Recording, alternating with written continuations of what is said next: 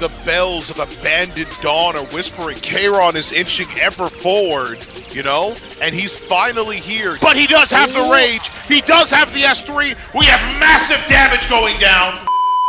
All right, going into it. Lots of names I haven't seen for a minute, you know. It's been a pretty tiring month, end of RTA season, as well as end of E7WC. So people have had a lot of practice. People also seen a lot of crazy competitive drafts. So excited to see what kind of drafts get picked up today, especially after a round of buffs. Now, we do have Noctwol global ban, but a lot of the new units, Elagos is probably my favorite unit to be buffed this patch. I think he's extremely strong, so we'll have to see it. Noctwol being hovered right now, but STG definitely knows the rules, because I know he was in chat when I explained Noctwol is global ban, is going to go with a Landy first pick. I mean, can't get any safer than that. Landy first pick.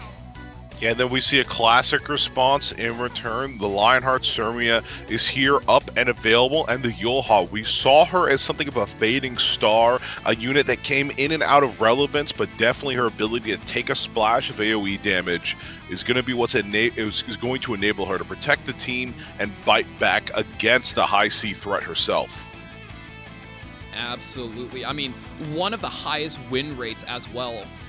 With that Lionheart Surmia against ML Landy. Now, we got recently statistics for a lot of the RTA data. ML Landy sitting very pretty at a 55% win rate. Now, that's a power pick if I've ever seen one, but that only makes her the second strongest unit in the game. Do you know that, Divine?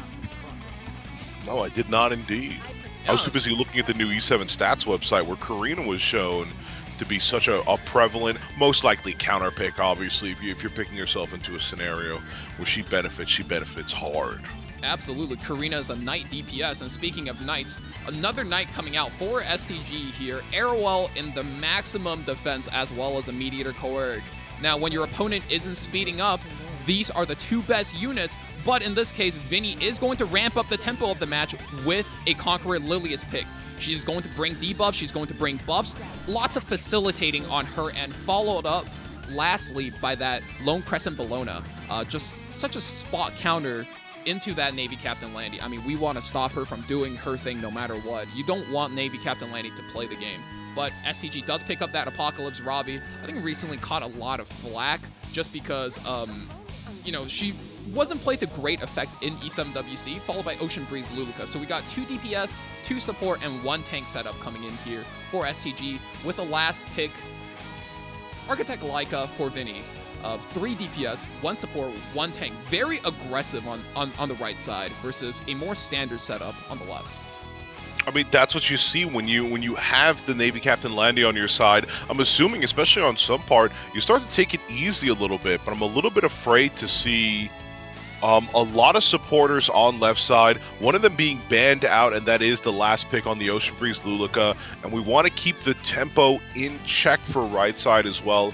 So unfortunately, of course, we're going to also be saying goodbye to the Conqueror Lilius as we get into the game. Absolutely. One thing to highlight here, Architect Leica not banned out, but this is a very high-risk, high-reward maneuver when you pick her into Apocalypse Ravi, because yes, you can still knock out 1 unit for free, especially with those souls on board, but a Ravi can't just swing and bring her right back, so it's kind of scary.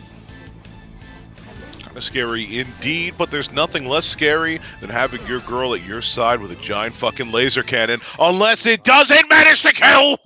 Oh, goes for the big beam, but misses kill on Mediator Coerg by just a bit, giving him room. Big S2, attack down onto the Lone Crescent Bellona. And now, I mean, STG has options. A Ravi big swing knocks out the Architect Leica right away, and I think Vinnii is down a lot of tempo. Yeah, and just in case you were wondering if the S3 was going to kill, the S1 obliterated. Speaking of which, the S3 makes not too much of a dent at all. The airwall protection, the attack down, all these factors coming in. And now we're going to get the stun here. Not only is he going to delay the next turn, with the amount of attacks coming out pretty soon, as we know, Navy Captain Landy, a big fan of AoEs. Here comes the first of those, by the way, hopefully. Hopefully not, actually, with the counter. Nope, I cursed it. Once again, should have shut my goddamn mouth. I mean, get the follow-up. Big poking the bear from Lionheart Surmia. She can't pop off until her opponent counterattacks. Dual attacks or extra attack. So she is going to have to poke the bear in that ML Landy herself. Goes for the swing, and ML Landy makes Vinnii pay on that move. Yeah, but obviously now that we have our Bellona stunned, you know, even though her S2 is up, she's not going to be able to act out of turn, bind it down in that context, unable to do so. Lionheart Sermia comes in, big turn, big damage, crits too, and oof, takes out the Mediator Cohort, finishes the job for the ML Leica, but not looking too healthy. Do we survive this Apocalypse Ravi turn coming up? Let's still remember, Apocalypse Ravi still has S3. When you're in a fight like this, keeping track of cooldowns is important. And speaking of cooldowns, full Fighting Spear for the Landy, CR pushes, and that is going to be a Navy Captain Landy turn. Holy moly, her second turn. Oh boy, anchors awaits, ahoy! And big AoE knocks out every unit on Vinny's team, and that is going to be the first game of the Sword of 4 Seasons Autumn. STG taking a convincing win from Vinnii. Could have looked at my webcam. That stuff happened. I was just like, Oh boy, what a match. Here you go. Here's my reaction, chat. I got all my dolls and plushies on the side. Here's me for this match. Yeah, unfortunately, what is this? Round mode is still going to be this E7WC format, so we still will have the E7WC format. Unfortunately, don't let your bias spill over too much, Valk. I know you hate this. Goddamn! I was so glad once. I feel like we all had opinions at first when it happened, but we were like, let it happen. We could try for certain, but then like E7 World Cup passed, and everybody just went, yeah, this shit sucks. I mean, the main thing, right, is that here's the biggest problem. The format is fine. It is fun to watch until you've seen about maybe 100 matches, right? 100 plus matches of this format. Then you kind of realize, like, oh, because you don't get a new pre-ban in the second round, you're going to have a lot of run backs. So in that case, Vinnii is going to pick up Navy Captain Landy, which was the first pick for last match, and you'll see this a whole lot.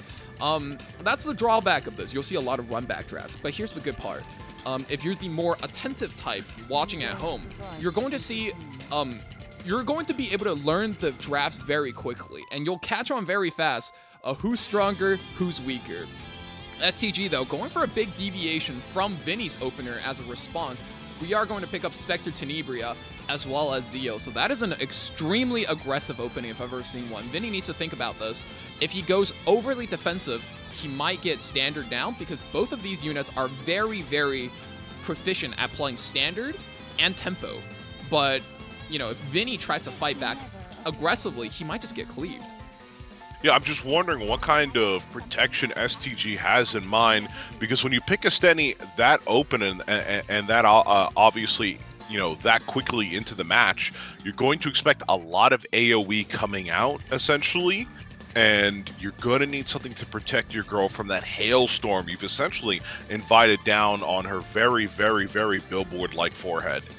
You have the annoying small child in attendance as well. Everybody's favorite kid. I'm telling you, Zeo, you look that motherfucker in the eyes. That was the kid in class, by the way, guys, who, like, when class was over, he was just like, actually, sir, you forgot to collect yesterday's homework. That's Zeo. That's 100% Zeo right there.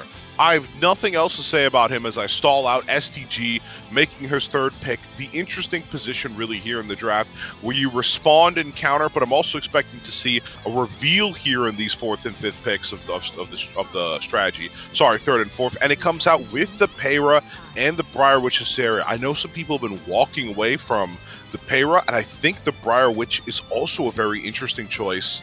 You know, there for the hit chance, but no revivers yet. Tell us a little bit what you think about that, Valk. I think this is the really interesting part about this left side draft. Normally, by pick 4, you can kind of tell if my opponent is, you know, if you're going to get cleaved, if you're going to get aggroed, if you're going to, you know, if he's going to pivot, right? But when this Peyra and Briar Witch Assaria comes out, you actually can't really tell what your opponent is trying to do, because Peyra, depending on her build, she can be aggressive, she can be more protective.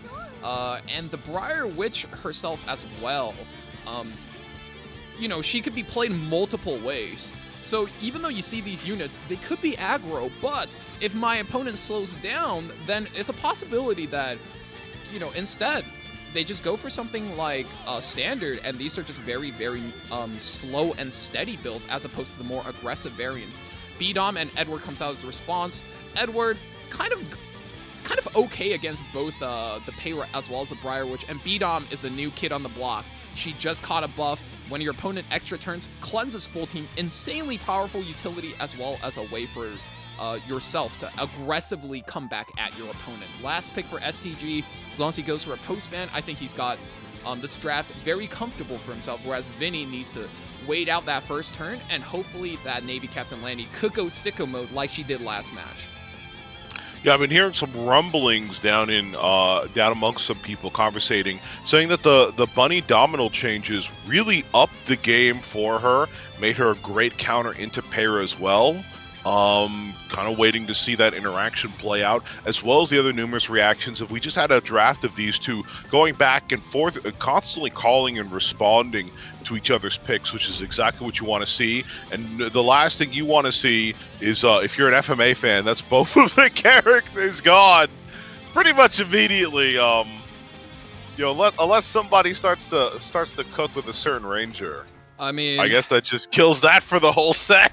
Yeah, I mean, that's going to be very common with this format, right? You're running back openers, and both players, especially good players, will tend to handshake on that post-ban.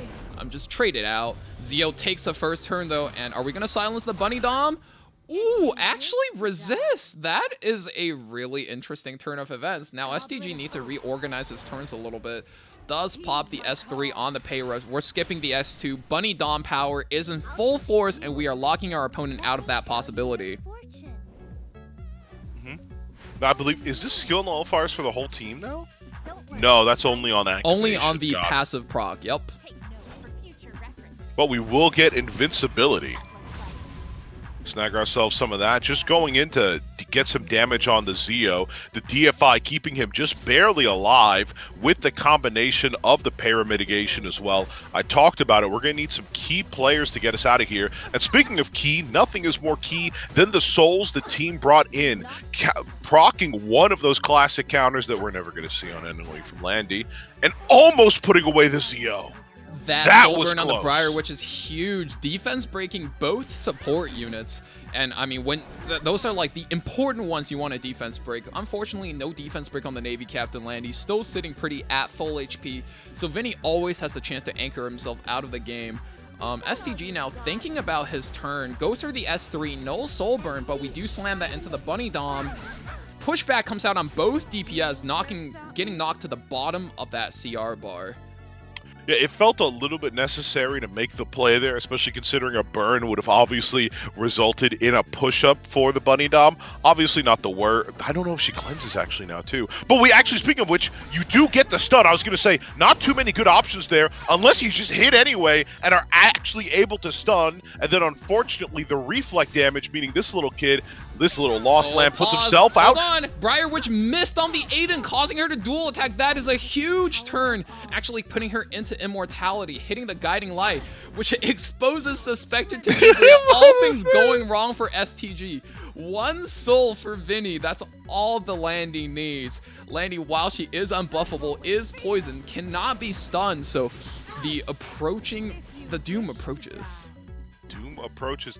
Were we hoping to restrict in some sense there?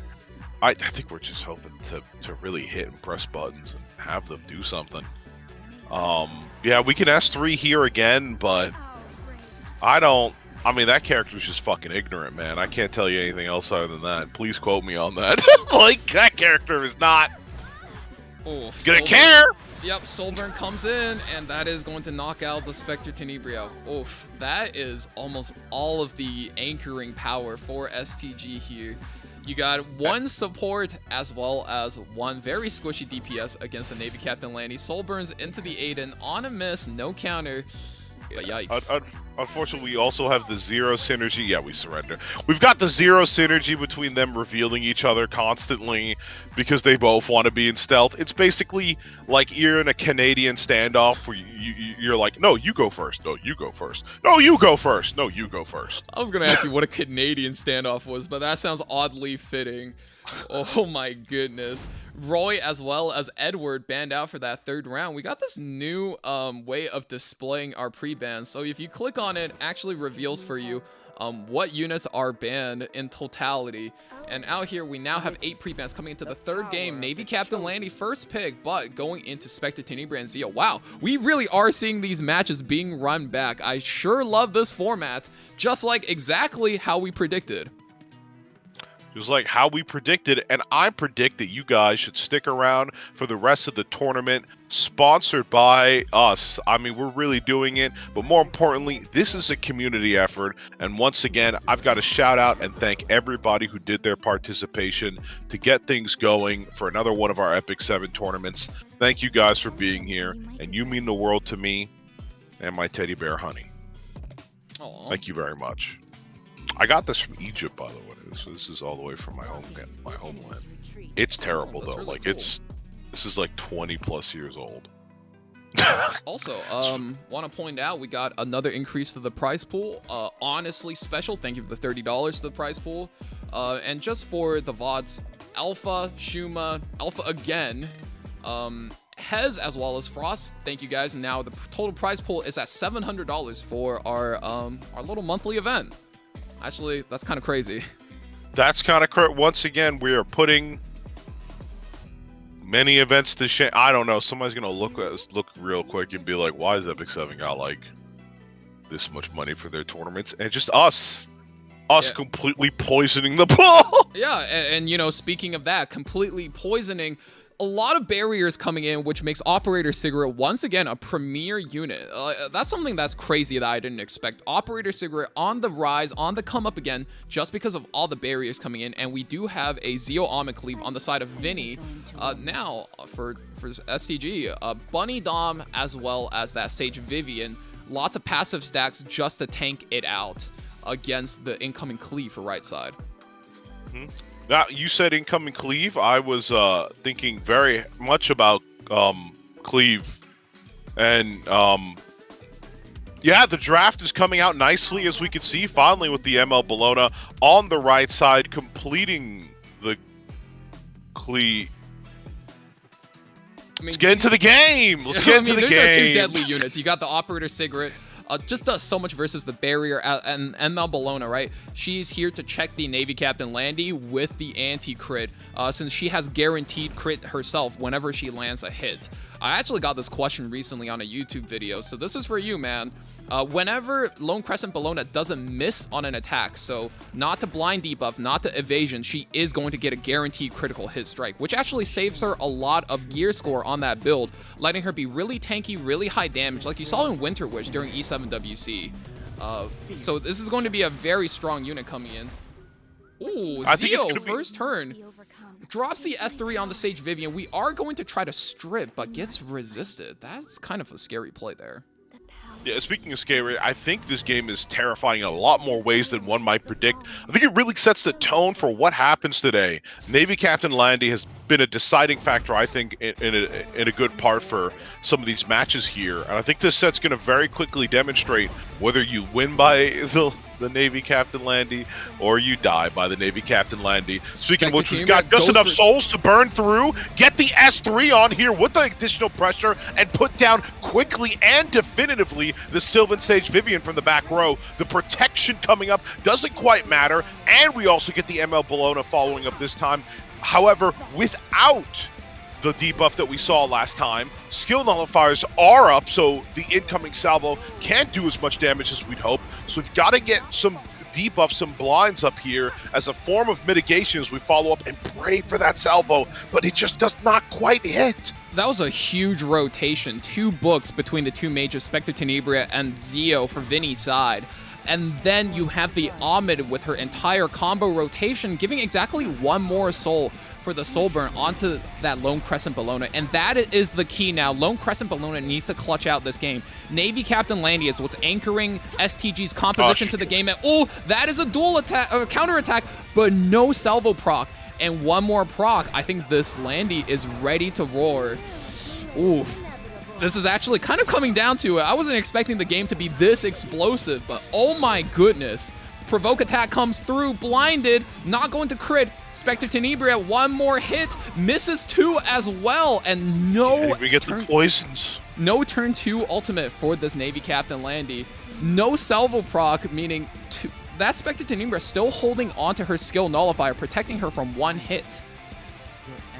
She's protected all right, but we do get the hit from the Zeo. It's a crit as well on the first one, not the second, but we also get another one of these devastating counters. Not because we're not getting the salvo, but just because it means we're inching closer and further up the CR bar. Oh boy, this is looking scary. STG deciding whether or not he wants to use the cooldown on his DJB, and no, he's going to decide against it. Resisted stun by the Zeo, but looking like Spectre Tenebria is going, or rather, Navy Captain Landy is creeping up, and oh wow. He's thinking through every turn. I mean, this is what you do in a tournament. You take your time, think through your turns, and wow, Zeo resists a second debuff. That is a huge. Lone Crescent Bellona almost steals the turn right there, but there's Navy Captain Landy. Fallen Cecilia passive comes in, big barrier, and now self-increased attack is gonna come in. Ahoy! We're seeing this big ship crash through once again, takes out 3 units, stuns the Spectre. Pop! Holy moly, what is Vinnii gonna do? I think Vinnie's on the ropes. I think Vinnie's on the ropes. I think Vinnie's been roped. Essentially, was that turn 2 again? Was round 3? That was round 3. That was a turn 3 Navy Captain Landy ultimate. Turn 3 Navy Captain Landy ultimate. Goodbye, go home. Yeah, I was sitting here. I was just like, this is gonna do all the damage. Everyone's gonna die. There's not mitigation. Just giving herself attack buff. She has max stacks on her S2. She does not give a flying fuck. She's like your aunt saying horrible things at Thanksgiving. Completely unstoppable in every single form, and that's just gonna do you in. I mean, reasonably speaking, you expect to have it maybe by like turn 3, turn 4. That was about right. But that first game, the second game, definitely not okay. Turn 2 ultimate, you know, some crazy stuff happened there. Vinnii is going to get knocked out. Now we'll have Potato Farm as well as Volcanics being put in. And you know, whenever they're ready, this is our second match of the day. And yeah, send it whenever their boys are ready. Yeah, now what can you say about Volcanics? I know that's somebody that you constantly associate with. Divine? You make that sound like makes it sound like you're keeping a follow on me. Well, Volcanics is a good friend of mine. As I like to say, Volcanics is the strongest chatter that I have. I personally claim him as my one and only viewer. And what else can I say about the man? He's a threat. He's a danger. He's a menace to society, and he's absolutely brilliant at what he does. But you know what else he is? He's first pick. And I mean, we saw from this format, first pick is just so dominating. Unless you're like an expert at drafting in this format, like the winner of E7WC, Marguerite, I think first pick is just a little bit too strong.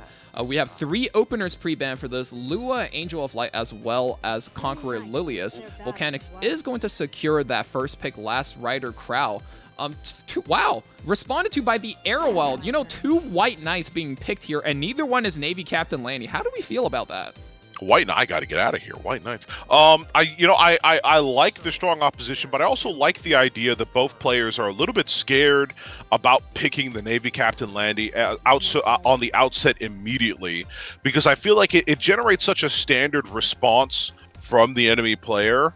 And we do see Volcanics pick her up 3rd here, which I do feel like, if you can, is just a little bit smarter. But I think this first pick unit he's picked, the LRK, represents him immediately. You know, we used to call him the Joker, but as I've actually come to realize more recently, his call sign, especially on and off the battlefield, is actually that of Zahoundo. So, like, I think there's some interesting stuff. This is a dog who's got bite to him, a little bit of bark, and he does cook up here with the double Landy pick, and this is exactly what I think you have to be afraid of when it comes to Volcanics style, when he touches, when he senses even the smallest bit of weakness, he clamps down on it and he never forgets, and he especially never forgives as he starts getting into the dirt, the meat of it against Fleet themselves.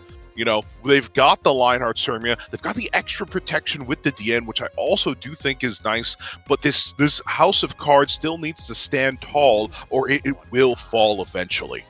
I mean, looking at Coconut Farmer's side, we got that. Ooh, Lone Crescent Bologna. We know he's a huge Bologna fan, and not only do we have the Lone Crescent Bologna, we have the Lionheart Sirmia, just in the form of a anti-Navy Captain Landy unit. I mean, she is so dominating right now. You have to have a game plan around her, and not only that, we do have a DN on that side as well, being able to attack up our units to set them up, as well as that anti-crit. Briar Witchesari is banned out to enable our green Landy, and we will have that newly buffed ML Kawazu. What do we call him? Cookout Kawazu banned out? Cookout Kawazu. Yes, sir. Is going to be immediately banned out, so he won't be available for the rest of the series against the Bologna, against the Lionheart Sirmia, and most of all, against either Landys. Counter already? Why don't you say so?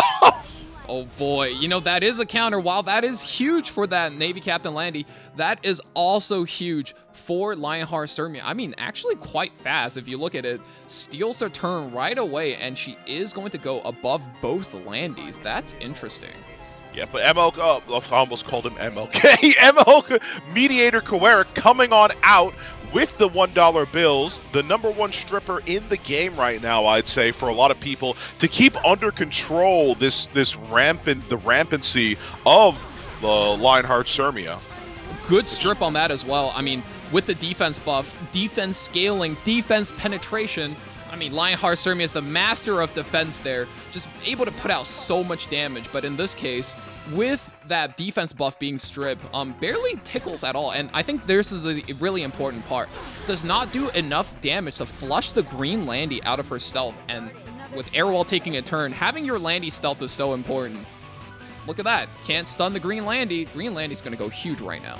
Yeah, I was about to say, we're going to have to pray that we get the stun here and put this LRK out of commission for a turn. We do so. His bike does go down for just a little bit as we get a quick fix with our Lone Crescent Bologna. Just the S1 for now, however, but she's very quickly, I think definitively here, going to get another proc of that S2, so we're going to have to let rip Roaring and Rare with the Landy S3.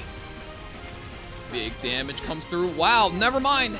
You know, I thought there was going to be huge damage, but that's just the power of the Arrowell. You got a fully charged Landy S3, no attack buff, however, and we barely break the barriers on the side of the Arrowell. Attack buff does come out now for our Mediator, but no stealth on the green Landy, and she, I would even dare say, is in danger for a turn.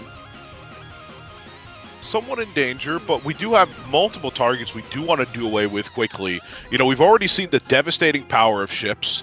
Well, LRK still needs to go down as soon as possible. People hate Hand Guy. That Landy is obviously a target, but who cares when you can hit them all, especially when you can crit them all. Big hit on the last Rider crowd. We want to take him out, and we want to take him out early, but need to be slightly careful here. I know we are looking. Oh, and there it is.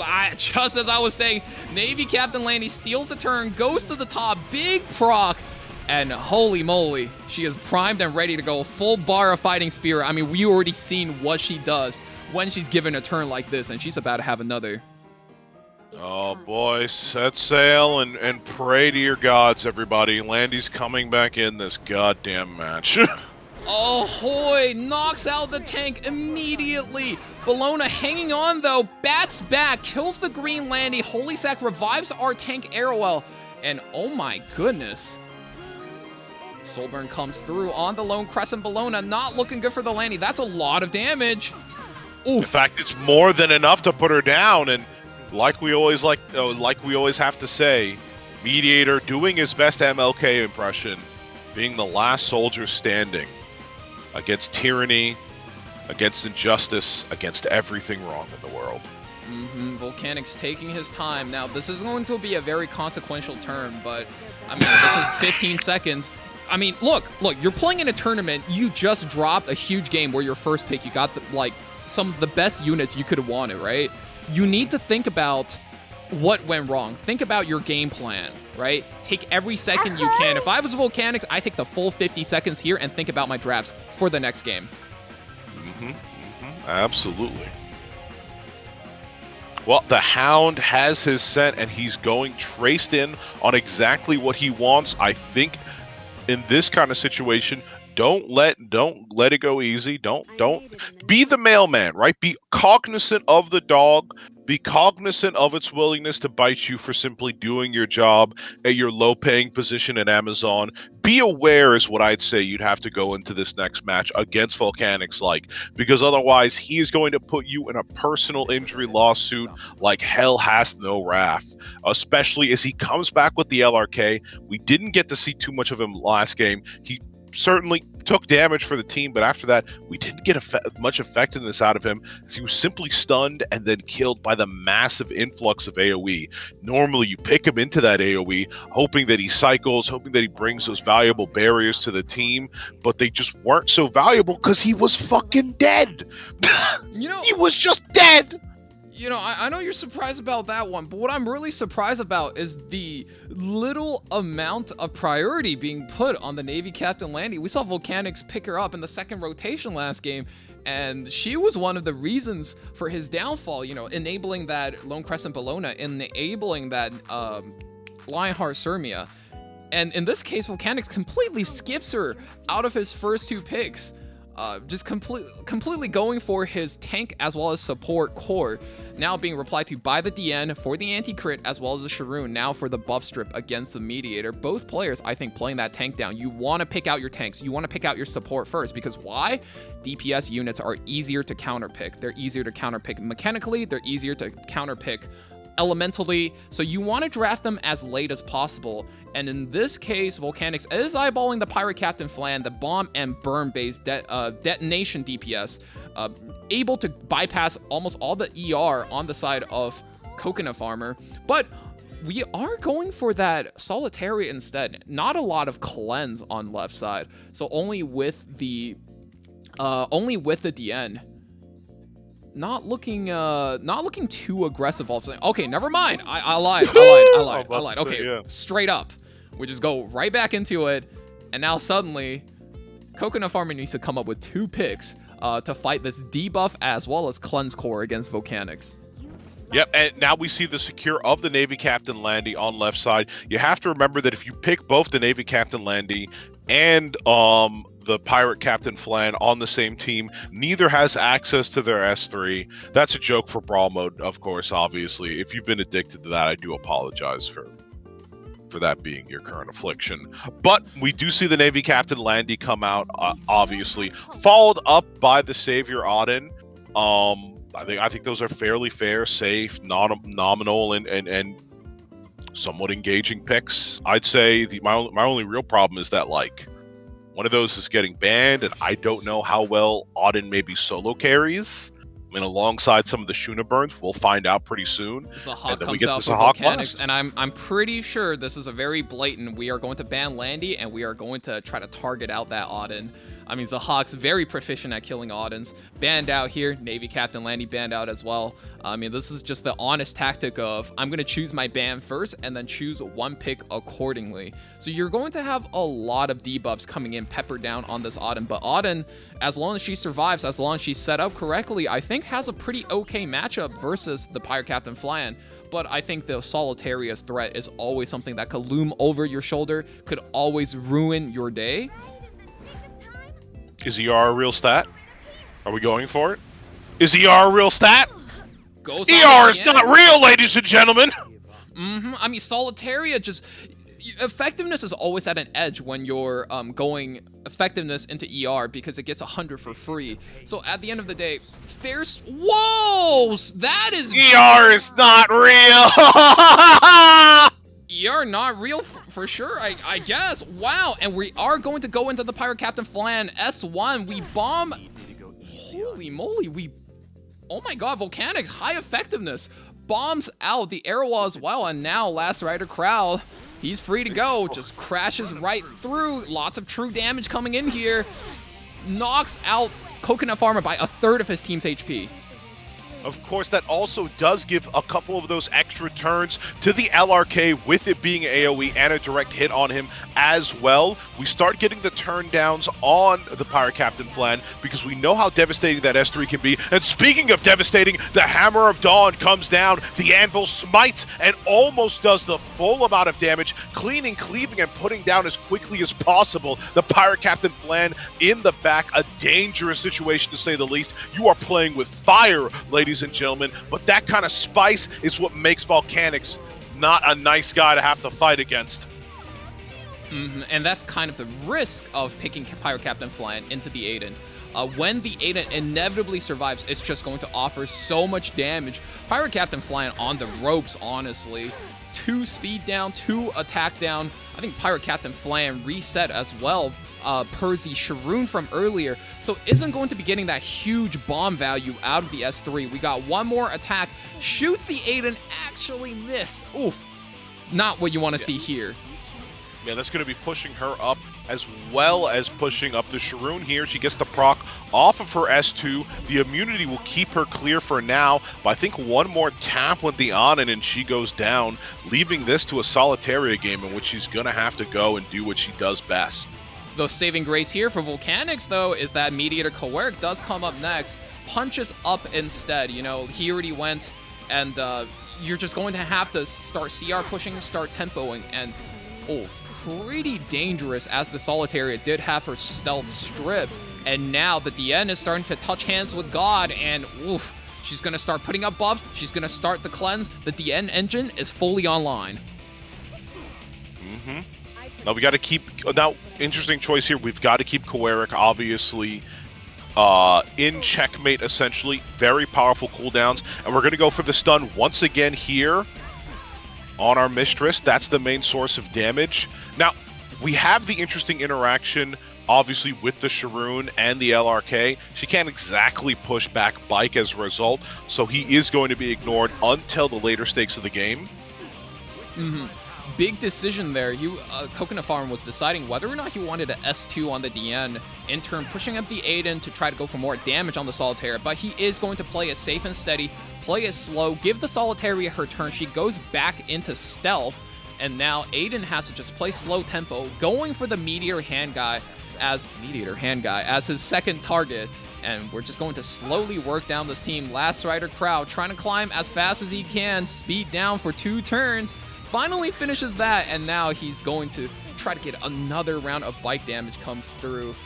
Coming in, oh boy, what is that? Soulburn on the Sharoon resets Hand Guy again. We're looking further and further from that goal of being able to just push our team across the finish line, and that Aiden looks safer and safer by the day. Yeah, I'm especially not loving how much damage we took. I mean, we were talking about slow there by that Savior Auden, definitely ramping up the pressure, immediately putting it in. And if we have Bike here, which I believe we might actually, I can check myself, I'm a lazy piece of shit. If we have Bike here, no, we're going for it. Going for it, just like how Divine goes for the swear words, not making it any easier on my editor, but also Aiden not making it any easier on Volcanic's team, counters back and eats him alive, strips almost every buff, LRK on the ropes, Solitaria not looking good, gets taken out right here. Right here, right now. I mean, she's hanging on by the frilliest of HP, but you don't need to touch her. The Venom will do its job. 783 damage, probably 781 damage too much in all honesty, and we're sitting on a grave right now. Those turn decreases mean nothing. These attacks mean nothing, because it's essentially, even if he was to take his turn. And we're going to salt the wounds, dual attack on DM, beams Last Rider Crowd to the next tournament. Coconut Farmer is going to move on. You lost to someone named the Yurifier. Hey, you know, it is what it is. The Yurifier. Oh boy, those are some pretty good matches, aren't they? They were good, but Volcanics, come by my office later. All right. Let's look at the bracket real quick, right? Let's do a quick bracket check. So, Volcanics does get knocked out by Coconut Farmer here. Coconut Farmer moving on to fight Iconic Weeb. And then, Defsune taking a 2-0, going up against Andrew Manmode. Hez taking a quick 2-0 over Byakko. Kind of surprised to me. I thought Byakko was on the up and up. Byakko had his, real main character arc this season. So, you know, a bit sad he gets dropped by Hez here. Rikazo takes a quick 2-0 over Leon. Ranger Man takes 2-0. Toxic Effect going 2-0. And then guys moving on. Real Shadow, Idiots on a Mac, STG as we saw earlier, Face Pump, 1Gamer, as well as AE5ES.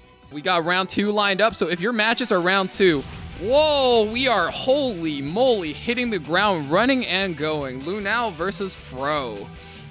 Wow. I mean, these are... I think this is our first time seeing Fro in a tournament, right? We see Lunale all the time. I mean, Lunale's one of the best players on Global. Really strong. And wow, going for the Asia server pre-ban, we got Destina and Navy Captain Landy out the game, as well as Destina, Abelian, and Ahmed. So locking out a couple of Soul Weavers to be able to play aggressively here. Ooh, dude, drafts are coming out fast. Mediator Coerc as well as Last Rider Kraut to respond to the Stenny, but, you know, Lua is on the table. That is a little bit crazy. Lua, the new demon that we all might have to be getting a little bit more used to. I mean, you're really picking your poisons this season, right? As you know, I'm somebody who lets both Lua and probably will be letting Knockwall through as well. But we get to see the double trouble of the demons, of the little girl AOL following her as well. Her annoying voice, her screeching yells. Just, I don't want to see this unit. I mean, look, normally I have these 2 units pre-banned, and in Epic 7, your pre-bans almost determine the entirety of how your matches play out, just because a lot of times you're locking away the most OP units of the game. I mean, I personally pre-ban Lua and AOL, so when they're in the game, I'm as good as a new player. I know nothing about how this match is going to play out. Fro does drop his signature Benny Maru pick, followed up by the Payra, so I have no idea how this is going to go. I'm watching a game unfold before my very eyes, and my eyes grow tired and weak. My eyes grow tired and weak. I could have sworn I saw Bunny Dom at some point. I think I just imagined that. I think I just had a mid-game hallucination and imagined Bunny Dom. Maybe she turned into the Karina. What I can tell you is that we're turning away from that Auden. No protection in this fight, coward. Don't be a coward, Lunale. This is going to be a shit show. You know it. You know it. There's no running away from it. Lua does take the first turn there. We are going to Soul Burn the S3. No extra turn to activate the Benimaru, and all units are reset for the turn incoming. And, you know, beyond that, I don't know what's happening for the rest of this match. And, you know, Divine, speaking of that, I need to run to the restroom real quick, so you hold this down. I'll be holding this down indeed as Benimaru goes in with a quick slice as the Beguile starts doing incremental damage. Now we're going to need to hold back the tide. The S3 from both the Karina and the LRK are going to be doing massive damage to our Stenny, hiding out in the background without any real mitigation, so the silence is going to provide us the protection alternatively as we start getting into the cleave. Unfortunately, we do activate the Karina. We're pushing her up, but she's not getting that critical defense buff or the other manner. Attack into the AOL as a follow-up. Don't want to be pushing up herself by hitting one of her comrades. That S2 is still in play, and we're going to be hopefully holding on as right side trenches in, digs hard, and digs tough to weather the storm, and nobody gets a party started quite like Spectre Tenebria. We'll see the pushback here in a couple seconds. The stuns just for show as we possibly get a defense break here on a massive tank. No, we do not, and we come back to the Nature's Restoration here. This is going to restart, this is going to reset, and get us back in the game. This is where we make our counter, and it starts off with an AOL.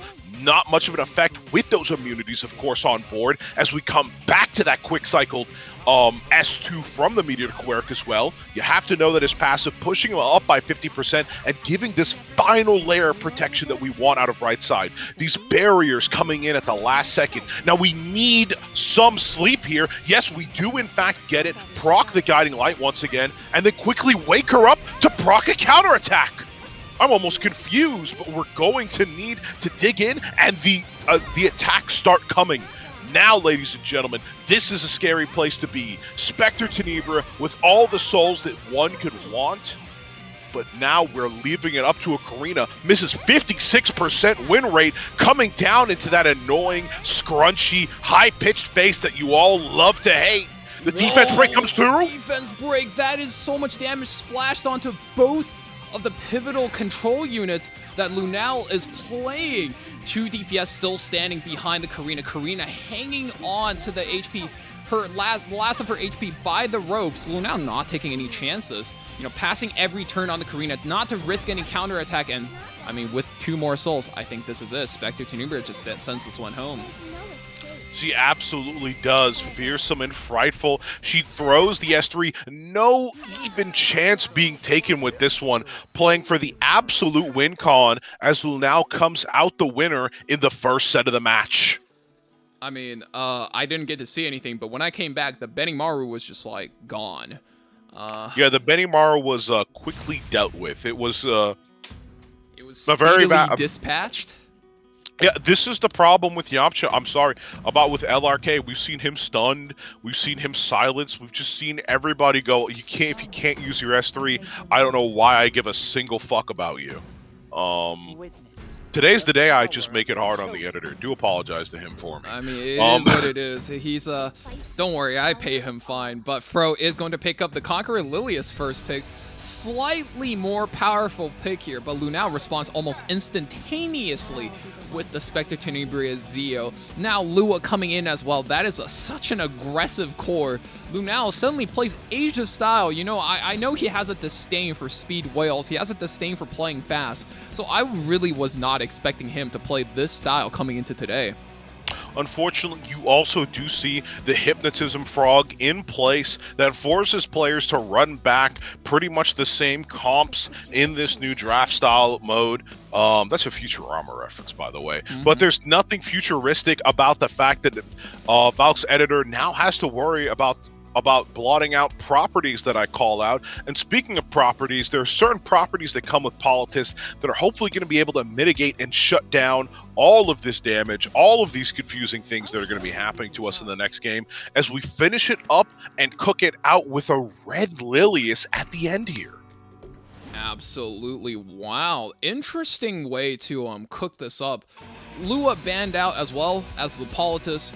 I was expecting Lunale to go into like a full cleave with a connector and everything, but that's just the power of Lua. When you do have that first turn, you don't really have to, very aggressively try to chain your turns, right? Your opponents, let them play. They can't do anything. They're reset. And wow, big S3 comes out on the Zeo, but fully resisted by the Lilius. Fro, known to go ER on his Lilius, gets to walk, puts up that S3.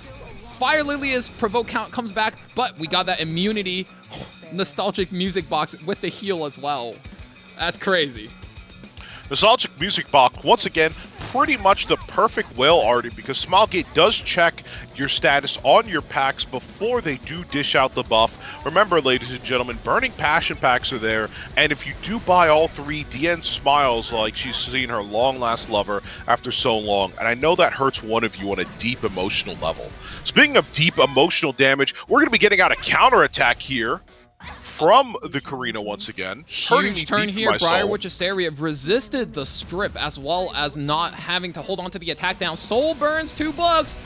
Oh, we saw this before. That is 2 defense breaks, 4 unbuffables, and that's the power of that Briar Witch. You got defense break on the Karina. Do you even slam here? Fro is going to commit, knowing he doesn't have a lot of time on the clock with 4 unbuffables and 2 defense breaks. Lands his own defense break as well, but drops a Zeo. Briar Witch hanging on still. Yeah, unfortunately, those unbuffables are up on the entire team, so we're just doing this for damage. We're hoping to hide out, not by getting the buffs, but by just putting down the enemy as quick as we can. And now starts the standing turn. Even through the miss, she goes down. And in addition, we should be cycling off this debilitating debuff. But we've seen this situation before. The stealth actually proving to be a nightmare for the team, as it does mean the standing is open to being picked apart.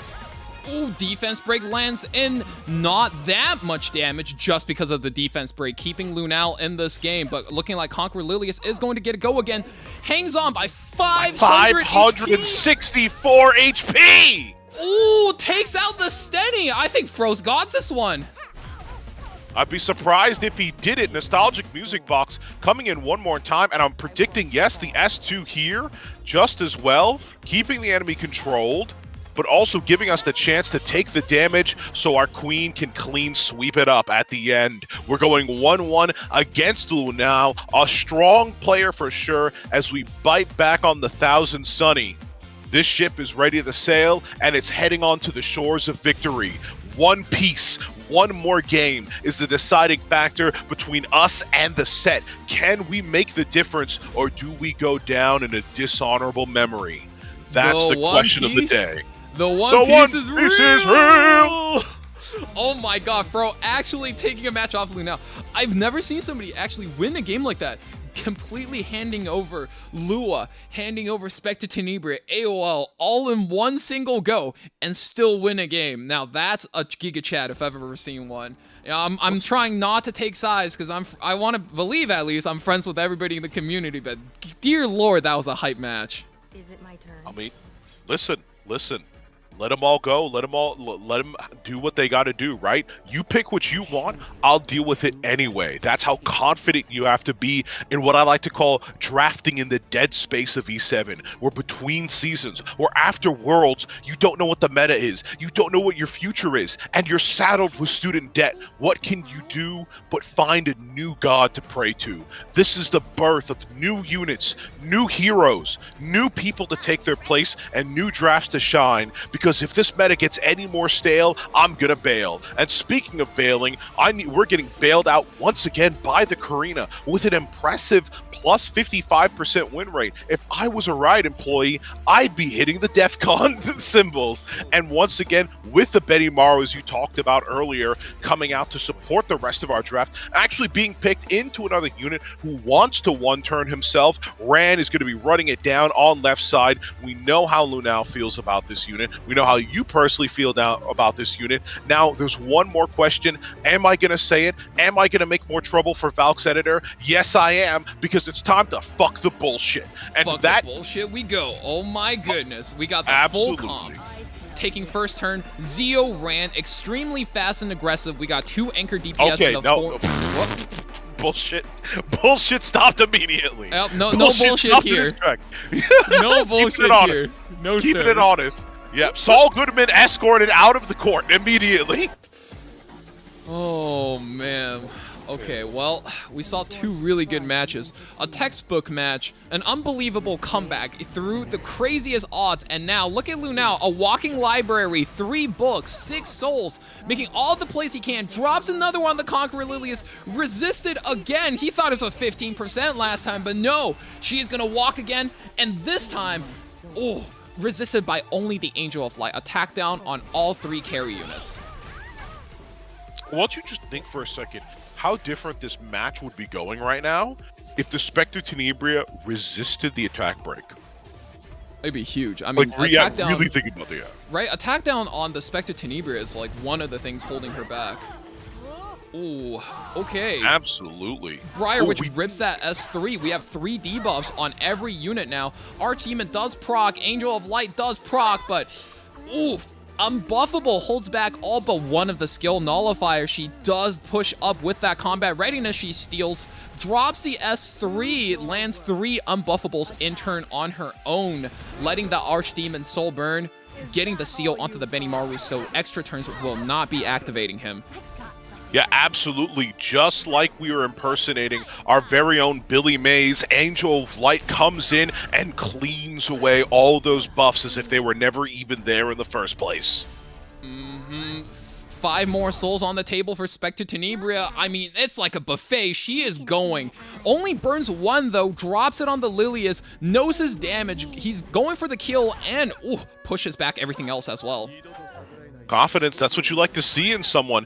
And you know what you don't like to see? That dangerous mix there of the defense break. Luckily, we'll be getting rid of it pretty soon here as we damage in with the seal on the Briar Witch's area. A kill here could be big, but we're just missing it ever so slightly, which means Billy Mays is going to need to clean it up, as always, with the professional OxyClean. And now we're ramping up. The library's been unleashed. You need to read a fucking book, because That is what is enabling the Spectre Tenebria through and through. Poisons, damage, multiple targets with the attacks, and wiped away clean in a matter of seconds. This metaphor is as tired as I am, but you won't be tired to see that Lunale stands top once again. I mean, that's just the power of a Spectre Tenebria plus a book comp. He had 3 books coming into this, and oh my goodness, was that something, because he set it up perfectly, right? Gets out of the attack break, takes out the Lilius in the first rotation, and then as he clears his debuffs, he activates the ultimate for that double attack. He burns them the rest of his souls, maximizing the value he's getting. Listen, was Belian pre-ban there? She had to have been, right? You can't be letting motherfuckers come out with the whole library and not be picking Belian, right? I mean, that's Asia's style, right? You pre-ban the Bellion, pre-ban the Landy, and you just play as aggressively as you can. I mean, Asia server known to be aggressive, and Lunale there's just showing textbook how you play Asia server style. Oh boy, upcoming next we do have Mace versus Rikazo, though. I mean, these are some hard hitters in the community. Yeah, Mace, a new up-and-coming player.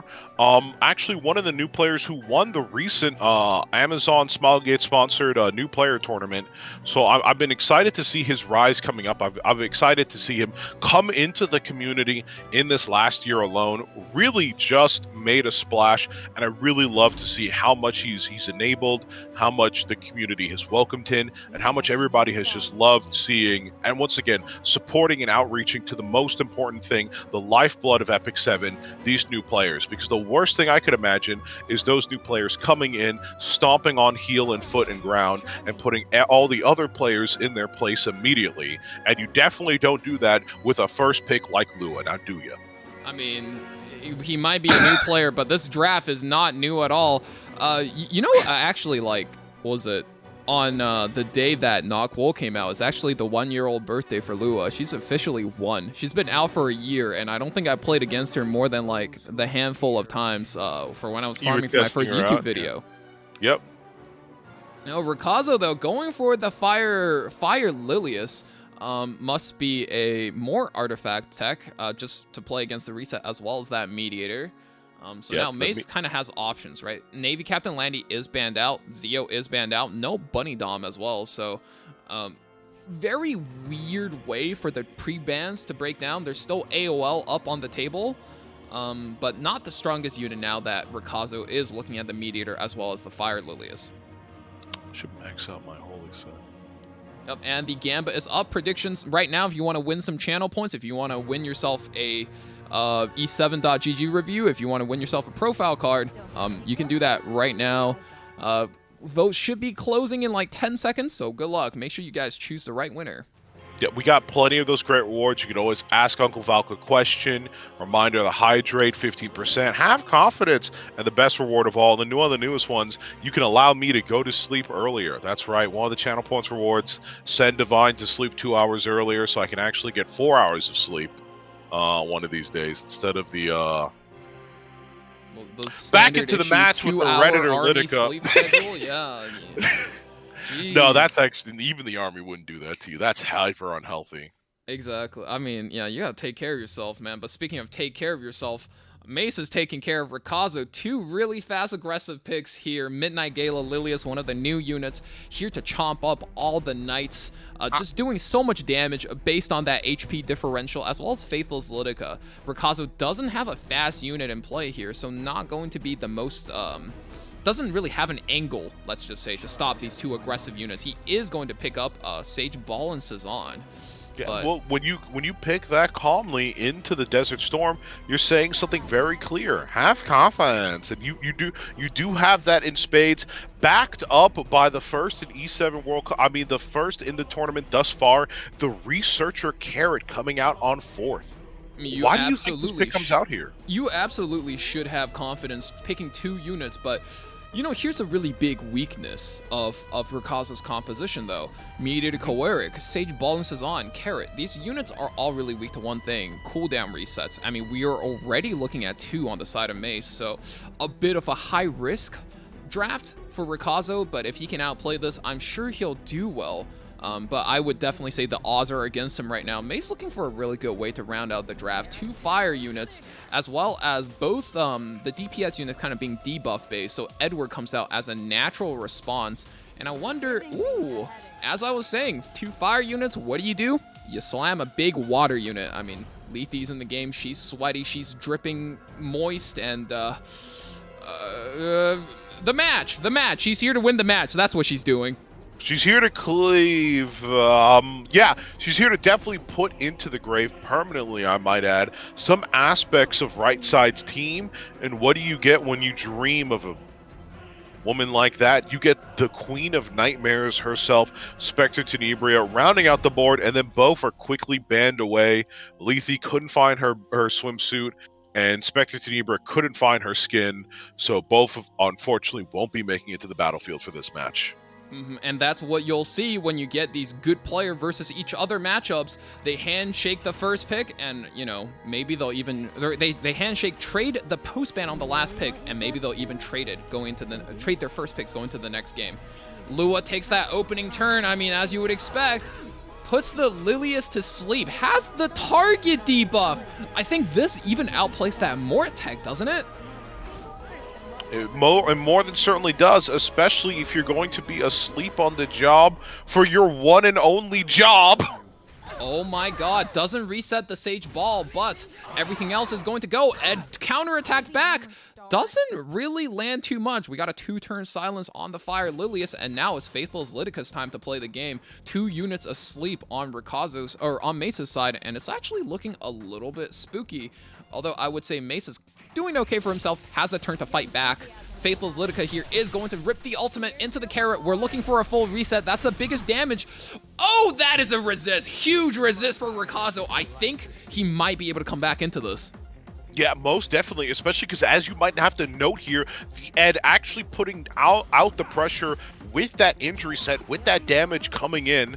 So you're going to want to go a little bit fast and blast past the rest of this match as we get started on that S3, accelerating turn by turn and taking mark of the most efficient target, and that, of course, being the researcher Karen, who's blown away almost immediately. Carrot taken out here. Fire Lilius, though. Soul burns one time into the green Lilius, taking out her green counterpart, and now we've equalized this match to a 3v3, but it is still not looking great for Rikazo. Injury is bearing down his quite tanky team, and when you're injured, HP scaling units like that Sage Ball and Sazan just lose effectiveness over time, up to the point where they no longer feel great. Edward is looking better and better as the final anchor to Mace's team. Yeah, the barrier is going to help keep some of those injuries at bay, but for how long we can only hope. And you've got to resist in the first place anyway to make that dream a reality, as we rely on Ed, a lot of people's favorite in these kinds of situations. This isn't a comeback potential for him. This is where he is going to run this game. And on similar strides, we have our Sage Ball and Sezin on right side. You know, the S3 can only do so much if he gets the opportunity to make that damage come down with the big execute. But we've got the factor of the injury from Ed and the turns cycling continually with, of course, whatchamacallit, Battle Frenzy coming into effect as well. I hate to say it, but I don't know how effective he'll be in the late stages. Oh boy, Mediator does go for the full cleanse here, so Rikazo will have a little bit more tempo with the attack buff on his team. Lua not being able to land that target debuff anymore, as well as any more debilitating debuff that could come her way. I think Sage Ball is definitely Rikazo's last chance. He needs to hang on to this, take out every unit methodically, maybe go for a big S3 to try to take out the Ed later in the Frenzy, because it is also attack scaling. I think that is Rikazo's probably best chance to clutch out this game. And clutch out you'll have to do. Now, we have to also keep in mind the damage on this Mediator. I do like his chances to come out late into the game and just obliterate people for no reason, especially if he gets the crit. Another thing we're going to have to be hoping for as we get the target and sleep again. I mean, that is just so big for the Lua, and then skips another turn just to put the Lilius in the ground a little bit more. Oof. Oh boy, oh, so much damage coming in with the Ed, and I mean, the Lilius is really tanky and fast, right? But when you're just getting injured turn after turn, this Lilius looks worse and worse. Faithless Litica not going into stealth, so probably get taken out right here. Rikazo has to think to himself, what chances do I have to take out the Ed? Because ultimately, taking out the Ed is the name of the game. His units all have debuffs, so it's a little bit scary on how you approach this end game as we get closer and closer to that end game board of the Sage Ball versus the Edward Elric. Now we hope to resist here with obviously the Sage Ball, and we do. That's a little bit important than you might think, folks, because we're getting consistently pushed up on the Sage Ball just by the fact that we have our S3, our S2 available. So we do not want to be pushed back at this current moment because it slows down our tempo. Do go for the Soul Burn on the Lilius. Another extra turn. Pulse the Mediator, not a whole lot of damage into the Edward. Pulse the Mediator again. We actually successfully avoids triggering the Sage Ball. I mean, this is a huge turn. Frenzy 4. Sage Ball has an S3. I think Rikazo's going for the win here. Does he get it? We can only pray. I mean, obviously this does more damage the more HP you're missing, and most of our missing HP is mainly due to injuries more than anything else. The base damage will have to be enough to get us through, and the base damage isn't enough indeed. With Sigrid Scythe on board, we're gonna have to see the heal up here, and it's a nice decent chunk at 2,731. Cha-ching, cash in the bank. And it's almost looking like at this point Rikazo jumped the gun. It was so important for him to drop this Ed, and he just came up, you know, a few thousand HP short. Oof. That Ed is going to be a terror here. So, I mean, he could try to buy himself another turn rotation. Maybe go for the Lua first, control her, take her out. But chances for him aren't looking great, I'll tell you what. Not indeed, especially have we come back to another Lua S2? Of course we have, because this unit is ethical. Ooh, wait, hold on there. That's a double resist. Resists every single buff strip here, so isn't going to get put to sleep. The Warhorn pushing us up as well, and that's actually the nice thing here. We've got two people hyper-accelerating themselves. We go for the clutch on, hoping it's enough damage. Not enough indeed, but it does get the debuff. I mean, it does get the passive out, so are we just free reign to follow up? We are. No debuff as well. And now we are walking into the Lion's Den. Sage Ball, dry S1, just attacking into the Ed. I mean, you're going to have to do that. Ed comes back, though. Soul burns the S3. We finally have enough souls to do that. Takes the Meteor to 1 HP, and now we are looking at a solo Sage Ball. It is not looking good for the side of Rikazo. Rikazo hits that top right real quick. He tried everything he could, and first win is going over to Mace. We dragged it out, and not even in a terrible way. Like I wasn't bored. I was definitely seeing, you know, the match seesawing back and forth. But unfortunately, our end game just wasn't the checkmate that we wanted it to be for Rikazo. So coming into the second match, Stenny and Lethe are going to get pre-ban out. You know, both of these guys are known to be quite aggressive, so I'm actually a little bit surprised. They banned out these defensive units, and then they keep going further on the defensive. Hi, honey. Speaking of defensive, I don't know what defensive can do for you when that Lua is in the game. We saw Mace play this almost to as good as you can play a Lua, right? We saw Lua twice so far, and wow, you know, Nadalon Monk's global ban for the tournament, but still, Lua is not getting pre-banned, and she's coming out almost every single one of these matches that we saw, right? Especially for second round. This is the second time in the second round that we've seen Lua. And, oh boy, she sure just wreaks havoc on a game. She can play fast, she can play slow, and one of the few ways to deal with her, Conqueror Lilius, does come out. But you have to ask yourself, you know, Zio's not in the game. How many ways do I want to go into this Lua? Because at the end of the day, even if I control her, my opponent can cleanse out of the debuffs, and then she can still reset my team. It's actually really strong. Oh, we're going to see the double Lilius draft? No, we do not. We're going to keep things nice, easy, slow, and reliable. And what fits all those descriptors? Why, of course, your X. But in addition, Unbound Knight Arrowell. That's right. In addition to the pain you feel from the breakup, she'll be breaking up and putting down a massive amount of the damage from the enemy team. The stuns will be nice as well. Hopefully she'll also be able to resist some of the debuffs from the Lua as well. Meteor Cowork comes out. I mean, Meteor Cowork is just such a potent pick versus Conqueror Lilius, and when you're not at risk of being reset, like against a Lua, I mean, no better time for him to come out. And I think Rikazo is just first picking the Lua to posture himself for a slower composition where he just takes advantage of the debuffs instead of creating that tempo. As you've said repeatedly before, this is where we want to pick our bruisers, our supporters. Obviously, Lionheart Sirmia fits at the top of that list. I like the combination, honestly, of the Arrowell going into her. I think that's one nice form of strip. I think one more form of strip, and you can pretty much usually seal or control, temper this wildflower, as they might say. We're just going to need that option, and of course, we're going to need to be bringing the heat with some offensive choices here as well. I mean, there's no better unit to pick here than Lionheart Sirmia. Conqueror Lilius dual attacks every single turn she doesn't have a skill, and I mean, look at Lionheart Sirmia. Every time an opponent dual attacks, counter attacks, or extra attacks, she's just going to wake up, far from over, double buffed up, and then ready to slam at her opponent with that defense penetrating AoE damage. It's just so much power right now in this meta, and there are not a lot of ways to reliably stop her. I mean, you can't crowd control her. Mace does pick up an Arabi, running short on time. That's one of the few units that actually do fairly well into her. And we also try to take the Briar Witch Iceria. Usually, pretty good unit. You use it to strip all of Mediator's buffs, but in this case, going up against a Lua, that does look a bit rough.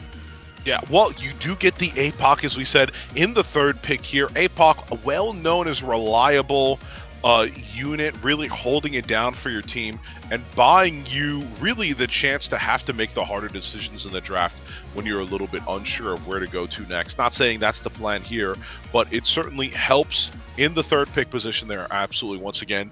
And she does get a response from the Pirate Captain Flan in all actuality.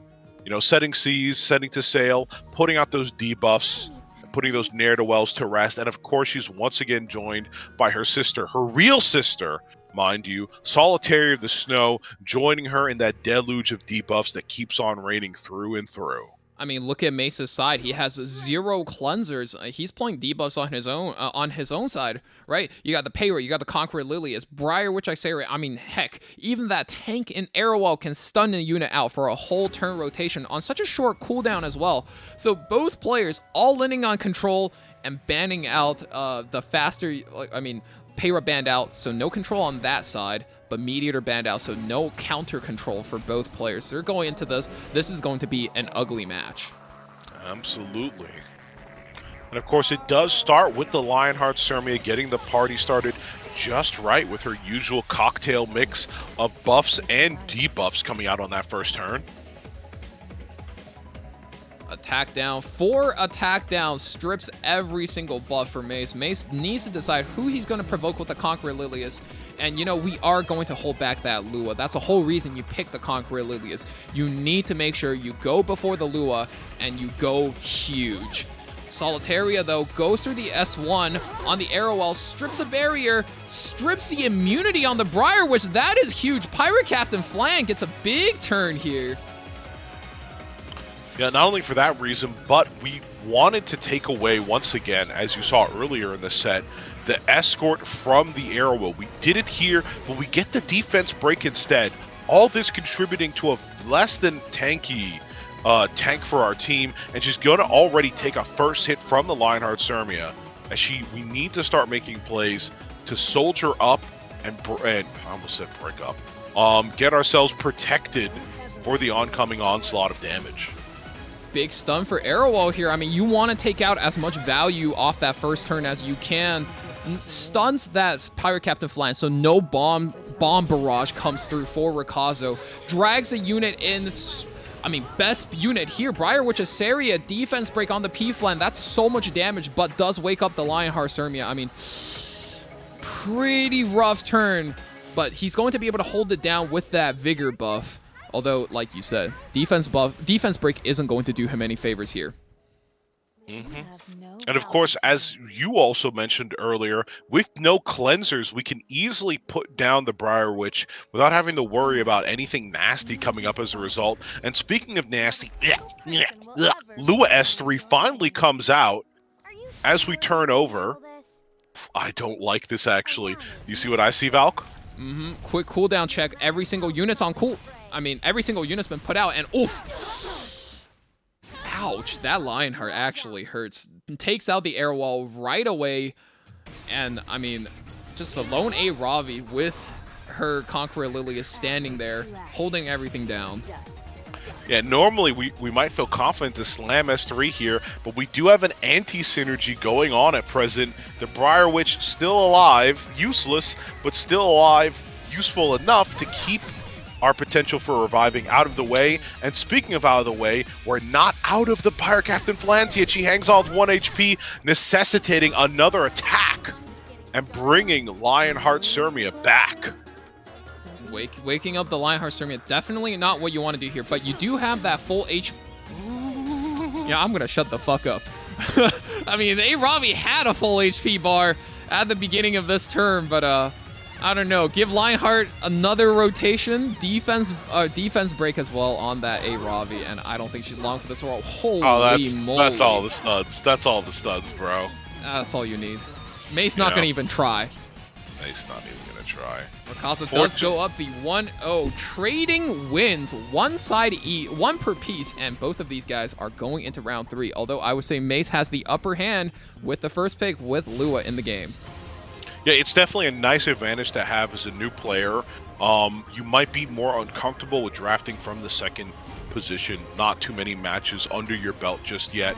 So drafting from that first position, he does go with the Lua once again as sort of a standard. I really do like this, kind of making a name for himself. We could say Mace the Lua picker. Obviously, kind of coming in and changing things, and that's exactly what you expect new players like Mace to come out and do. Really change up the meta, really set new standards for everyone, and really bring things full circle. You know, refreshing, freshening up, and staying loose, footloose, I would say, with the convictions, with the rules of Epic 7, especially when you don't know. I mean, she just does a little much, right?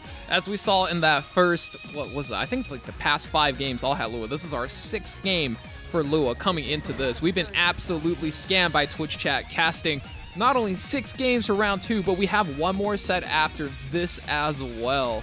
I mean, she puts people to sleep. You run the target debuff on her. She does that as well with Song of Stars. Let's see. Buff strips on S2 and S3, extra turn, S3, turn reset, Beguile. I mean, Beguile's just extra value on top because on top of that, her S3 gives her entire team speed buff. It is a little bit much. It's a little bit much, just like my dreams as of late, which have played out exactly like Rikazo's right side draft. Every night as I lay my head onto my fair pillows, I see double Lilias from each corner, and Rikazo sees it as well. Mace responds to the what has to be a horrifying nightmare for him, unfortunately, with the small child AOL once again coming in as the annoying POS that they are. You thank me for that one, editor.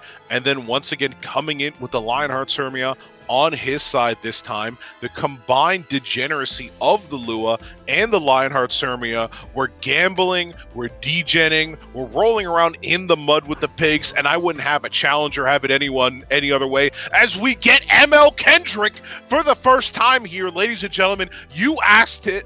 He's here, ready to perform live on stage.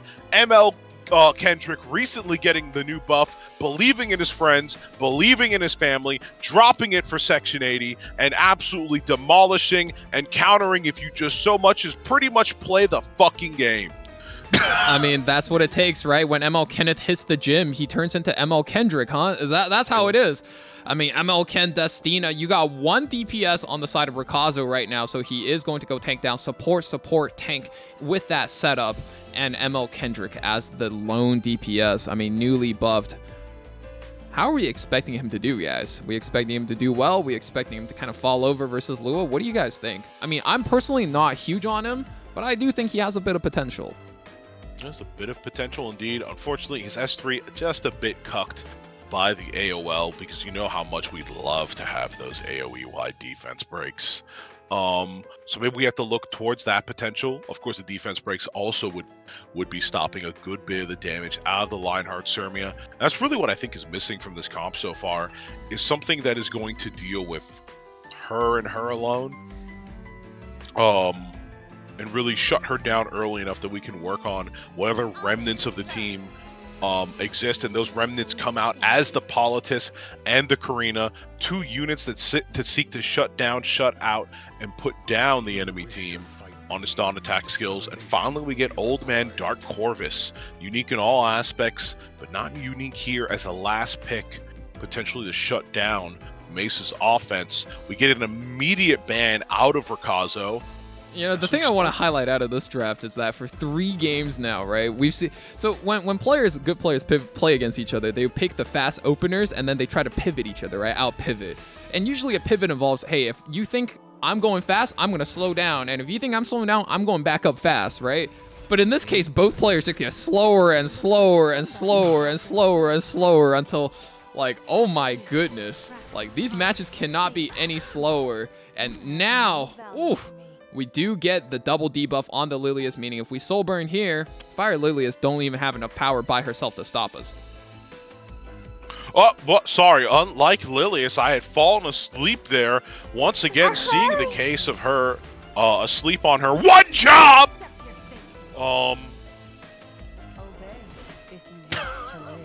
It is what it is, bro. It is what it is. It is what it is. Wait a minute. Mace didn't burn, did he? He still has his souls, and it's looking like, oof. Okay, yeah, he did not burn there, but so Destina gets to hang on to her cooldowns. But that was a beguile landing. Scared me for a second. If you thought that terrified you, this is going to be even worse. No, we do get the full resistance. I was caster cursing for Rikazo's benefit there, actually.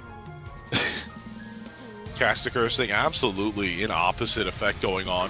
As we drop the S3, you can wake up now because you're waking up into a stun as the first of the counterattacks come on through.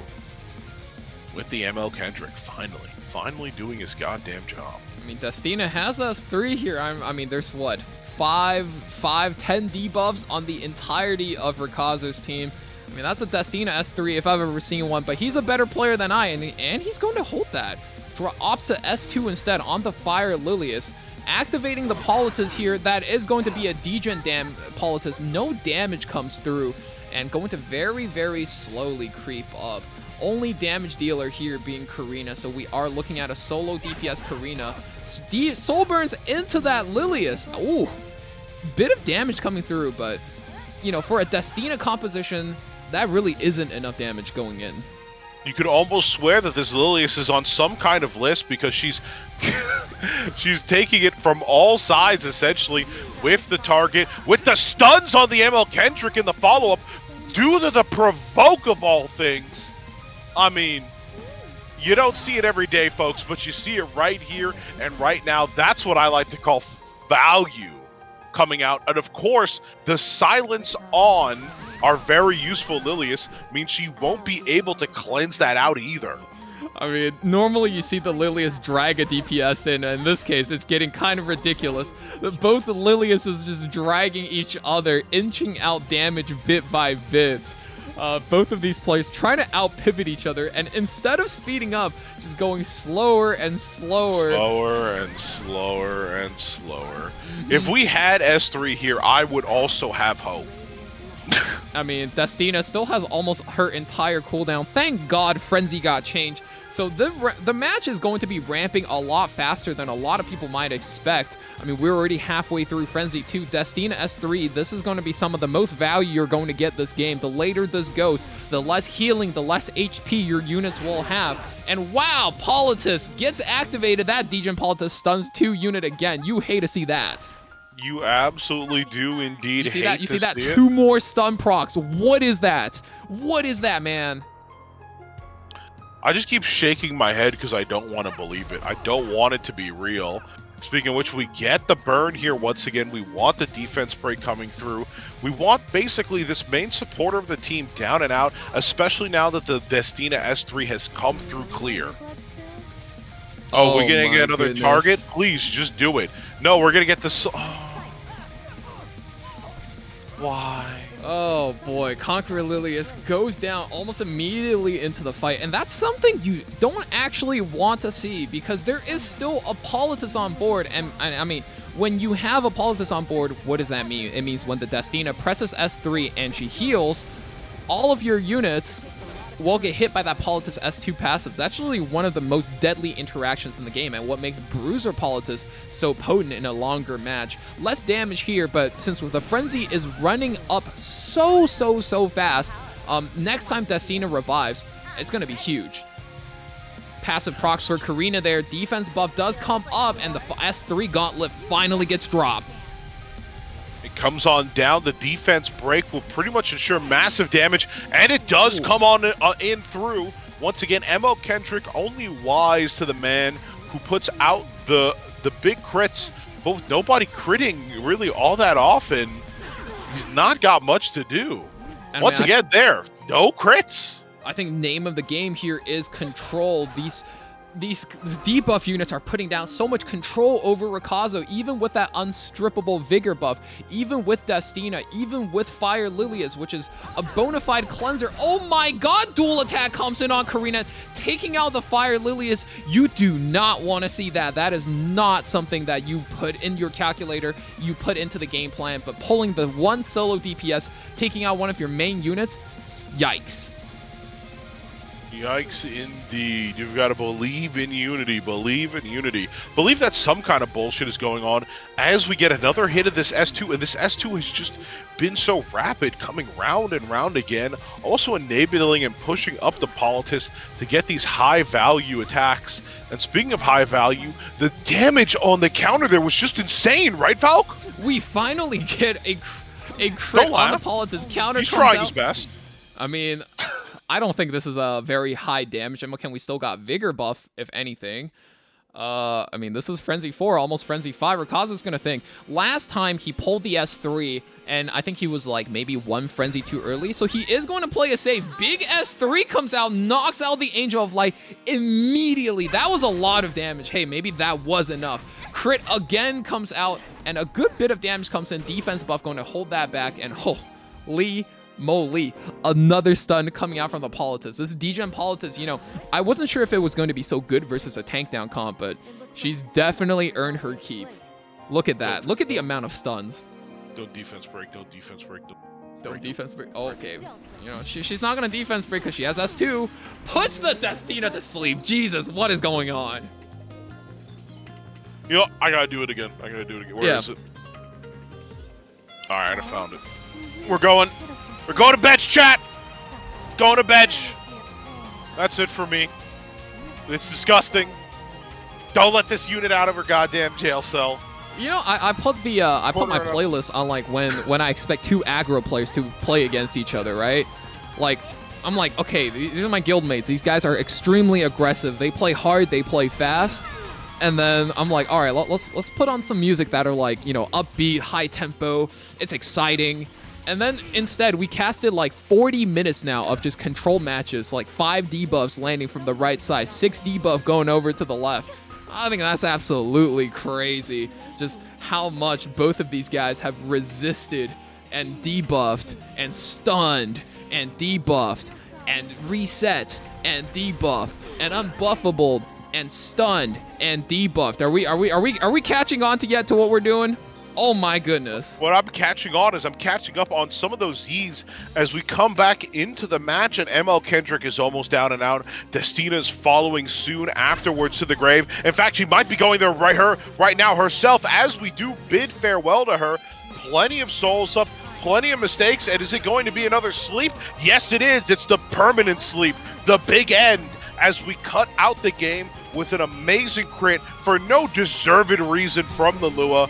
Absolutely showing up and finally putting the AOL there on the screen. for me. It's actually a different unit for you. I didn't know they did that in a difference. I hope. Either way, I hope this goes to a lesson to everybody else in the tournament. Ban Lua, dude. Don't let this happen to you. I feel like I'm making like a, you know, I feel like an early 2000s anti-drug PSA. Don't do drugs. Don't drink and drive. Don't let this happen to you. Do you feel like leaving Lua up in this day and age is like the same thing as drinking and driving? You know, like me having to tell people to ban Lua feels like a goddamn PSA at this point. Guys, hey, don't let this happen to you. Don't do this to yourself. Ban Lua. Stay safe out there. Stay safe. I'll drive you home if you don't ban Lua, okay? That's when I know you're having a bad day, okay? If your friends don't ban Lua, check in on them. That's a sign, okay?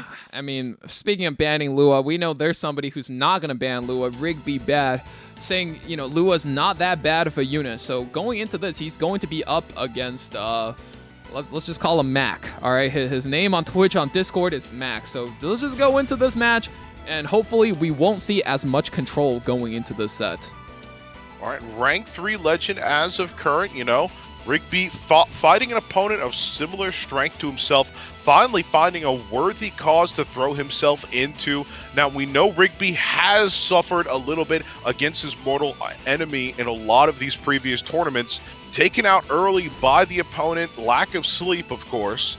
Now that lack of sleep has exited the bracket early enough that Rigby's been able to pass through, he's going to be able to cook in his similar fashion to all the players on board, as I unfortunately have to put casting a Rigby match now on my resume. And, you know, as a Rigby match goes, he's now disconnecting a whole bunch, and we're being put on pause twice now when first pick is just going down. Mac here is going to take Navy Captain Landy as that first pick. And oh boy, I wonder before Rigby's 2 picks comes through if we're going to have to go hit the pause again. I do want to correct you there. It's not that Rigby's disconnecting, it's that the server is too afraid to connect to Rigby himself. It knows the kind of forces it's playing with right now, and it knows that they can't be tempered. So unfortunately, we're going to have to sit through this match as we come in and out of the connections, and somehow it fucking resets the timer? Dude, Rigbebad connection is right. Apparently, that's how it works. You do that to reset the timer. Remember, chat, you chose this. Yeah, chat chose this. This is not. It's You not on chose me. this, It's chat. not on Divine. It's not on Derp. Chat, you guys were like, hey, can you guys cast 3 and just have Rigby in as an extra? I will say though, this happens again. I'm every time Rigby does this, I'm consider this as him DCing, bro. Holy moly. Well, Valk, it should be okay now because he's stopped streaming in Discord, so now he should have some bandwidth left to actually play the game. Holy shit, dude. Oh my goodness. Oh, wait, was he getting piloted in a tournament? Is that what's going on? No, this isn't the illegal tournament where you can be piloted. So, as you all know, Rigby would never, ever do anything as scuffed as that. Didn't he say he was going to crush this tournament? Is that what he meant? He's just going to hire all the hitters from Baka 7 to pilot him? No, don't worry. As you know, stop win trading in my Epic 7. That's a no from me, dog. Win trading in Epic 7, that is bad. Wins should not be traded and illegally gotten. It should be earned. Wins should be earned, just like you earned all those nice cosmetics you bought with mom's credit card. I'm gonna be nice. You're gonna be nice? I'm gonna be nice. I mean, one of us has to be the bad cop. You want to be nice today? Or you the bad cop today, or am I the bad cop today? I thought I was being the good cop today. I'm the bad cop. If I go bad cop, your editor's gonna have no footage to work with. I mean, that's fine. He's very talented. He's also very hardworking. There's nothing hard-working about. Anyway, back into the draft. God himself appears on the right side. That's right, ladies and gentlemen. On top of everything you thought Rigby was, he's in Baka. On top of everything you thought Rigby was, he is a believer. I'll tell you what. This is how you know Rigby's turned off his Discord stream, right? Conqueror Lilius, Ocean Breeze Luluka, insanely strong first 2 picks, right? Mac is going to respond with the newly buffed Bunny Dominion as well as Solitaria. And then that's how you know this is the point the Discord stream stopped. He picks God into Solitaria. There's a lot of matchups you can pick ML Violet into, but into Solitaria, that's not one of them. And now ML Violet is successfully pincered, not only by the Solitaria, but the Angel of Light as well. And he's going to go for his signature pick, Blue Flan. That's crazy. Rigby once again cooking it up with the signature pick of the Flan. Lucina fanboy crying in a corner, apparently having everything important to him stolen because Valk wanted to just reassign some shit to Rigby. And, you know, we do respect it enough. The fear is real here as we do ban out the Flan and Rigby annihilating the Solitaria so that God can have a play at saving the day. So this is why people really hate piloting. I mean, look at Rigby's draft. It's almost looking like a Car 6 draft there. The top half of the draft and the bottom half of the draft looks like it's played by 2 different people. That's insane. Absolutely insane, and just about as insane as the response is going to be here in a couple seconds. We're getting true damage, we're getting a push-up, we're getting an attack buff, and we're going to be getting some late chargeback fees from my therapist because I wasn't told this is what was going to be happening to me today. Oh boy, Bunny Dom does drop a casual S1, puts the Conqueror Lilius to sleep. She can't drop that walk, classic catwalk that you like to reference so much. For Honor is not going to be coming through just because that Bunny Dom is there. We are going to cleanse every debuff, and wow, look at the damage on that. Stenny is now hanging on by a thread, and ML Violet, usually a really tanky unit, especially for such a high damage unit, just dropped half of their life. Yeah, and of course we are also playing a dance with the devil herself. At any moment this Landy could activate, and she's not going to be taking, we're not going to be taking too much damage on our AOL. Obviously the anti-crit is going to come through in full effect, and speaking of full effect, this is where you get the breath of what has to be Remnant Violet's bad, no good, bad day. The AOL with the block buff, with the silence, means we're not going to be getting the S3, we're not going to be getting our evasion. Instead, we're going to be having one bad day. We've got enough souls, and the match. Yup, Salvo, there it is. No more DPS for Rigbebad. Rigbebad connection, Rigbebad. I'm not going to keep hammering on him for that. Gets taken out real quick. Now, as you know, Rigby actually does come with an S2 of his own, which is functionally called Cornered. The more desperate the situation, the more he quote-unquote cooks, as chat likes to say.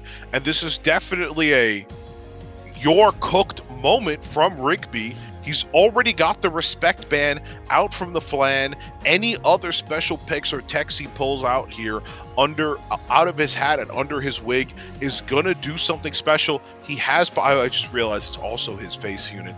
He has Pirate Captain Flan on deck, on board. Let's see if he's able to navigate the rough waters of her counters as they start slowly pouring in one by one. Mac is hovering on that Conqueror Lilius. I mean, these two with this set of pre-bans are the 2 strongest units in the game, but AOL is still up, so Conqueror Lilius gets locked in. Best units traded 1 apiece again, and Mediator Choleric getting picked up. Responded to Ocean Breeze Luluka. This is almost breaking down like a very standard match once again, but also we got that Spectre Tenebria picked up real early. The Spectre Tenebria coming in, and of course, that's going to necessitate some AoE responses from the left side as we take a second to think about what kind of damage we want to do. It's going to be Lionheart Sermia, but what kind of damage we're going to be dealing out that's going to be able to deal with, possibly activate, possibly survive the onslaught of what Rigbebad is proposing on the right side team. Is it LRK Lionheart Sermia? Is it just LRK Lionheart Sermia? LRK comes in.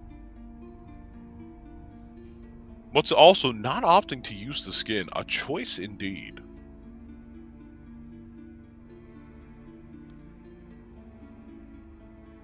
Alright, have to answer a real quick question getting pinged in the tournament Discord. Looks like Mace got called into work, so he's not going to be able to play the next round. Wow. I mean, if Race here. What? Yeah, Mace here just to dash your hopes of winning, and then quickly leaving to go to his job, because his job here was to shut down one player in particular. You know, but that is what you gotta do when you're on the grind. You can't dedicate all your time to Epic 7, especially when you're a new player. Tell Mace I wish him the best of luck at his work. I mean, absolutely. He has a pretty important job. That's how he gets so much speed gear, you know? You gotta have a big job for the big boy gear. And speaking of big boy gear, Rigby is going to flex his big boy gear. We have the Midnight Gala Lilius as a anti-tank. I mean, look at Max Draft. It's nothing but tanks, as well as the Ahmed. Lots of attack, aggressive buff setups here. Mac needs, you know, goes for that last pick, Lone Crescent Bellona. He is trying to hold it down. Lots of AoE on his side, lots of bat back damage. Can Rigby blast through? I think is the real question for the series. And I, of course, do like the Ahmed pick out of the Rigby there. Once again, flexing and showing his confidence in her speed, and also not banning out the Conqueror Lilius, which means we're either very confident in her speed or her ER. I'd have to wager it's one of the two, considering it's Conqueror Lilius straight into a Meteor Quirk, which if we let go will be majorly devastating to our team. Conqueror Lilius here walks, defense breaks 3, and on top of that, actually drops the attack down on the Ahmed, goes for the pushback, pushes the Ahmed back completely right there. Now the Ahmed is down in the dumps, stuck in the dumpster, not likely to get a turn. Ocean Breeze Luca does cleanse though. The cleanse comes through. It's most definitely good. But a simple S3 will chef's kiss wipe away the deluge of debuffs. I almost said the splooge of debuffs. Wipes away the debuffs and gets us ready. A counter here, especially from the Landy, wouldn't be the most unwelcome thing, as it would possibly necessitate with a salvo the response from our Bellona. The counter does indeed come through, but the follow-up does not, and in addition. Oh boy, already down a unit. Mac is looking at all 4 of his against that Navy Captain Landy. Rigby's already down 1 match. He needs to hang on. This Navy Captain Landy needs to clutch it out. Can he do it? Oh, he most definitely can. Believe in Rigby, and he doth show you the way towards salvation. I mean, attack buff, crit damage up, 2 souls. Doesn't even burn. He says, mine procs. Just goes right into it. Lone Crescent Bellona just tanks that. Bats back, drops every single stack. I mean, he has attack up, he has vigor, he's going for the soul burn, goes right into Navy Captain Landy. We do have that defense up. Oh boy, and she gets completely taken out in a single hit. That's crazy. One hit, one wonder. We saw a lot of this at the World Cup, and you see it playing out here once again. People have seen enough, they've had enough of the Navy Captain Landy, and the preparations have come through. They come in clean, and they make sure that this person whose name I can't say on Twitch makes the win. You know, that's the crazy part. Everybody's saying in chat they believe in Rigby. Like, let me just show this real quick. Guys, are we seeing this? Are we seeing this, guys? Everybody's saying, oh, Rigby, so I believe in my boy Rigby, but like, look at this. 1% of the people actually put their money where their mouth is. All I know is there's a whole bunch of phonies in Twitch chat, and all right, like, I'm not gonna let you guys get away with this, okay? As the divine faker, I'm very disappointed in your faking, chat. That's Uncle Val so disappointed too. Not today, big boy. Don't do this. I think that concludes our round 2. We casted 3 sets. And let's look at this real quick. Coconut Farmer moves on after cleaning out Iconic Weep 2-0. Lunale moves on as we saw. Andrew takes a quick 2 over Death soon. Has actually going in next round. So, you know, Mace does actually forfeit his set versus Rikazo. And, wow, can only say win trade guild. Rikazo moves on against Evan Dariel. Oh boy, Evan Dariel, speaking of which, does take a quick 2-0 versus Alpha. Ranger, Toxic Effect moves on. Christopher goes on. STG moves on versus War. Facepalm goes on. Taiga goes on. Sheeran goes on. And Poodz actually goes on versus Shiri. And now we're starting to see some of the real hitters go up against each other if they haven't already. You know, we should be able to see some good games. And the moment they're ready, I think we can run it. Ba, ba, ba, ba, ba, Oh my god, dude. These profile cards are so demonic. I love it. Holy moly. All right, I'm gonna pipe up and burst up with the energy for what will be the last set of matches for day one, as we quickly actually make a critical decision of banning out the Lua, but of course keeping up the Navy Captain Landy, who does get first picked into our classic set with the Conqueror Lilius, followed by the Lionheart Sirmia. We've seen this play out again and again. Standard issue, and nothing comes more standard issue than the Mediator Quirk hand guy, still looking into getting that arthritis checked in, with the Yulha coming out as well. Somebody who's going to be able to guide our team through the AoE damage, and nobody spells that AoE damage quite like the Queen herself, Briar Witch Assyria. We've seen her combinations play out time and time again throughout the day, with the book enabled to spread out full eagle the spread of debilitating debuffs. However, they won't stand too long in the face of Mediator Eyes, of course, so I wonder where the follow-up, what the rest of the strategy is here on left side as we count down the clock into fourth pick. And I'm going to cut in real quick so Divine can take a real nice deep breath. Facepalm coming in here on the left side with an extremely aggressive draft, 1 enabler and 3 DPS in a spread. So you know he's coming in fast, and he's coming in aggressive. Taiga, on the other hand, going with your standard support, DPS, and tank spread in this exact draft right here. He has 2 picks to figure out where he wants to be. Maybe it's a second tank, maybe it's a second support, but in his case, he knows he's not getting another second DPS in. And Navy Captain Landy, no better DPS to take than a solo DPS, but he needs something here, aggressive. I'm losing my train of thought.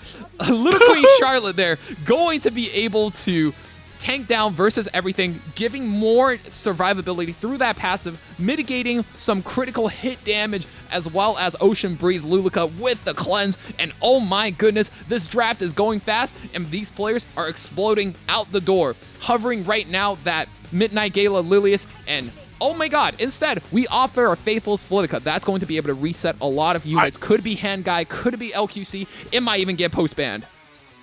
I felt like the Flitica was going to be a good choice here, and she does eventually arrive as well. We double up on the cleansers with the Ocean Breeze Luluka as well, and that's really what's pointing at, right? We see how debilitating the debuffs that can come out from left side are, and we want to protect ourselves in some accordance, some of that protection stripped away, the Briar Witch gone as well. That means the fulcrum of the damage through those defense breaks won't be accessible for us.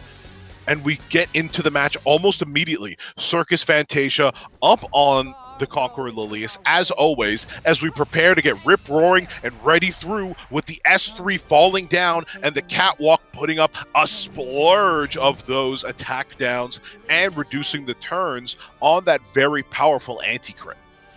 Okay, S3 comes out for the Faithful Litica. We do land the crit, so not going to lose our skill nullifiers through the anti-crit, but we are going to provoke that counter-attack. And holy moly, Lionheart Sirmia wakes up right away. Salvo goes through, and, you know, as fast as those skill nullifiers came, they are gone. And Mediator Quirk is going to try his best to tempo back up, but he is fully reset. He is not going to get to play the game. And I think the goal now for FP becomes, can we burst this Little Queen Charlotte? Can we burst that Navy Captain Landy before Mediator gets to stabilize the game? And don't forget, there is a Yulha. Yulha absorbs all this AoE damage and has a huge S3 that is going to be able to revenge kill any one unit for FP side. About to say, with the push up here from the ML Bologna, we might actually be in a position where we just get S3'd immediately. We burn, of course, the guaranteed crit. Is this enough of a fix to get the kill and do her in? Extremely aggressive. We said these matches were going to be fast. They are going to go hard. And oh my god, immediately taking out one unit.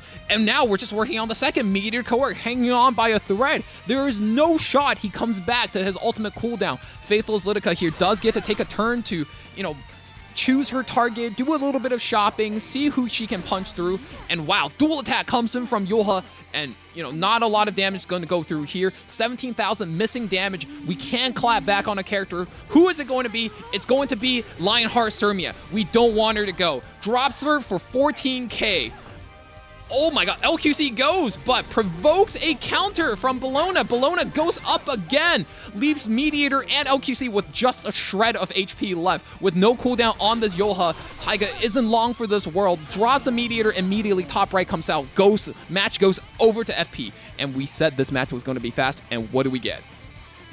We get high tempo, we get amazing plays, and most importantly, we get a feel for what each of these players are really going for. They're going aggressive, they're going into each other's face, and they're consistently making picks that bounce off the ideas that the other one is proposing. Don't click that; that's a spam link. You're gonna get you're gonna get a virus on your computer. But it does communicate something here. What do you do when you're picking fast and you're going fast? I think part of the solution is you got to trip up your opponent at some point here. Not obviously in the first and second pick situations. That's where we're going to stay safe with, of course, the Mediator Quirk. But that Mediator Quirk does mean that we pass up the hat of Pirate Captain Flan. She's snagged up immediately on left side, along with the Conqueror Lilius, and we'll just have to see for what the retort looks like. It's naturally the Lionheart Sirmia. And I want to say this, a form of mitigation which comes through here. Why Gage? Which comes through in this case on the Shadow Knight Pilus. I mean, Taiga is going to tank down here, go slow defensive. Mediator, no better setup than that. You kind of hold this umbrella up for your entire team against all incoming debuff. That's what I envision whenever a Mediator Quirk gets picked. Lionheart Sirmia, I mean, there's Conqueror Lilius, there is Navy Captain Landy. That's your girl, that's your unit. You want her to go. But now we run into this problem. If our opponent speeds up their composition, we might be looking dead. And look at that. Ahmed and Midnight Gala Lilius, there is going to be a hard-hitting DPS coming out on 5th pick, and I would say even FP set himself up perfectly for one hard-hitting carry on that last pick. I really wonder what it is. Taiga needs to draft flawlessly here to defend against this mysterious 5th pick. Otherwise, I think he's in a lot of trouble. He's going to be giving so many turns over to FP. FP's looking like he's about to take 6 turns before Taiga can even take 1. Now, we're hovering over the Destina. Possibly we've given up on even sustaining or protecting. But no, we do indeed decide to get more aggressive, to speed up, in fact, by putting the Payra on our side of the battlefield. I mean, he takes your Revice there, right? You can't just let somebody play fast and run you over like that. You have to switch it up. You have to be able to toss him a curveball, right? Hey, suddenly, maybe I'm not that slow. I got one unit that's faster than you. Hey, do you respect that? In a tournament, if you don't respect that, you are taking a risk. And, you know, when you're up 1 game, do you take that risk?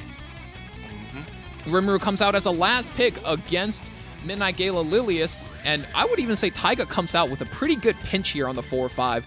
Both of these units sufficient, not only against Ahmed, but also Midnight Gala Lilius. Spectre Tenebria comes out for FP, so he knows he's trying to get this game fast. He's trying to get it out the way. He's trying to punch through. But I do think Taiga puts up a sufficient defense here in match number 2. And I would say this is very interesting. A lot of tank down players are actually opting not to take Navy Captain Landy as their first pick. How do we feel about that? I think it really just is, as we said before, when you have the Navy Captain Landy, the game becomes centered around the Navy Captain Landy.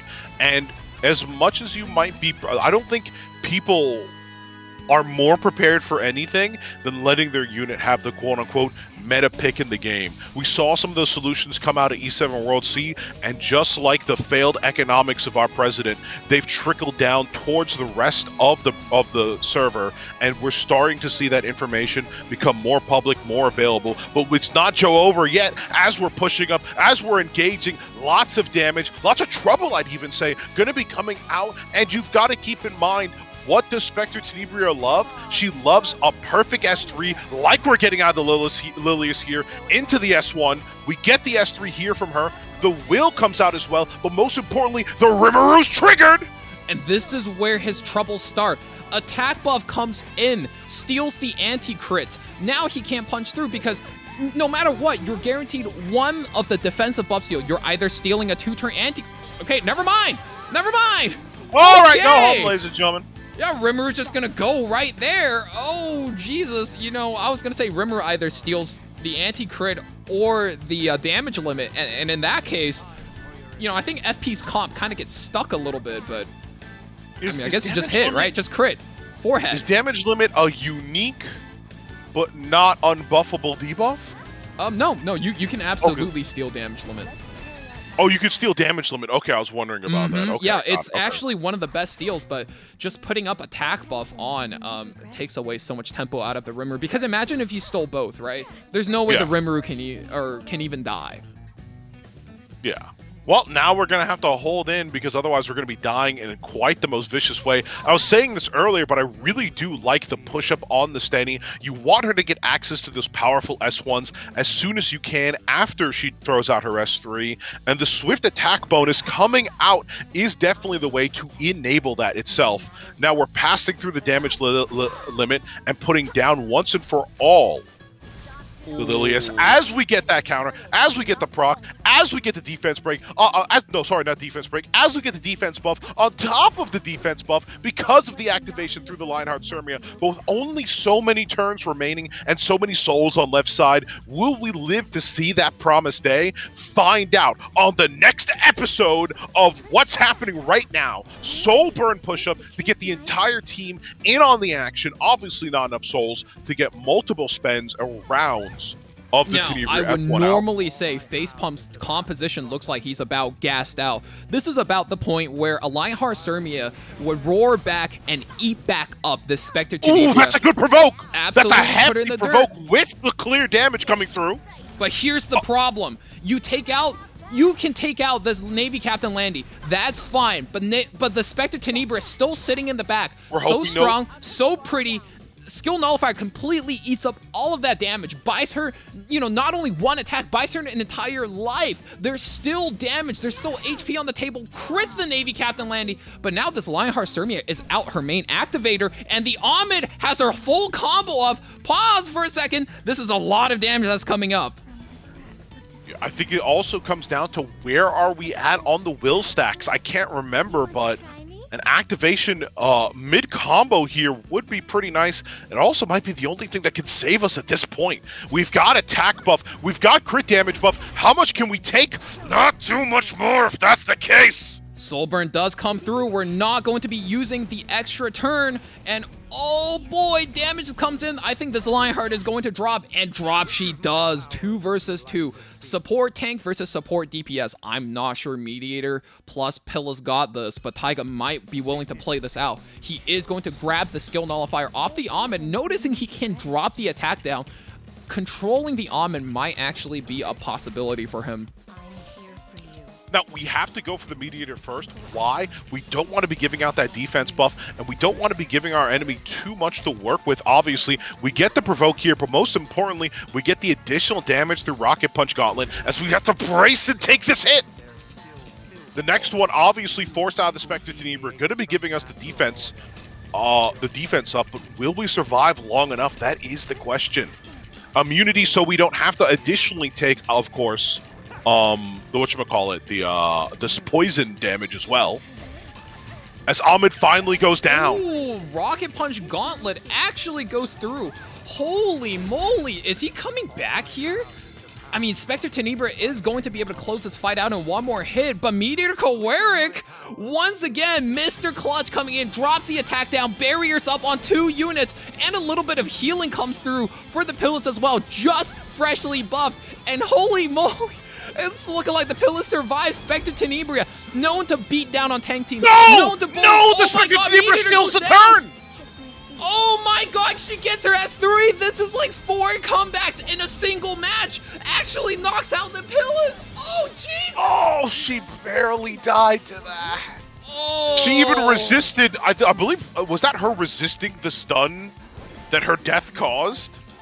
Because I saw decreased combat readiness. Oh, well, I think she would have actually probably gotten lapped again, even if that was the case, but that was so bad. Well, no, because...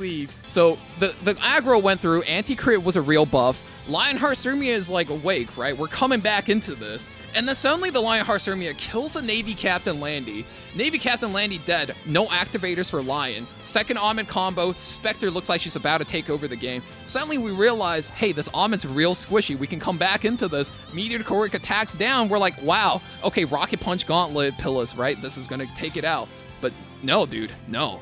Like, Yeah, I think, as I said before, it's just such a powerful combo to have the Swift attack on the Spectre Tenebria. She's got such powerful combos that she enables all on her own, so even when she's the only remaining DPS, she's still absolutely taking full advantage, not part advantage, full advantage of the debuffs being given to her, and then she just comes back with full force. yeah, I actually...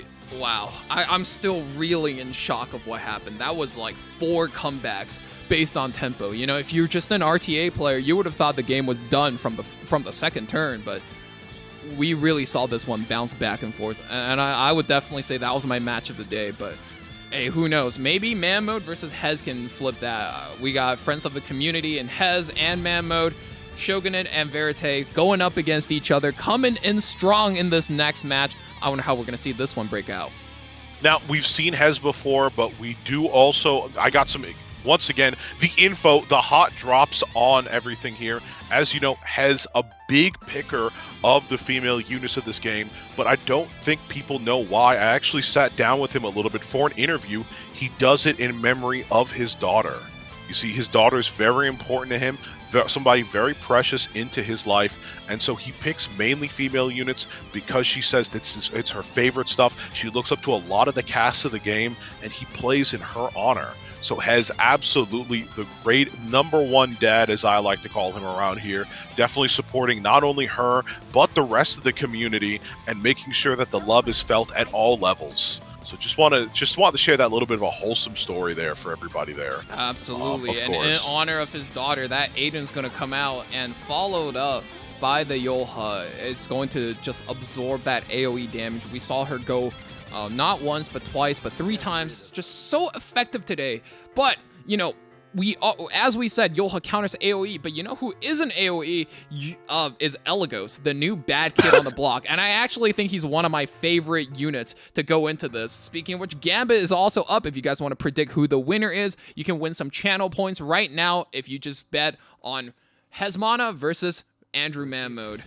Whatever you bet on, don't forget, by the way, to hunt buff, to hunt check, do whichever you gotta do. Get that AP rising up and up so you can buy the catalyst for a lot of these units. They are catalyst hungry, and nobody says that better. Quite like Shuna, you got a catalyst or S3 all the way up to get those to get access to that debuff, to that powerful sleep combo that really gives you an advantage in this draft. And of course, the HP redistribution with a tank actually works out pretty well in synergy with the Yulha, who does want to be missing large swaths of her HP. So I like that combo coming out. And oh no, we're feeding into the dog sniffers there by flashing the Yulha, but instead we do get the Holiday Yufine coming out instead, last on the left side, to possibly do away with the debuffs and protect herself a little bit from the incoming cleave that seems to have erupted from right side with the Metal Gear Solid 2 character, followed up by the Briar Witch's area. I mean, looks like Manmode's entire composition is here to counterpick not only the Aiden, but also the A Ravi as well. I mean, those are the 2 anchor DPS that hezmana kind of anchored his composition around. Does take out the Holiday Yufine, so not a lot of cleanse options left on the table for Hez. We do have that Shuna. She can cleanse, she can debuff, so she's kind of a 2-in-1 unit, but not the best versus Cleave, where there are a lot of aggressive combat readiness, pushing Eligos taken out immediately, so no Eligos for the rest of the series, but Closer Charles does seize turn 1, and look at that! Looking at the CR bar, Manmode's entire team just grabs the entirety of turn 1. You know, we do hit the Auden. Pedal to the metal, we floor it all the way down. Oh boy. We hit the Auden, no crit on her, so not taking massive damage, but no, it missed. A Closer cannot proc a he can't proc. I forgot that was such a small buff. Yeah, I mean, it's usability, right? Like, Closer's biggest weakness with these AoE landmines. And now you can't even do anything there. Closer is almost getting another turn. We're looking as a hawk here. He's got the S3. He can boost. He can cleanse. But maybe he just rips it dry. He boosts the Closer Charles instead. I wonder if we're going to see a big rip into the A Ravi. Maybe it's the Aiden. Something, right? The injury is there. We are going to go for the hit chance up. Rips right into the Aiden. She's going to be knocked out of this game. Immediately pushes a Closer Charles. Looks like Manmode is taking 6-7 turns by himself. Rips the Briar Witch as well. Big S3 goes through. Defense buff on the A Ravi. Closer Charles, who is he going to go for? I mean, these matches are fast, they're explosive, they're volatile, and these guys are not holding any punches. They're going all the way in, and they're going in deep, right on the Yulha. Oh, 10,000 damage takes her right out of the match. We don't care about the A Ravi. Briar Witch Asaria is still up in the game. Briar Witch Asaria is still up, and unfortunately, we need to get rid of this. We need to get rid of everything on right side. I was thinking about what we need to get rid of. It's everything. Straight up as A Ravi, the Destroyer, takes her turn. We get a resist out of the bunny, but she might be watching helplessly as her teammates fall one by one. Obviously, we know that the S1 burn out of the Zahhak hits like a truck into the middle of a distribution center of goods for kids. So we've got to put him down, and we're hoping for a sleep here, maybe? No, we don't get anything, unfortunately, as we nicely also cycle out of the debilitating defense break on top of the A Ravi. And, you know, while this A Ravi cannot revive, that's just the power of this Shuna pick. You take out all of the defensive buffs coming in, and wow, Bunny Dom Soulburn puts A Ravi to sleep, steals the turn, and now you have to go to work. Closer Charles gets ultimate back up, drops it, goes through the attack down. Surely this is his attack up attack buff back, and 3 attack buffs. You're gonna have to start going to town. A Ravi has no more cleanse on her team. Still a little bit of fighting spirit left. She can go for 2 more hits. Now defense break for a turn. Bunny Dom Souls up on the table for her, and 3 to 2 members on hezmana's team. But this A Ravi is hanging on. I mean, she's so tanky. She does so much damage, and that's why she was one of the best units in the game. Hez here trying to prove she still is one of the best, and she can punch up with any one of the big boys. Yeah, we have soul consideration on both sides, so every time one of the cleansers goes with one of their big skills, it's actually pushing up the rival cleanser on the other side, and we see the 3-turn Violet Talisman come out on top of the evasion buff. What are we looking at in terms of mischance on the Mediator Koeric here? Closer Charles, it's sorry. At max, it's about what, 30 per charge, right?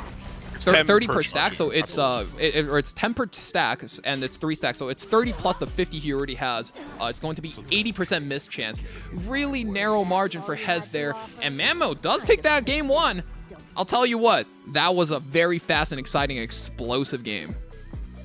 Yeah, you needed to rip there, and that's why I like to see you recognize when you have to pull the trigger, when you have to make the out. That's a very experienced play out of Hez with the APOC Ravi, but unfortunately the force was just not with him, just as much as my emulator couldn't handle the action going on and immediately crashed. Uh-oh.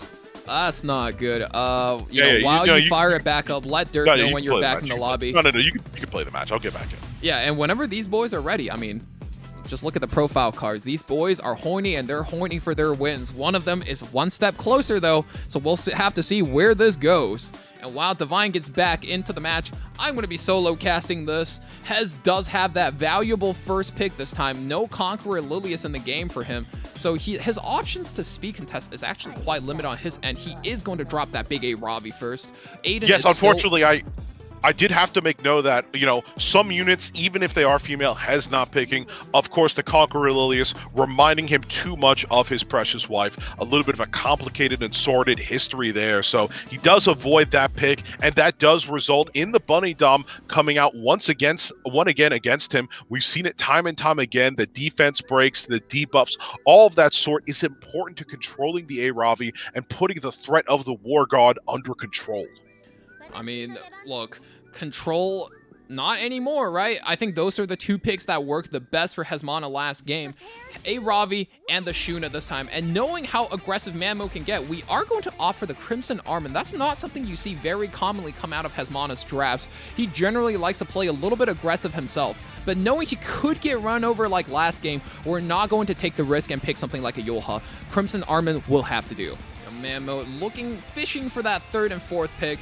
You have a lot of options right now. You can go turbo aggressive, just pedal to the metal again, but I think the option to pivot is always on the table for him. But for where he is at right now, might not be such a bad, he's got options. He can kind of do whatever he needs to do. Closer Charles again comes out for him. I mean, that unit did so much work for him. Violet Talisman followed up by a Architect Leica. I mean, still has 2 picks to play speed, and he can go fast. We know one of his good picks, he has a couple of assassins up his sleeve, even though most of the time he plays reverse cleave. He is not a slow player, so he needs to think about his moves carefully. Giving his opponent entirety of turn 1 might not be the best, so he is going to offer a belly in here. That is decently scary. That's going to hold a check over Architect Leica any day of the week. And Closer Charles needs to think about what he can and cannot go into. Do we just trust the 56%? Karina, absolutely with an abnormally high win rate. Is she the key into this kind of draft? Well, we are kind of getting cleaved, and more importantly, we're kind of getting distressed as the enemy is putting us to test, to arms, as they keep bringing in brutal cleave option after cleave option, and the finale to this sanctimonious deluge of disasters has to come out finally for right side with one last damaging pick to end them all, and it's Commander Pavel wearing the hat and make it looking like one fine snack as he gets the buffed attack on his S2 after the multiple crits come through. And and that synergy means he's a perfect pick to fix the end of right side's draft. I mean, there's just so much damage for Manmode's draft. What do you ban? Do you ban the Leica? Do you ban the Calvo? Or do you ban the Closer Charles that did so much work for him last game? And wow, bans out the Leica, traded out for the Shuna. I think the Shuna did a lot of work for Hez last game, especially in removing that evasion buff off of Closer Charles and putting all the units to sleep for a turn, especially if you can't burst through something like a Crimson Armin. I think that Shuna is a little bit value. I've seen pretty good bans on both sides as well. Now, once again, we are opening up with the Closer Charles, aiding and abetting his allies, and getting the Ducks Noctis procs through, clear and through. We're already up to 4. Another crit here. I was wondering if this bunny though might be on crit. That'd be some funny shit. But we do get the push-up. We do get the attack buff even before the Bryce area goes. And this is the important part, right? The defense breaks after this will be followed up from a shot from the commander himself. Ooh, a couple Karina come through. does push up.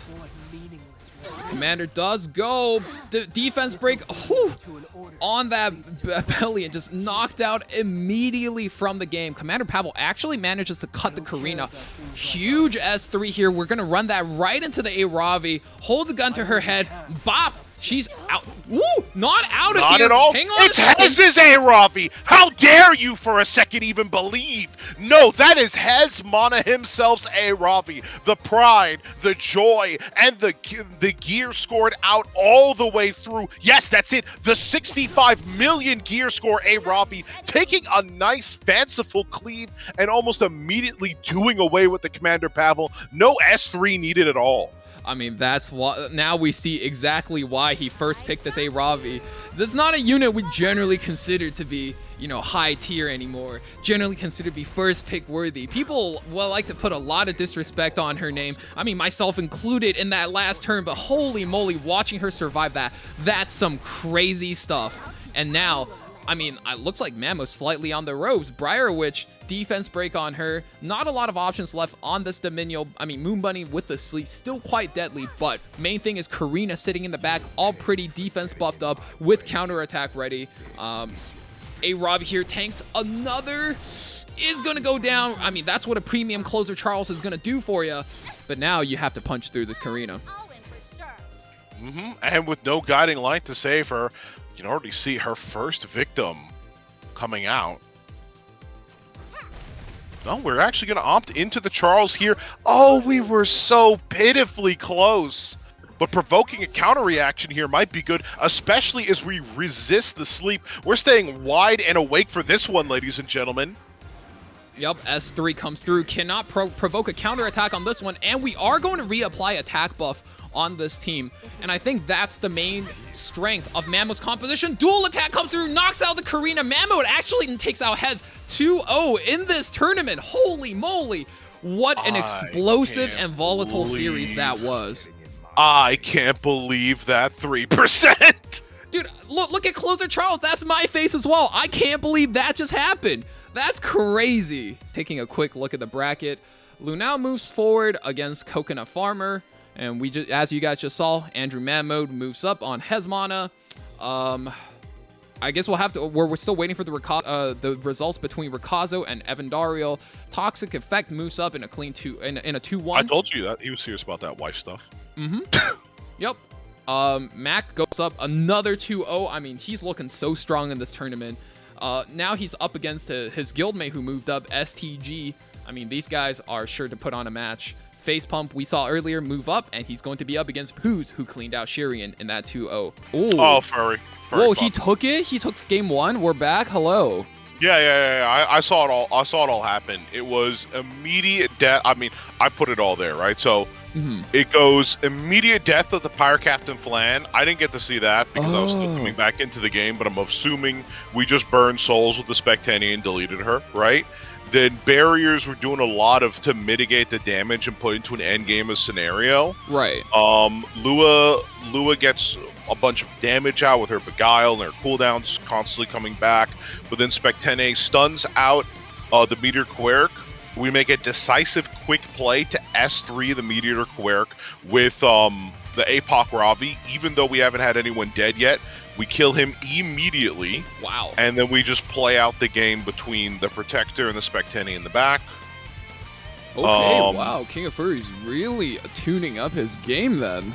Just taking a game off Rikazo immediately, going into Lua first. I mean, I think people are, especially with Knockwool coming out, people want to solve Lua as much as possible. You want to save yourself at least an additional pre-ban. Because if anything, right, the moment the Asia Whales pull up, the end of the season, you know it's Jover because they got the 310 Knockwool, they got the 315 Knockwool, and for anything that, you know, if you can solve Lua right now, you can solve AOL right now, save yourself a pre-ban, that's always going to be, like, preferable for you. Okay, wow. Rikazo going for a more aggressive adaptation in this game with the closer Charles, but KingofFury on the other side replying with Green Celine. This kind of puts the Lua in an awkward bind as she can't S2 since that would activate the B-Dom, and she can't S3 since that would activate the Celine.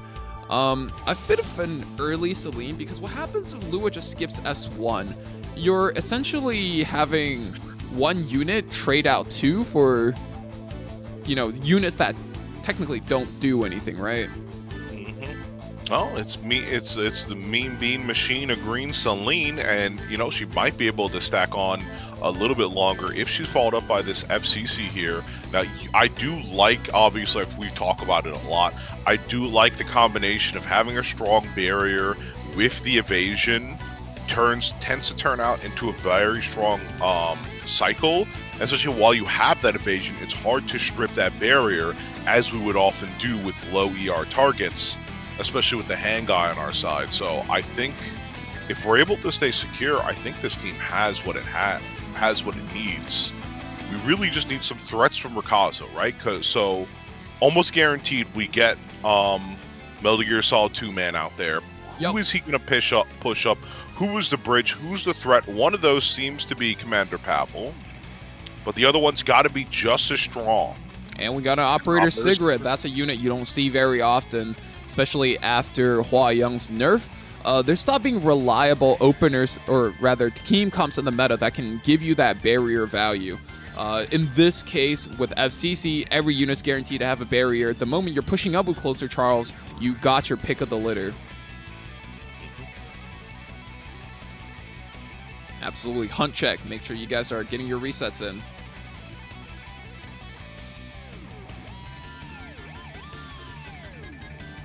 Elagos.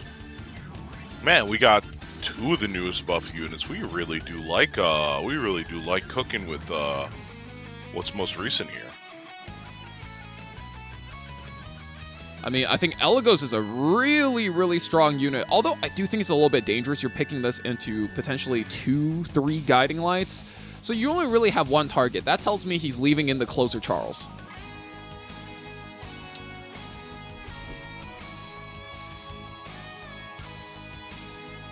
And there you go. Lua ban out, as well as the Bunny Dom. It just feels so awkward having to come into a new meta and coming back from, obviously, the disconnect. But you can't let any of that disrupt not only your mental faculties in-game, but you while you're sitting on the staff. And we do have the Elagos going first here. Ahead a very of the Charles. commanding lead. We're even going to soul burn our Spectre Tenebria's book. Drops it, pop right onto the closer Charles, but that is godless gang. Oh my god, we managed to land the pushback, but slight issue. He's still alive. Slight issue, he's still alive. And with almost all these DPS options up, I think, do we ban the mid now?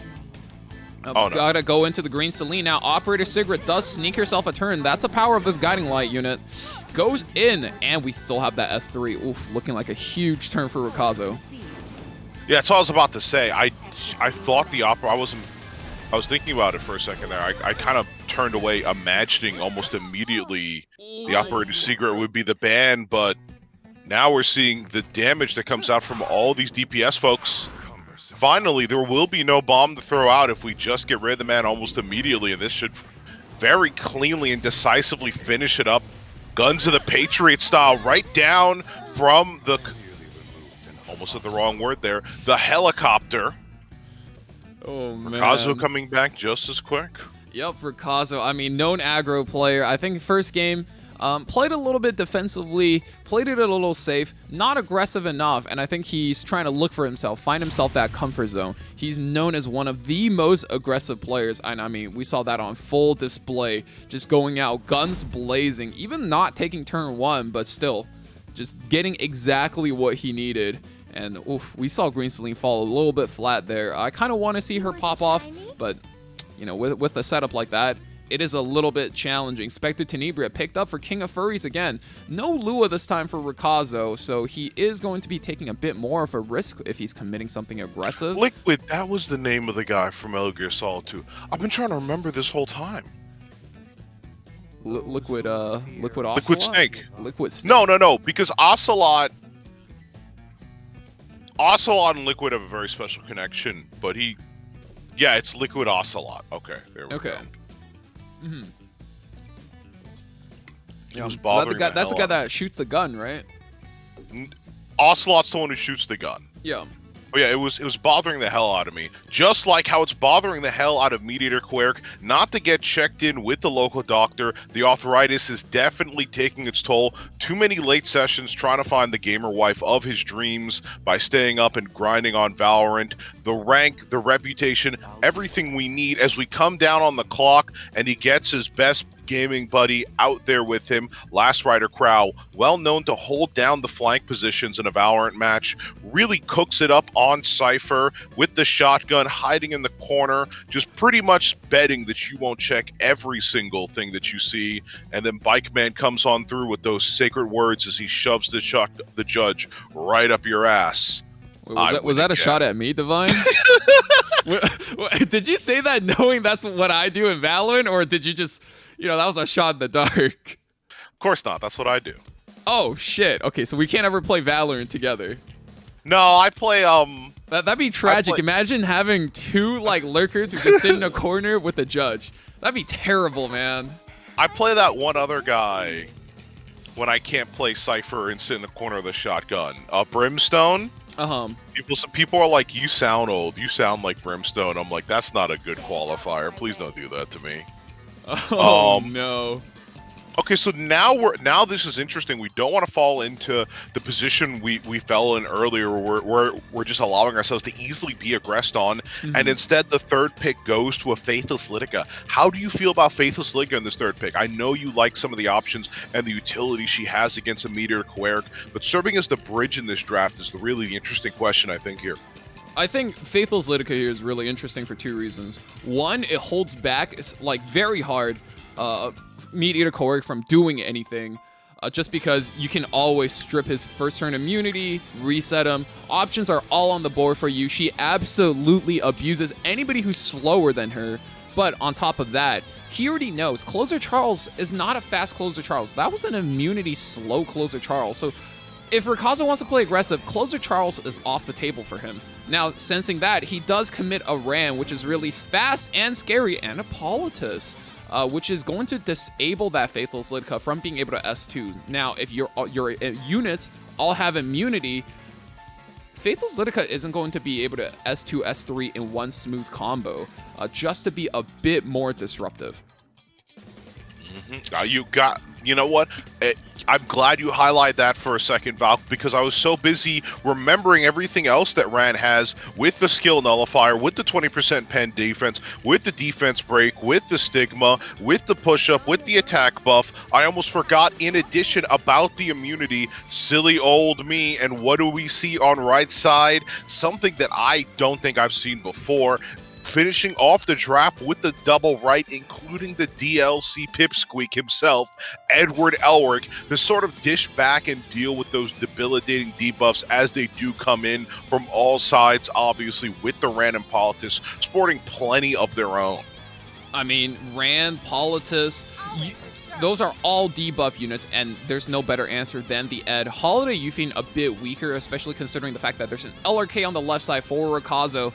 That Edward almost knocked out, like, I'm confident, whereas... Yeah, he's got to go. Yeah, and I think the Karina might as well, except, you know, you do have the anchor in the Yolha. You can always get one kill back, so I wonder if he's going to... Nope, taken out right away. So Handshake. Yolha... Handshake, yep. Once again, you know, when good players face off against each other, you're almost always seeing that last pick just, you know, handshake. You ban mine, I ban yours. I really did. I didn't get to say about it too much, but I did obviously like the response there at the end with Karina. You know, we were about to go something interesting for like 2.5 seconds with the Astromancer Elena, and then we remembered Karina has a 56.67% win rate. And I guess that just brought us back to reality. And speaking of bringing us back to reality, it's time to look at Ran do his job. Can we get the double resist? No, not from the Elric. He's actually going to wake up and do his fucking job for once. But the RNL comes through, and that's almost a dead. That's huge. Provoke actually provokes him to just hit him, and he's just gone. Well, I think we talked about Ran RNL right before this, right? Like we talked about it, right? Pretty sure. I'm pretty sure. Yeah. I mean, look, if you can lose the game from RNL, he'll always proc it once. If you already lost the game, he'll proc it twice just to add insult to injury. And a resistance from the Mediator Koeric. That's right, ladies and gentlemen. There is no justice. There is no God. And if there is, he doesn't like furries. Oh, yeah, just topple on a stun, too, while you're at it. Sure, why not? Yeah, just add it to the list. Add it to the list. Yup.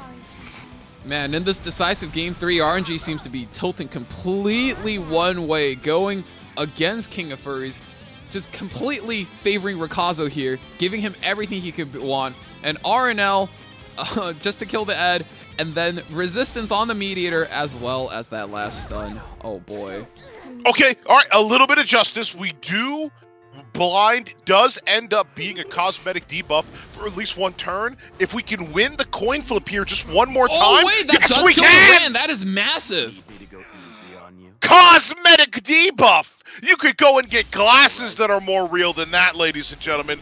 But unfortunately, that does provoke Crow to get on his bike and to start the smite. Malevolous Intent comes back, and does it have enough bite in it, enough gas in the tank, pardon the pun, to put down the Wandering Vigilante for all? We're gonna go for it. In fact, we need to go for it, ladies and gentlemen, but not into the Ran, into the Mediator Quirk, and it just barely misses what we need out of it.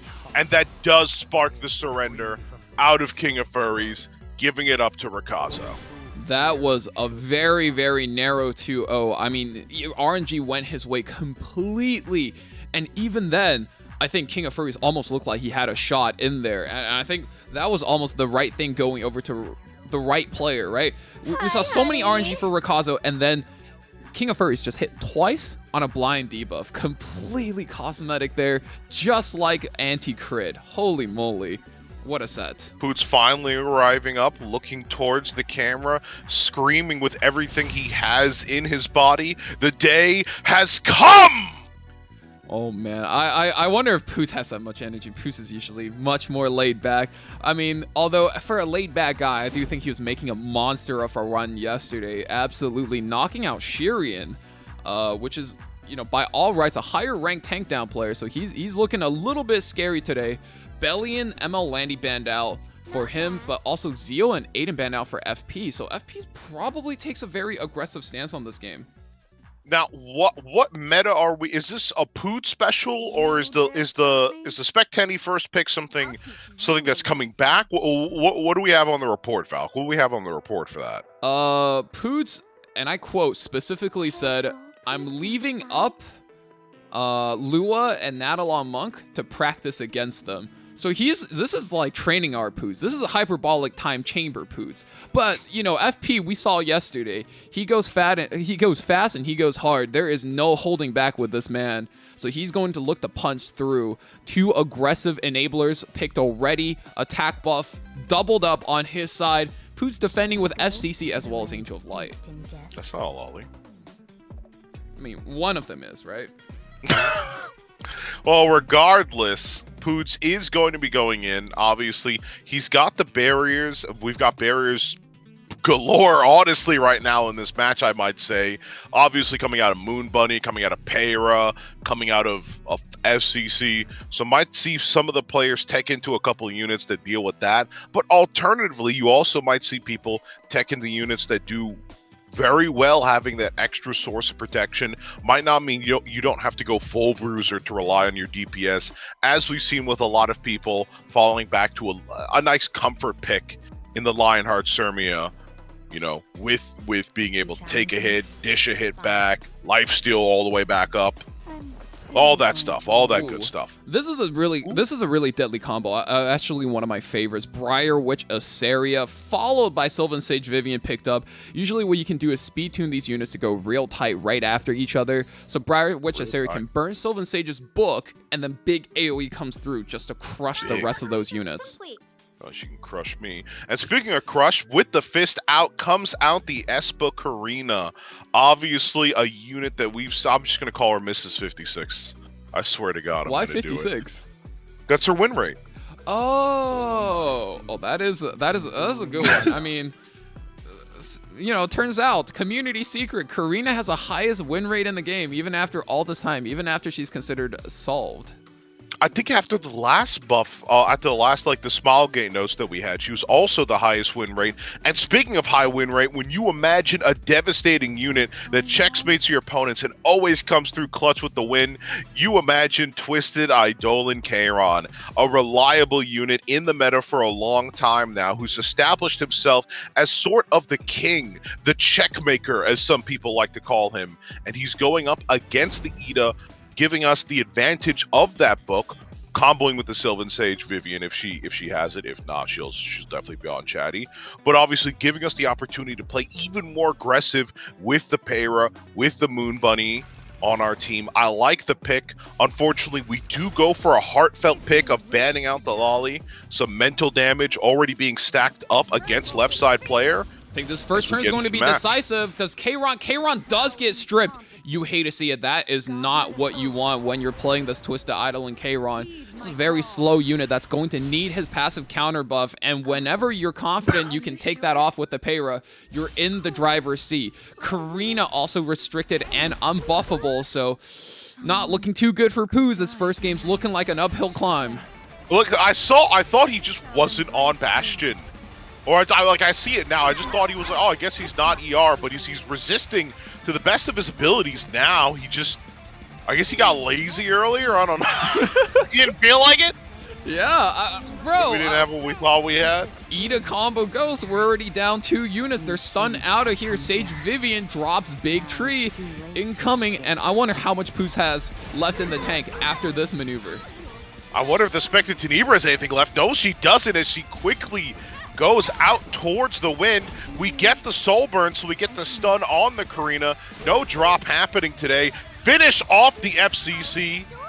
But finally, can you hear it? The bells of abandoned dawn are whispering. This starts with a simple counter on the Karina with the Rocket Punch, obviously. But Kayron is inching ever forward, you know? And he's finally here. He can't get his goddamn buff because he's unbuffed. But he does have the rage. He does have the S3. We have massive damage going down. Oh, Pop that's goes a the lot weasel. of damage. But, you know, FP's hanging on by a thread. No souls to his name, so can't burn the pay rate anymore. But now he needs to drop down this... Oh, Karina counterattacks. Oh my goodness. Attack buff, crit damage buff. S2 is back for Ida. That is a huge turn. Karina's hang on literally by one singular pixel. And if she goes down here, I don't think she's got anything left. She doesn't indeed, but... we're still on restrict time. We're still low health. Is this going to finish things off? Yep, looking like it. Karina goes down. Poodz 18 is out of HP Payra. Were you looking at that? 18 HP Payra. I was going to make a joke that had to be redacted, but I'm not going to. In fact, we'll just end the match clearly there with Poodz. 18 is Poodz's least favorite number, and Listen, I'll be back in a couple seconds. I actually can't be in the shot right now. Yep, officer, that man right there, Poodz, go ahead and arrest him. I purposefully said I wasn't going there. Okay, you dragged us down into the abyss, into Tartarus itself. It was that was too low of a hanging fruit. We kind of have to go for it. Hey, listen, I'm dodging out here. I'm dodging, all right? I may not be an evasion unit, but I'm dodging all the same. Oh, now we're getting the Spectre Tenebria stolen away as well. What is going on, ladies and gentlemen? Oh, so you see that? Very quick. Taking to the Destina almost immediately now that the Briar Witch is up and about on the ban list. You could tell this is a play Poodz has been thinking about, and then picking up mitigation on top. And if you're going to bring mitigation, it's going to quickly turn into an arms race as LRK is met with the Unbound Knight Arrowell, both providing a massive amount of tanking, soaking up the damage for their team. As I talk to the audience as if this is their first fucking game of Epic 7 all over again. I mean, here's the thing, right? I think statistically, Destina is one of the most busted units in the game, and you just can't play her with something like a Briar Witch up. And the moment she's out, you can comfortably first pick Destina, and look at that, Poodz go with an extremely defensive setup. Destina Last Rider Crowd, so anti-AoE, anti-damage, anti-debuff, and now we got the Tempest Surin as well as Karina up once again. It's a very, very defensive setup for Poodz. He's castled up, he's turtled up, he's got his walls up and ready. Yeah, Valky, I might need to ask you to put up the stream. I've just got kicked out of the... Can you ask Poodz, can you throw out the stream for Divine? Because I'm afraid if I use too much like bandwidth, it might just like blue screen me again. No, you'll be fine. You'll be fine. Just believe. Just use belief. It's a super not. Do you remember how last time when Sue was here, I couldn't do that? I actually don't. Yeah. It's already thrown up. They threw it up for you. Okay, gotcha. Well, I'm coming back in, and what do I see? Except everyone's favorite character. That's right, 4 men, shampoo and hair, joining the battlefield at the bottom right at the end. Strays. Beautiful long locks, sharing in the same exact skincare routine with his brother Twisted Eidolon Kayron, reversing the draft and almost making a mockery, saying, I'll be the one to make the Eidolon Kayron work this time. Oh boy, yup. I mean, I think that's one of the ways you can fight against something like this, where if your opponent slows down, you slow down even further, and you play even more slow and steady. I wonder if FP can pull this off. I think he's got more of a mix-up to this, 3 sources of damage, but Poodz also speeding up his draft a little bit. Apocalypse Ravi, but she's banned out. So we're looking at a very standard match, support tank double DPS on both sides. Well, of course, you know, we could say support tank, but we really do mean Poodz is a very normal comp, and then on the right side we have support tank and then serial killer, right? Support tank DPS serial killer, exactly. And speaking of serial killer, it's going to drop 1 unit right here. The LRK goes down immediately, causing the Karina to push up. Ladies and gentlemen, I need you to look at a milk carton real quick because I think somebody is missing almost immediately from the immense damage coming out from the S3. Unfortunately, I'm going to be as proud of that joke as I am going to be in the air while resisting the defense buff and a lot of the additional damage that would have come through if it had done damage as a result. Finally getting some of these silences that's going to obviously prevent and keep some of these units from accessing those powerful skills for a turn or two, unless Mediator was here, turning once again around the entire situation and just providing the handy-dandy cleansing that he always has and he always will.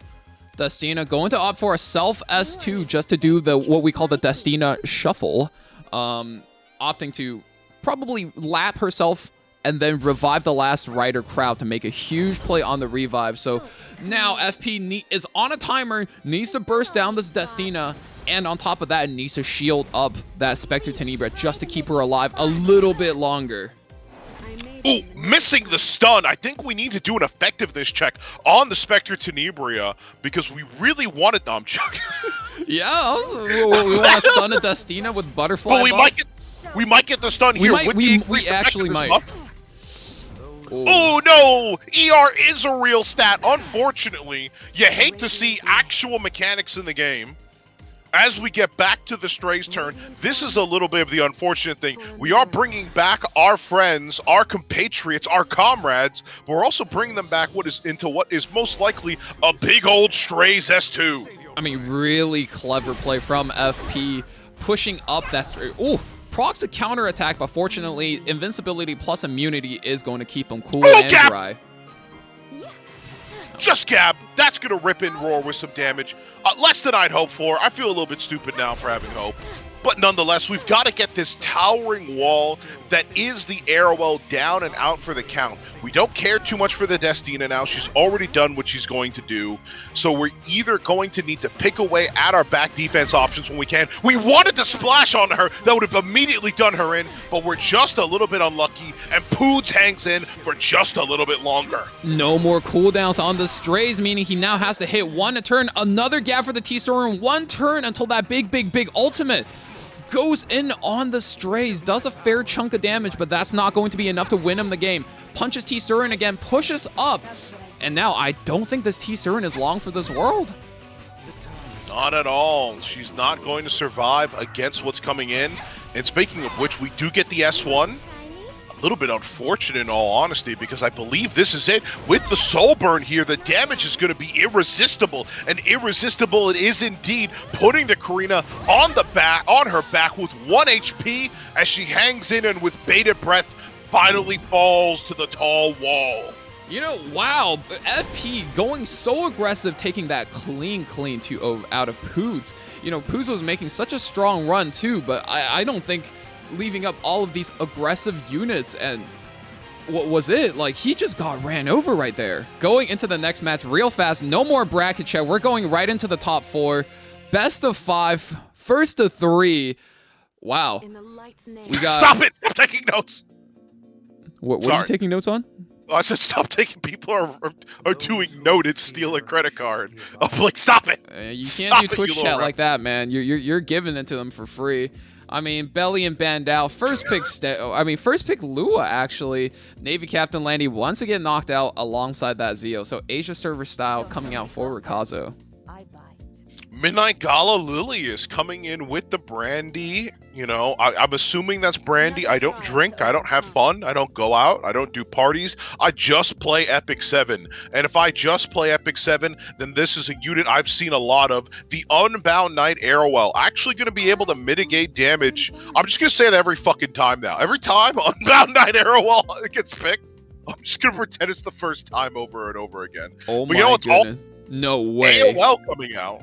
Lunale unleashing the demon, unleashing the beast. You know, Destina talks about the beast of the West. This is the beast of the East, because you better be beating it the second you see that AOL. An absolute monster of a unit, an actual terrorist on and off the battlefield, living in my nightmares rent-free. And you know what else lives in my nightmares? Our collective nightmares, actually, Val. Yeah, what you got?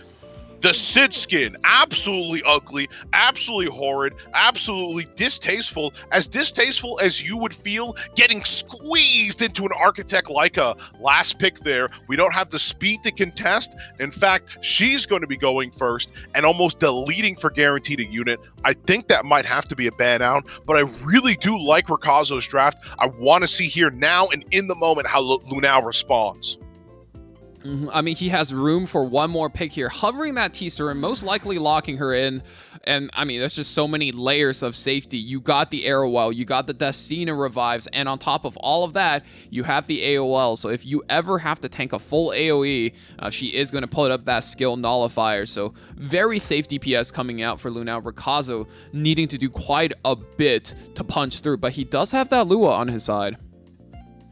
Does have the Lua, obviously. Lunale finding his ban target immediately. I think we can only imagine what it is. Yes, it is finding its target once again on the Architect Leica, and we're going to be saying goodbye to the T-Cern. A handshake, a real testament, as you said earlier, to the fact that both of these players are giving their all in the match, and as they start their set, they're getting ready, steady to go, and give it everything in our first best-of-5 match here in the Sword of Seasons tournament. Let's do this. I don't do coffee, by the way. I don't do any of this stuff. I'm just like randomly waking up right now. Well, that's crazy. Wake up! Wake up, everybody! Lewis going first. An absolutely unpredictable facet of this match. But you know what I see, Valk, actually staring me in my eyes right now? Yeah. Something a little bit more important. It's the fact that the hand guy once again tuned to go much faster than the AOL, which means we're going to have to be, much slower, I should say, which means we're going to have to be dropping the sleep into her to keep that giant on a leash. I mean, you're going to have to do that. Rikazo, I think, really wants to take advantage of that first turn rotation he's got. Thinking about his options, is going to drop an S2 on the Arrowwell, and that is a strip! Whoa! You're making me get my hands dirty. You don't want to see that. The escort got removed. Lilius is going. You don't want to see that. Yup, rips right into it, completely takes her out. I mean, holy moly. I mean, how much of the value was the strip if you were just going to delete her from the universe anyway? Was that Sword of Winter Shadows on the Lilius, by the way? I just noticed. That Sid just blow up everything in the tri-state area? AOL gets a rude awakening almost immediately as a result. And as I was saying, the Sword of Winter Shadows actually doing a good job to siphon off a lot of the souls that we were going to rely on for the Spectenny, not getting the double proc as she wanted. Her reign of tyranny is going to have to end here with a simple S3, but will she cycle around quick enough to get rid of both the Meteor Koeric and the Lilius? I mean, she's going to have to try. Drops the S3 and does land the pushback, but now this is where the trouble starts. Mediator and the Lilius are both alive. Does push it up. Lilius still has attack buff. I mean, this S1 surely knocks out the Spectre Tenebria in a single hit. What dog do you have that just does, like, bites you on the leg and does 10k? Kyla. I don't know what kind of dog she is, but that's Kyla. She's a good girl. Okay. Yep. Okay, Rikazo picks up a quick 1-0. He's now up 1 in this best of 5. Oh, Lunale with the first pick now, and really need to rethink that game plan. I mean, I think he's played a really safe hand of tank down, but I mean, Rikazo seemed like he had the answer to that entire draft right there. First pick Spectre Tenebria again locked in. I mean, yeah, let's keep talking about it down to even the choice. What do you think of the Sword of Winter, whatever ran artifact on the Lilius there? I mean, it's certainly interesting. Rikazo's known for just coming up with different techs. I mean, he's the person who came up with the Zeo trap. When Zeo first released, Rikazo was the guy who came up with it. So he's a chef when it comes down to it. And when he cooks, it's going to be a Michelin star dish. And I mean, it's interesting, right? Because going into last game, there was 2 books. If there was only 1 book, he definitely would have done enough. And I think that might have done in Lunale at the end there, because if Lunale had enough books to burn into the Lilius, he might just be able to steal the game. But as we saw, not enough books, not enough soul burn, and with that, Rikazo actually does clutch out that first game. And we're obviously starting to see the pattern here. A lot of the Lua being responded to by the Moon Bunny Domino. I know you said I know you said you were somewhere in between feelings about it, and it definitely is something I feel like if you're gonna pick the Moon Bunny in the third pick here, my only problem I think is that she's a very specific answer. When in the third pick, I think I prefer more general, stronger options that provide a little bit more. But of course, she does have the skill nullifiers now. She does have the barriers. That new value through the buffs might be enough to put her on and over this critical third pick. And speaking of which, we once again do get the Green Sid, who absolutely obliterated last match, and a familiar face in Ida of all people, comboing once again with our draft being so heavy on those powerful non-attack skills. Lunale responds with that Ran, though. I think he sees the key to this match. He knows Rikazo plays aggressive. He knows Rikazo has answers for slower players, and he's not going to just keep going slow and lay down and just let himself flop over. Ran locked in, thinking about this last pick. Maybe he wants to combo up something that's a little bit deadly for Rikazo to face off against. Looking at the Ida, but it's going to be the Fire Lily is coming in, resisting any non-attacking debuffs, and as a good matchup against the Lua.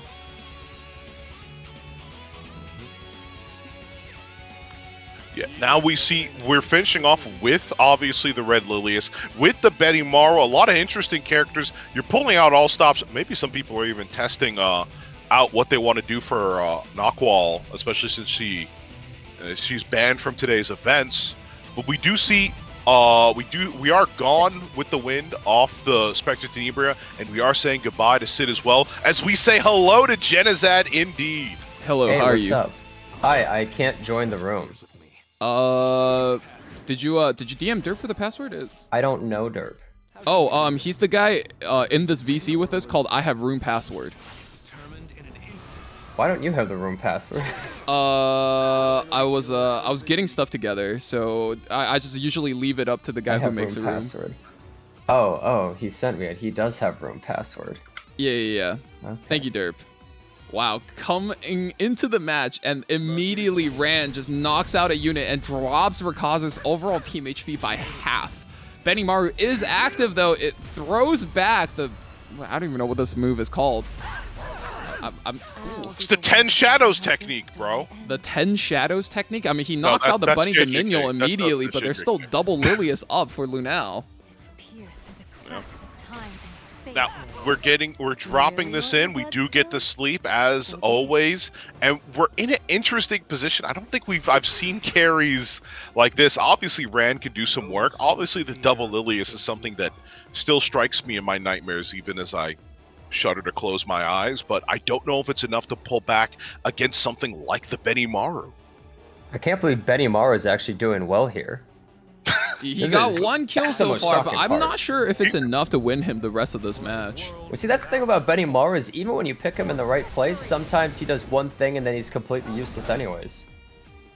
There's a lot of dancing around him that you can do, and when he's down to 1 HP like that, he certainly doesn't look like the strongest unit on the block. I mean, defense buff still on for him. Mediator Core gives him a barrier, hangs on with 3 bars of HP. Holy moly. He's trying. He's certainly doing his best to not get dropped here. You see a Benimaru banner, but I see a Tachi banner. I don't know about this character, even though he's done a bunch, but I think he might finally get taken down in just a moment. He's gonna have to go, but I think with a good spread of the Beguiles here, the damage coming out might do in Ran without us even having to touch him. Yep, Benimaru does get knocked out, so we're kind of left in a situation with supportal combat. This is going to be Mediator and Lua versus double Lilius. And, you know, honestly, I think I'm a little bit favored towards the Fire Lilius in this case, just because... Oh, definitely. Yeah, she gets, what, 50 crit for free, and I think she's just so tanky and just has great value versus everything else that Rikazo can bring. Well, you gotta think, though... Oh, sorry about that. You gotta think, though, this Mediator Choleric, a skill 2 on a defense broken Fire Lilius, that might just do like half her health bar.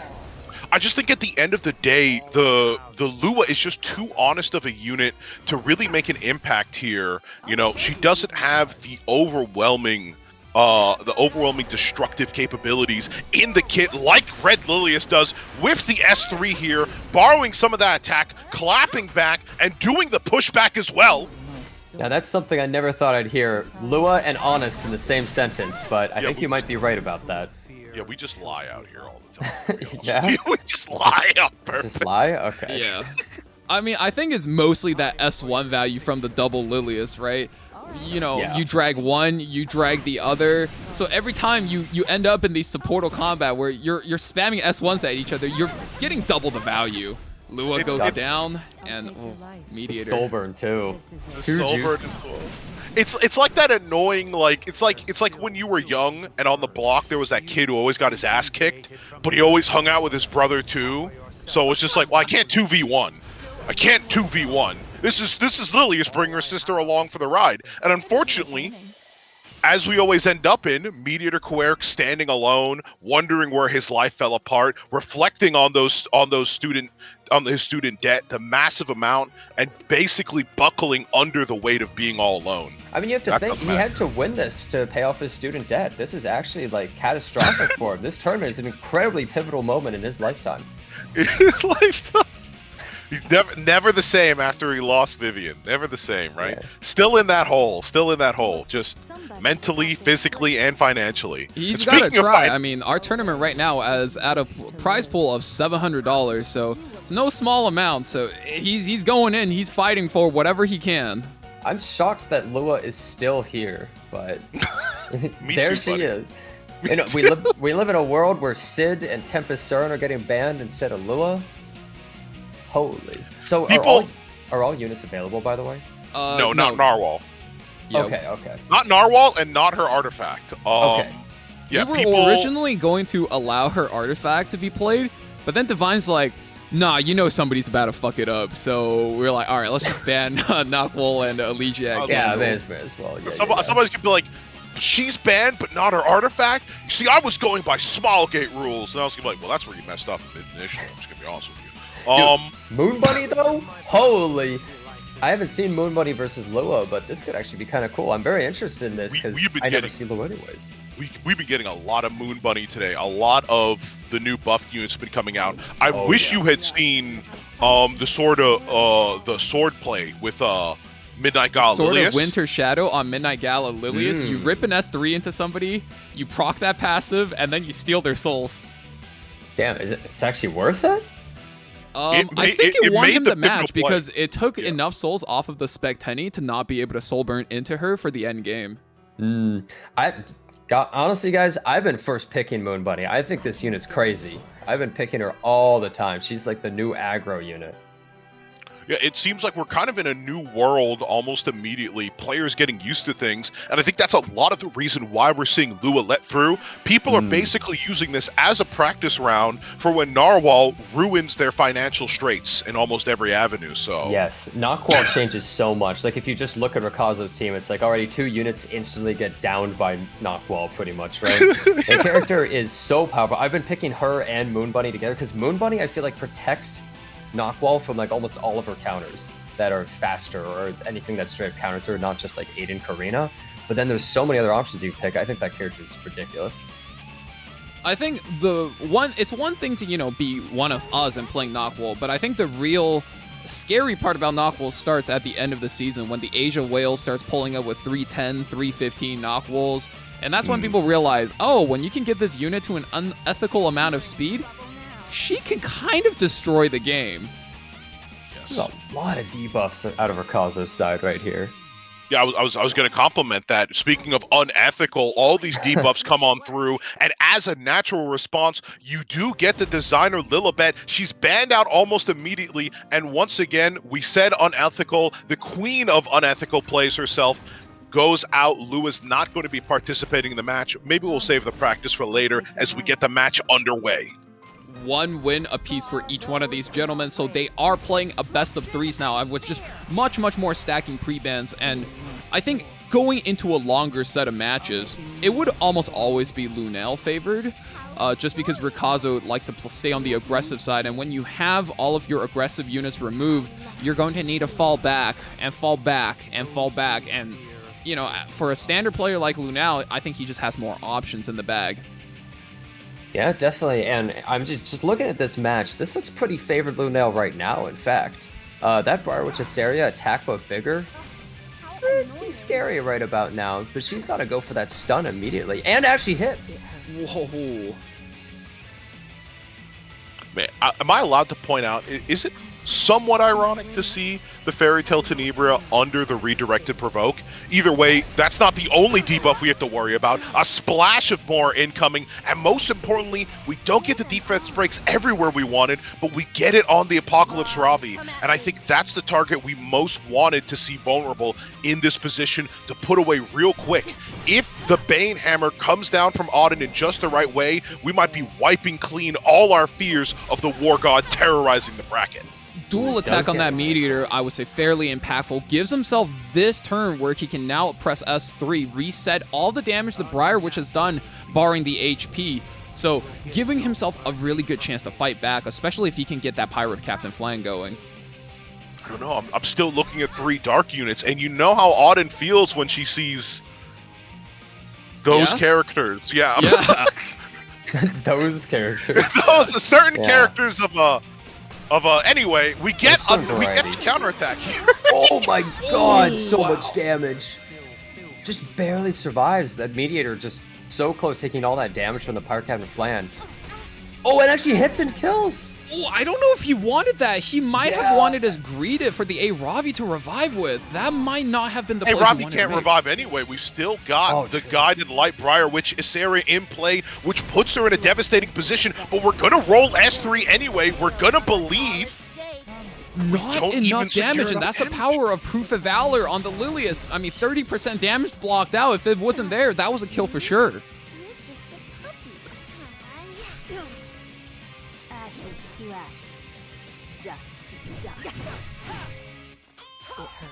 Although now that we kind of start to gather ourselves into this end game, it does not look the worst for Rikazo. Rikazo having this Apocalypse Ravi, but Lunale does make this big play. 1 turn defense break. Moon Bunny pushes. This is a huge turn. This is a huge turn, and we're building up to some more, almost saying goodbye to her in one fell sweep. Yeah, this is the thing, is Briar Witch, when she's uncontested, she's essentially like a baby Spectre Tenebra, just chilling there in the back, invisible, so much damage able to be dealt. Yeah, and even like we saw just then, even if she's out sometimes, she is still going to be able to tank a little bit of damage with any amount of support, and then that Immortality could buy her another Guiding Light proc, which buys her 2 more turns. Just being able to sustain herself simply through another avenue of keeping the match not so wholly dependent on those powerful supports is what separates her from a lot of the chaff of the other DPS units in the game, certainly, including Benny Maru. I mean, that guy just folds on the paper. Poor Benny Maru. Poor Benny Maru. Listen, I pulled for S rank of him. What a waste of time. I mean, you're gonna have triple. You're gonna have triple S next time he comes around because you want the Benny Maritachi, right? I suppose so. This is really popular out of Lunale right here. The Ran Aiden double pick. When there's no like Zeo on board and other stuff like that, it's really secure for cleave and just very protecting itself from its counters as well at the same time. Yeah, it's one of the stickiest combos on board, especially with what we got 10 pre-bans now in total in the game. And when you got all of these annoying, you know, like what do we have out? We got Navy Captain Landy, Bellion, right? Those are like the primary counters to this draft. And then you have all the other good aggressive options like Lua, Spec Tenebria out. I mean, that's a pretty solid combo right there. Yeah, definitely. And Rikazo, looking at his draft right now, he has to pick 2 more characters that are able to take out all of Lunale's team, because he doesn't have any DPS really. Like, sure, Blast Rider Crowd does some damage, but he might not be able to really fight the Aiden.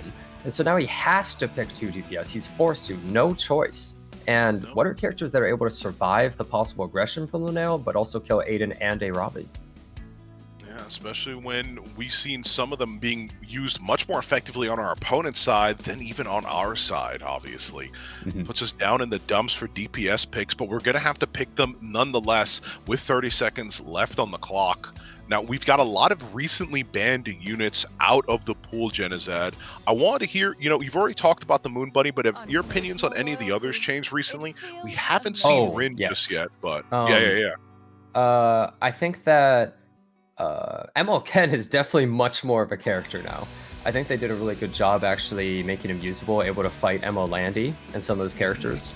But some of the other changes, like ML Kawazu, I saw people talking it up. It didn't really do that much. Do you know the multiplier change? It was like a 1.2 to a 1.3. That's it. Oh, yeah. wow. Not that significant at all. It was actually, and I saw always people saying, it's insane, I'm killing everything. I feel like it's just a placebo that people didn't realize he did as much damage as he did or something. Yeah, I've always been talking about where I feel like Smilegate does something a little bit weird where like they say they're they say they're buffing, sorry, not nerfing, ban word around here. They say they're buffing like 8 units, but it feels like they buff 4 and they get like a kit change to 1 and then they sort of buff 3, right? Like not really. And those are the units that come back for multiple patches. Melissa was definitely one of those units. And it's why she's such a viable unit in the game right now because of those repeated buffs that she received. Anyway, enough of my capping. We got to go back into the game. The famed Melissa pick. The famed Melissa. We do. Oh, definitely. Oh, sorry, what was that?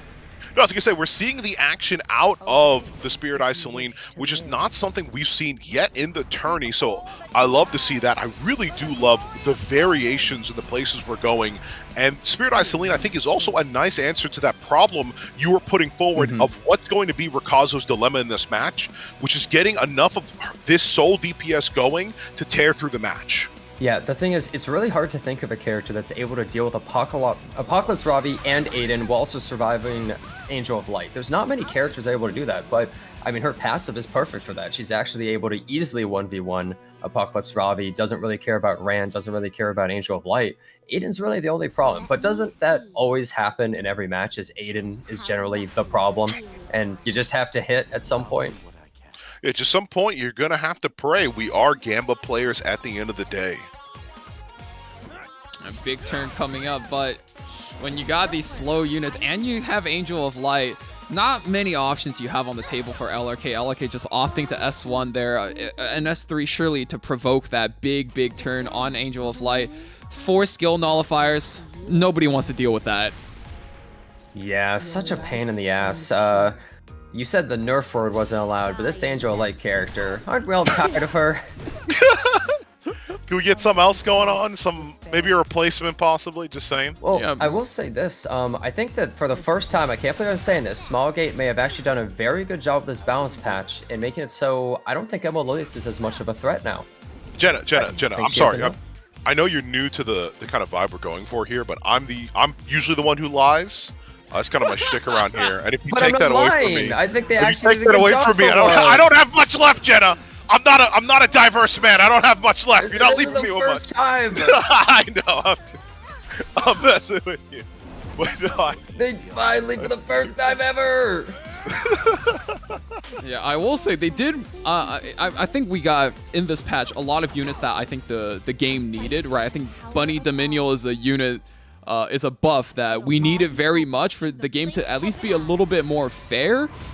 So that's more good. Fun, that's for sure. Yeah, and on top of that, I think we got a lot of fun units as well. Favorite of mine is Elagos. I think he's very fun. You put your Rand gear on him, you put like a Misha on him, you just watch him start popping Aidens left and right, and it's actually so much fun. Yeah, I think Elagos is actually really cool. I don't have him on Misha, so he misses every single attack that's ever been done. Oh! We just get the surrender. Yeah, Lunale just says, there's no way I'm taking out this Spirit Eye Celine. And that was actually a really good draft, I think, by Rikazo. I was thinking, like, what character can he actually pick against this team Lunale has? And there's really not many. I think he found the solution, essentially. Yeah, he found the one missing puzzle piece he needed to get himself back into the blue lock. Oh my god. I had to do it. It was definitely one of those moments. I think that was an amazing draft. Now, though, we are up in the final game. We got a whole, 11 units pre-ban out of the game.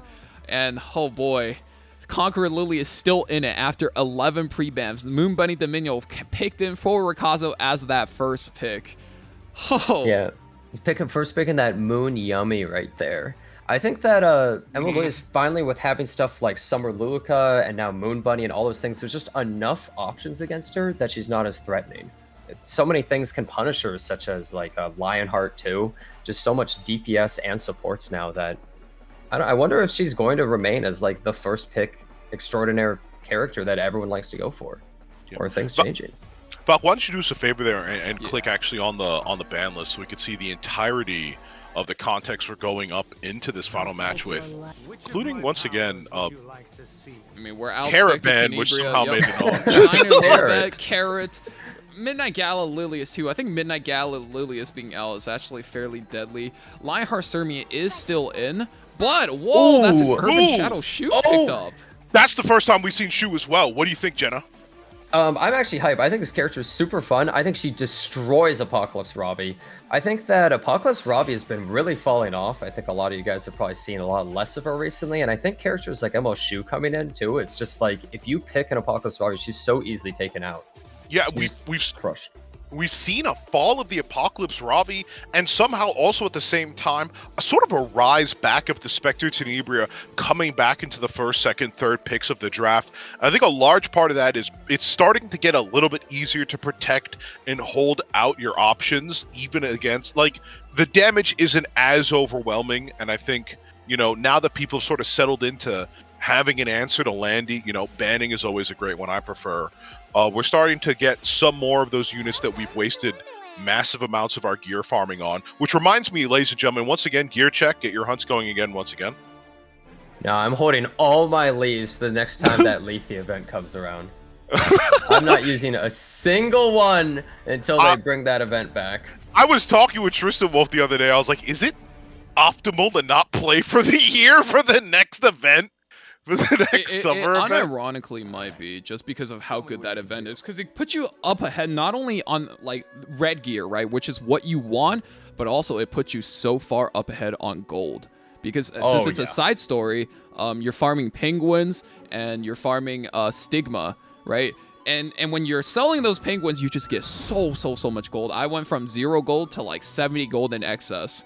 And that's been helping a lot, especially in shop refreshing. Yeah, it's actually insane. Normal hunt event, be gone. We'll see what happens when the Rift mode comes out, though, what that's all about, but... Yeah, well, we're opening up the Rift Summoners into the match right now, with Rand coming out with the S2, Warhorn proccing for its first turn, and the S3. Let's see some of those debuffs, just like most of my therapist's problems, go away. This Faithless Litica pick does not really seem all that useful here for Lunale. The timing of when she takes a turn is just really bad. Immunity up for Rikazo, as well as that Stigma, holding back the CR push, so she can't really get a whole lot of value out of the S2 if she decides to go for that strip.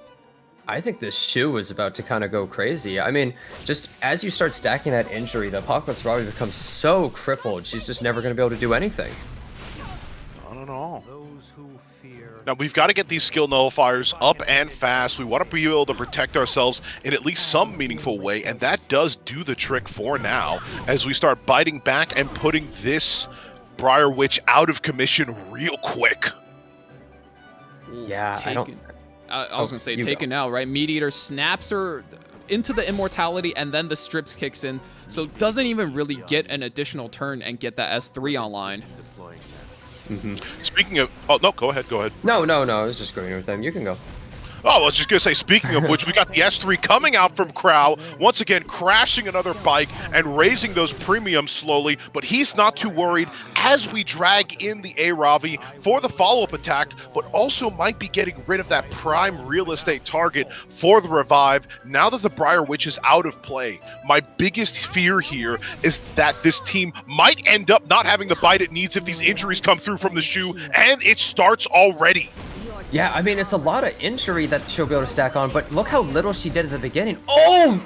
So much damage actually done. That was insane. You don't expect that much on an almost full tank health bar. That's crazy. For a couple seconds there, I was having a flashback as if Hez was there with his A-Ravi, but that was definitely an amazing amount of damage, and once again swings everything back. It's such a comfortable position for Lunale. Yeah, that's just a gear diff right there. Even with the injury and everything on her, just completely one-shotting that character. The Shu was too low tempo, while Lunale's was so fast that she just wasn't able to get the injury on.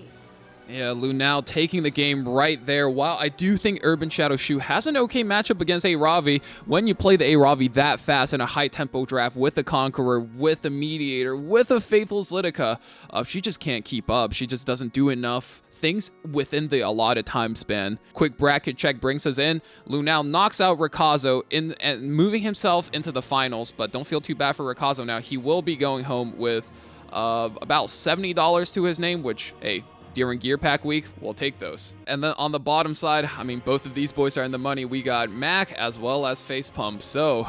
Oh, I know, but it came out the first 4 episodes, so the first direct 4 episodes are out. Yeah, it was like 2 hours, right? I was like, holy Yeah. crap.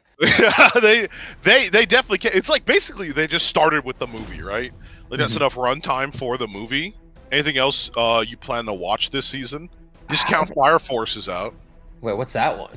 It's literally just a firefighter anime. Oh. I thought it was Fire Force because it had all the fire effects on it. It was just not that. I was just like, what? Hype. I don't know. I think there was only like a few shows I was looking at this season. Ooh, wait, let me take... Oh yeah, there was like Spy Family and Goblin Slayer and Dr. Stone and Goblin Slayer coming back is great. Despair. yeah, I don't know. There's a bunch of different things, but I'm not sure how much I'm gonna be watching. Not as good as last season, that's for damn sure.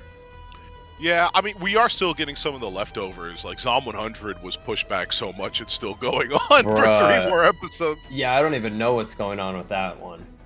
I think the show just became reality, right? Like people were just overworked. Yeah, I think it literally was. I'm pretty sure.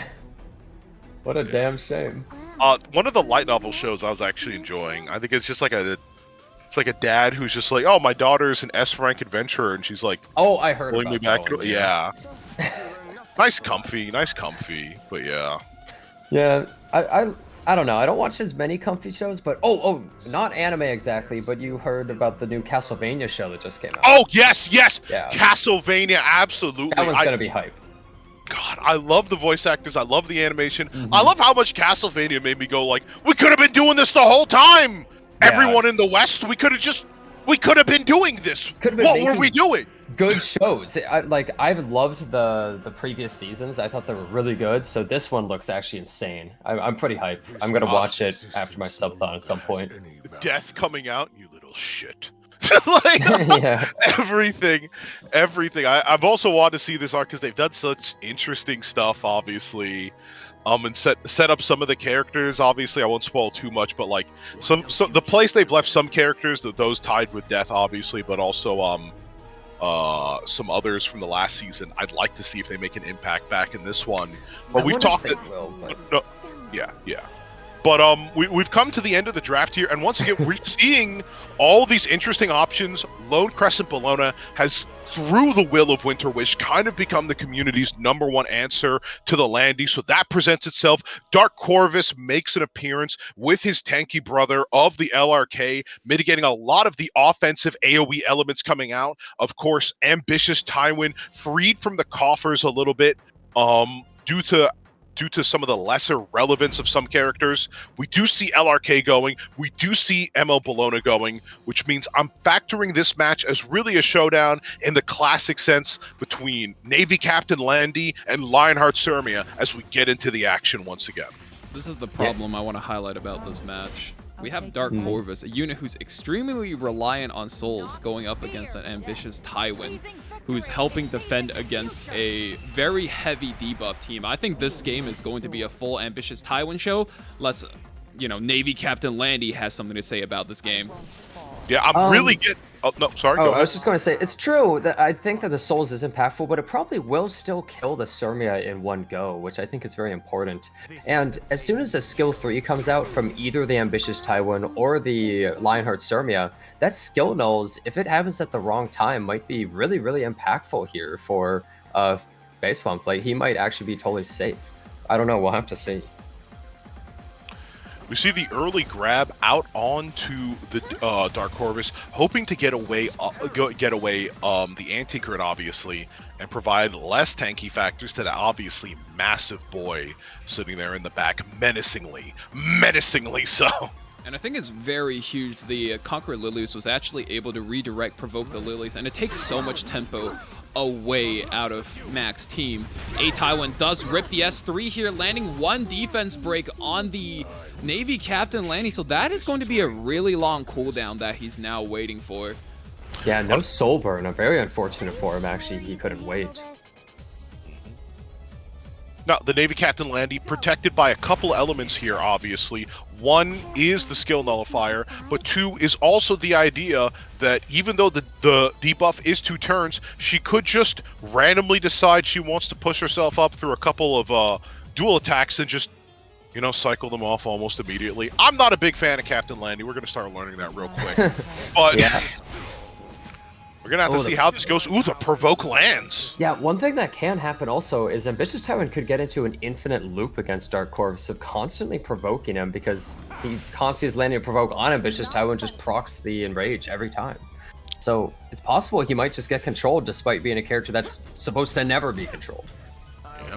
Yeah, obviously the sleep and the stun wasn't an option, but provoke still is on the board, and we even land the provoke on the Ocean Breeze Lulika? Well, he did have the enrage, so he gets to ignore that F-res. But I think it is really important, what Valk said at the beginning, is the fact that Lulika actually got provoked by this ML Lilius is really impactful. Not having any choice in the matter of being able to actually put the defense buff up is really important. And how much F-res does she have, really? Yeah, I think another thing to highlight there was Mac on the left opted to Soulburn the Angel of Light to go into the A-Taiwan, and then that caused the A-Taiwan to provoke this Dark Corvus. So he opted for that play. We're down souls, we're down tempo, and we're really going to have to see if that decision paid off, because I think the big thing was he was looking to push back the A-Taiwan, and that completely backfired on him. Yeah. Speaking of backfired, we do see the Lionheart Sirmia passive coming into play here. The higher she is up on the CR bar, the more likely your team is going to get stupid with it, proccing, doing the damage, and putting us in this position where the Navy Captain Landy is hanging on by just a single thread. Yeah, so close. If he had killed it, though, would that have actually possibly been bad for him? Because he needs it to proc the Lionheart here, which he does again with that soul burn. Ambitious Tyrant getting pissed again. He still has enrage. Yeah, big man. That's another rotation going in. And oh, AOL drops now. Mediator is finally free to use that S3 he's been holding on to this entire time. But I'm not even sure he needs it. Landy's provoked. Dark Corvus, no souls, but his full cooldown. I wonder how this endgame is going to break down. Yeah, I mean, I think that the TheCuckBoi's team actually was very apt since he's getting been cucked by his own units right here. This Lionheart is just completely tearing apart, but actually taking out that ML Lilius is really big. Yeah, we were hoping that we could have kept at least both of those units having such powerful control effects to keep us in the game, but unfortunately, no, it's not. That doesn't kill the Landy either. She gets another proc, she gets another push-up, she gets another salvo. Why? Because she's obviously a fair and balanced unit, and of course we were hoping for a counter there. We don't get it at that venture either, and the ship is coming through, ladies and gentlemen. You could hear it on the harbor, and it's ringing not only bad tides, but also an end possibly to the match. I believe that this... Oh, sorry. No, you can go, you go. I was just going to say that I think this character had a 60% win rate while being a pure RNG character and Emperor and above. Something along those lines. Listen, so if it's 60%, is it really RNG? That's what I'm saying! Yeah. Because that doesn't look RNG to me. That looks decisive, clean, and an easy victory for a person's name I can't say. I mean, here's the thing, right? It looked like he was done. Right, he took a gamble, it didn't pay off, it almost looked like a misplay, things were not coming up for Mac on the left, and you know, one thing led to another. Landy counters 3 times, and he's suddenly back in the game, takes game 1 for himself. Wait a what minute, can you should say? I not say his name? Technically that middle word is a not okay word by Twitch. It's not okay on Twitch, you know, it's like... Wait, really? It's a protected class. Yeah, it's like the S word, you know? Wait, I've never heard that.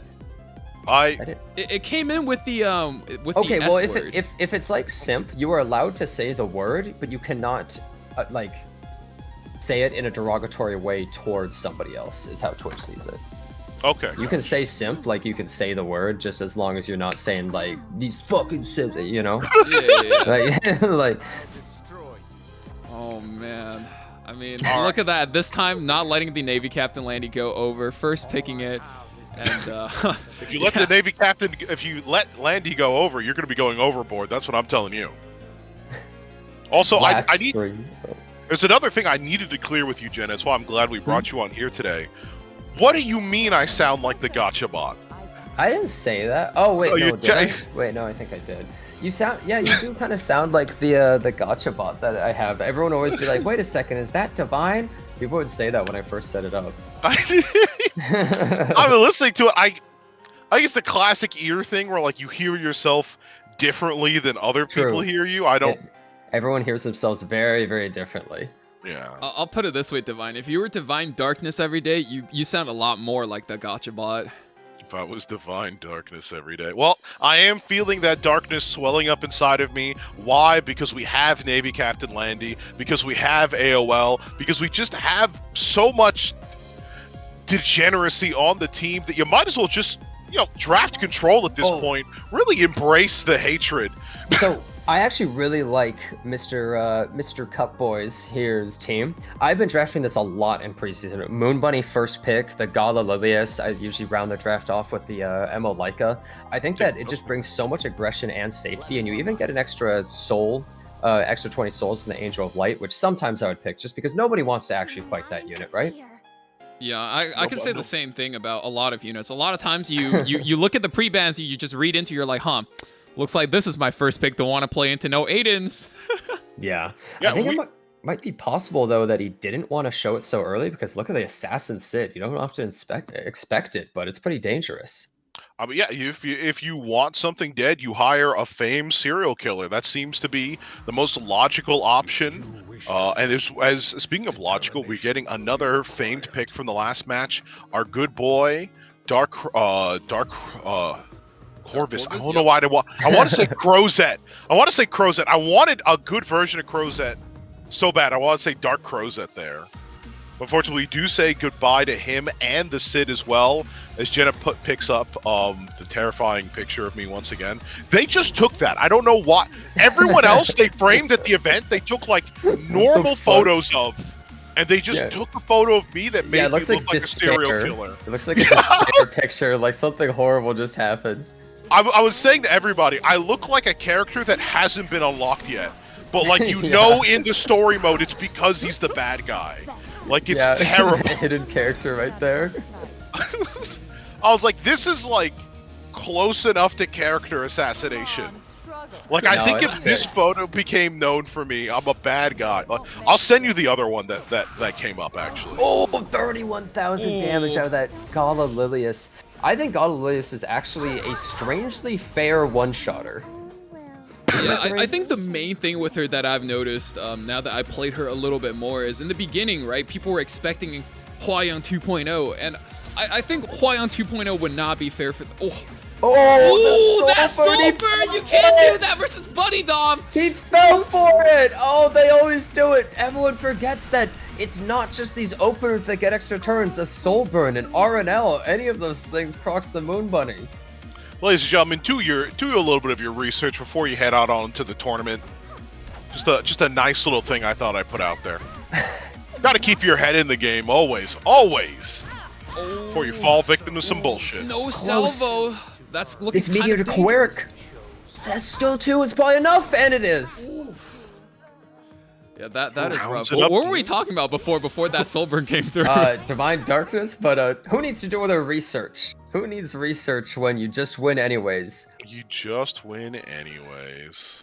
I mean, that's just the power of Navy Captain Landy. She's so stable. She does so much damage. And if you ever let her get to full fighting spirit, goodbye, game is over. And we didn't even get to that point. Sometimes you will draft the perfect team, a craftsmanship team, just perfect, everything in the right place, all the right builds, and then the character will just counter 4 times in a row into salvo into skill 3, and it didn't matter that you drafted perfectly.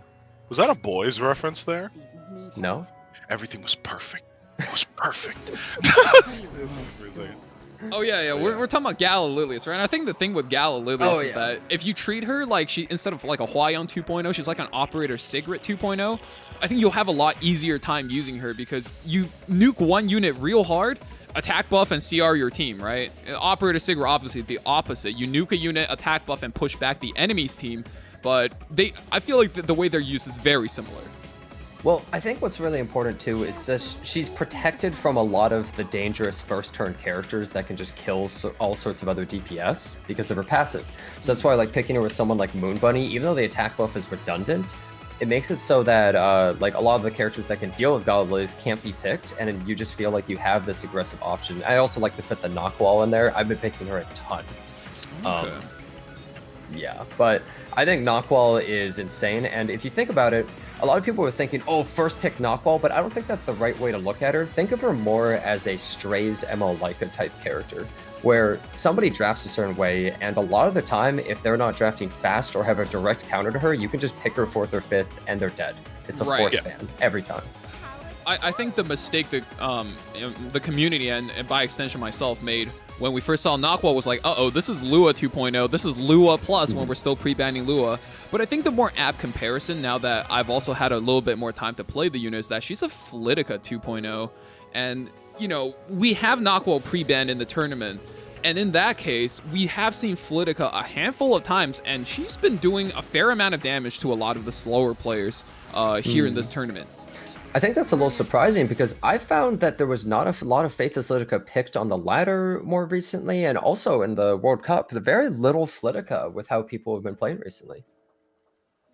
I think the biggest issue is just how popular Payra is as a 3rd, 4th rotation unit. So most of the time she comes out, she has to come out a little bit later. I don't even think that. I also believe that there was also still a lot of things that punished, obviously, AoE and discouraged those kinds of affectations from playing out. And this actually, you know, we see NTR King hovering over one of the characters I predicted was going to kind of be making a comeback here. Rimuru with a lot of what's coming out. You know, you want white damage a little bit more. You want to be able, you know, Landy starting with these powerful buffs, but also damage limit coming in, and that's a very powerful buff to kind of steal and enable your team with against the Galililius. I think Rimuru certainly put himself in a position where he's definitely a strong pick into the meta as it is. And speaking about what you guys were saying with Narwhal, I think she's sort of a challenge from SG to the community. Kind of a fun challenge, really, just to shore up your drafting abilities. You know, people were leaving holes in their drafts. That's why they weren't allowing Lua through. But now all you have to simply do is, you know, draft a little bit smarter. Don't leave yourself open to these Lua Narwhal picks. Just simply, you know, pick characters that don't rely on their cooldowns in a cooldown-based game, and you should be okay, really. Yeah, I completely agree. That's actually exactly why they made ML Landy, too. It was a perfect challenge to the player base to see if they would actually want to keep playing, and so far, a lot of people still do. So I think that it was a really good experiment for Smallgate to really branch out. Well, yeah, I think the answer to that is just like Lionheart Surmia. I'm in debt. I've dumped way too much money in the game to quit now. It's time for me to double down, and unfortunately, she'll be gone alongside the Moon Bunny Dominal as we see these powerful pieces play out together one by one as we get into the match. I said that like 30 times already. Also, you guys kept going back and saying, I think. I was like, oh. We got the professor. Okay, fine. Next, I'll say Divine thinks that this skilled 3 is very strong. No!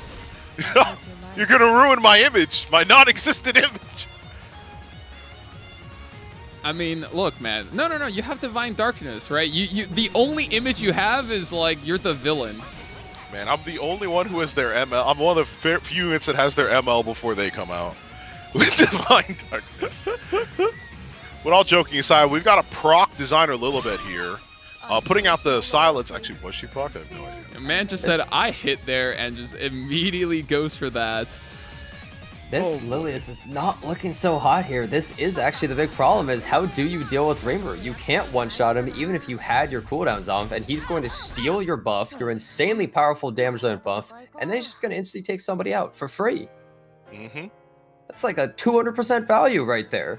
And this character has seen no play until very recently with Lilius, I would say.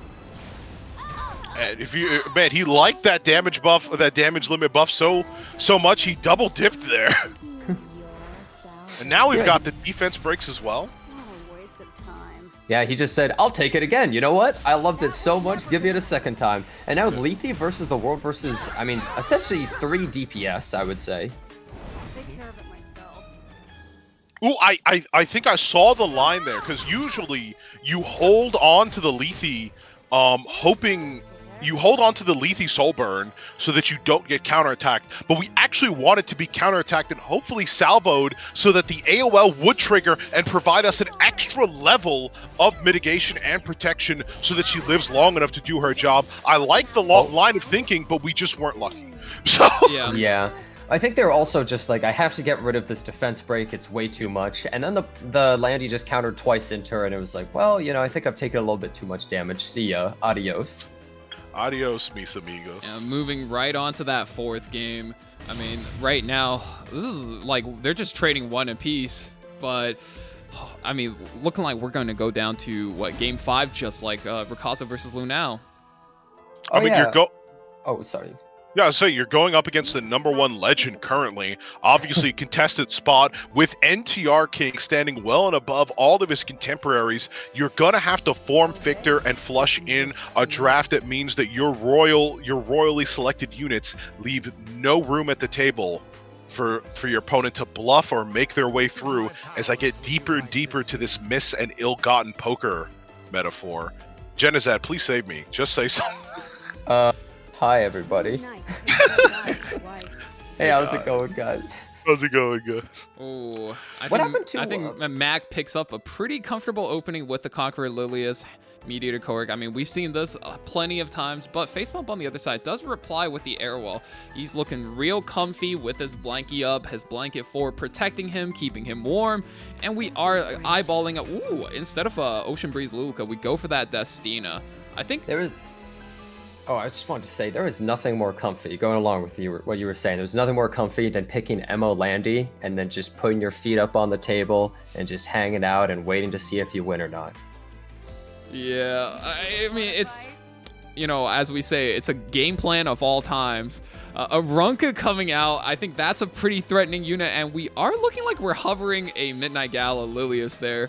Destina, though, able to reverse a lot of that tempo.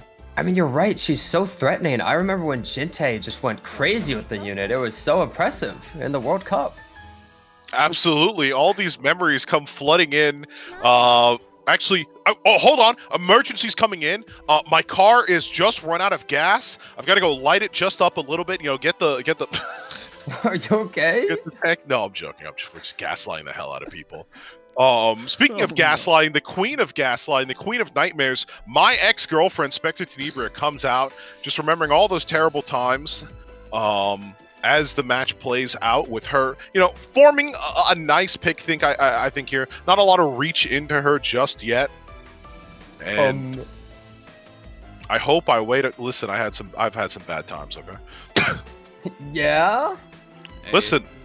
It is what it is, you know. I did not know, however, Divine, you were a feed enjoyer, but I respect it. I am not a feed enjoyer. You guys think you guys came here for the great matches. Say that, but I want you to know that Smilegate has released 2 perfumes only in Korea. One is Spectre Tenebria scent. The other is Angel of Light. I hate the implications of both of those. Think about that for a moment. Those are the only 2. I hate what either of those imply. I think if somebody came into my room and said, "Is that Angel of Light Angelica perfume?" I think I just objectively choose to top right existence. Just like almost immediately. Well, we're seeing a Runka right here, and she does extinct on skill 3, right? No, I don't think so. Absolutely. I mean, the thing with the Runka is she is a strong. Anymore. Ooh, wait a minute. Pause. No shield. This whole time. The forbidden technique. I think our Runka got fished. I mean, nobody even picks this stupid ass unit, but oh my god. Has he been living on the edge this whole time with no shield, or does he have 2? I think you can't have 2, correct? No, you can have multiple. two, yeah. Once you get them to level 40, they instantly transform. Oh, okay, okay. But this is unbelievable that he didn't have the shield. Yeah, this suddenly turns into a completely different video game. Now that your Arunca can't, snowball your tempo, you do not have that insta-kill reset. I think here you just have to go for either the S3 or S1 and pray. I think either one could be a kill, but if this lands a kill, I think he's in a really comfortable position. Is that actually going to kill? I think that's gonna kill. Oh my god, it's kills. just enough damage. And the extinction comes through, yeah. Absolutely extinction, We're learning something new at the moment. We're gonna have to bring back. Yeah, and all it takes is an attack buff and a vigor against a no mitigation character, and she's able to one-shot them. All it takes is the stars, the Jupiters, the moons, and all the orbital planets aligning. All it It's takes just is that everything. I mean, Against a FP character has one that... play here. You got to make a Soulburn Spectre Tenebria play. There's been 2 kills on the map. If you can push back this Midnight Gala Lilies, you could potentially seize back control of this game with an Arrow Wall stun, but... Oh man, I'm not gonna lie. I don't think the Spectre Tenebria is punching through an Arunca with a Vigor buff. It's really close. She gets it, but no pushback. Oh, you hate to see it. Yeah. The dog comes through once again, puts the mitigation back in its place, and now we just start working on the Destina. Once again, nice anti-crit buff, but it's not going to work when we can guarantee crits anyway. Yeah, the dog just goes right past it. And we're seeing right now, she's essentially like a Spectre Tenebria versus Spectre Tenebria, except she also has damage limit. She's invincible, but not enough damage can come out of Facepump's side to ever really take her out. I'm fucking invincible! Fuck Sundowner. I mean, I think this is a perfect showcase of why Wind Rider is such a good artifact on Midnight Gala Lilius when you are going for this fast build 0 ER, just because it protects you so much versus most of the common neutral picks in the game, and it allows you to use her to run them over. We're limited on our damage on this target. We can't get any of our poisons applied because of the Mediator Queric's immunity. I'm looking at the situation, but I'm not looking with eyes of hope. I'm looking frantically for right side, hoping that there's some out, but I just can't see it. Especially when we pull the perfect target and get the kill. Every time, I mean, Mac is on the brink. One bite takes out Spectre Tenebria, and he is going to clinch himself that 3rd win, giving himself right into the finals of the Sword of 4 Seasons Autumn Edition. Doing a bracket check, we do have Lunale and Mac in the finals. They're lined up, ready to go. Lunale versus Mac. Yeah, you gotta pick up, but you don't have an account, so it's not like we could. Wait, so that means every song was something you watched? Well, not everything on that list, because it picked from some of the shows I haven't, like some of the shows I was just like, I'm interested in. And I obviously didn't watch, but that's also why, I'm not holding anything against it. We're always going to put the full amount in towards charity. But no, yeah, I don't care whether I win or lose. I was just more like, listen, I wanted to win. If you want to, I'm saying, if you want to link your account, I wanted to do a rematch. Songs, you know what I mean? Yeah, but if you link, you can make an account, link it to your My Anime list. It'll automatically import the songs. If you want to do a rematch, I'm good anytime, bro. Yeah, I need to fully flesh out My Anime list sometime. Yeah, I do too. I haven't touched it. I don't have anything in there. Oh, boys, coming into the final match, predictions are up. Oh, who wins? I think we got the standard aggressive pre-bans, Bellion out, Navy Captain Landy out, so we won't see that exchange for this match. Lua and Briar Witch's Sarah as well. Lua, I think a lot of players actually played very professionally for a unit that's banned through 70-90% of games on the ladder. First pick Step Spectre Tenebria in line with that Bellion pre-ban. Responded to by Conqueror Lilius, and we are hovering a beat on for second, but it is going to be Angel of Light. All right. Well, I think half the reason you want to pick Angel of Light is just because you don't want to fight that thing. I gotta be real. Yeah, especially not with the Spectre Tenebria. They just combine to be such a headache to deal with. Definitely. I think it's interesting. There's been a lot of Briar Witch's Saria bans more recently. It's definitely become a really, really, really popular pre-ban, when before she hadn't really seen as much. I think part of that is also due to the rise of the popular 100 effectiveness build. So a lot of units like Karina, Senya, and some people even they go lower ER on their on their Arrowell, those units kind of suffer a lot when you have to play this guessing game. You have to play footsies, not only in the game, but in the draft against this unit. So it removes a lot of factors of uncertainty. Yeah, so Lunale did go for Payra pretty early almost, I would say, because, you know, there's a lot of characters that are still open that are good against Payra, such as Aiden, and even into a unit like Angel of Light. She still can skill 3 and remove your buffs, but they probably aren't as scared of the Aiden because the Spectre Tenebria, but I just think it's interesting to pick it so early, I suppose, when TheCuckBoi still has like so many possible options. I think one thing is, no matter what, you have Payra and Zeo as a combination just to fight the Conqueror Lilius, right? Yeah. Oh. Ooh. Now that is a pretty interesting pick. Summer Break Charlotte. I have to assume it's a full damage one? And not a lifesteal one, but very odd pick. And Lunale will be rounding out his draft, though, with something extremely aggressive. Jacko, last pick, and he is going instead for a second bridge unit, like you might see with Commander Pavel or even ML Landy. He is going to go with the Aiden. So double anchor in the Spectre Tenebria and the Aiden. We don't have that Spectre plus AOL combo, but Aiden here does look quite scary. Yeah, I think Lunale's team is just so insanely aggressive that it's really, really hard to survive for TheCuckBoi here. And he picks the Lionheart Surmia last, but I mean, Aiden's really the only activator because by the time Zeo gets his second turn, it might already be way too late at that point. I think Jacko is almost an instant force ban with how much damage they would do.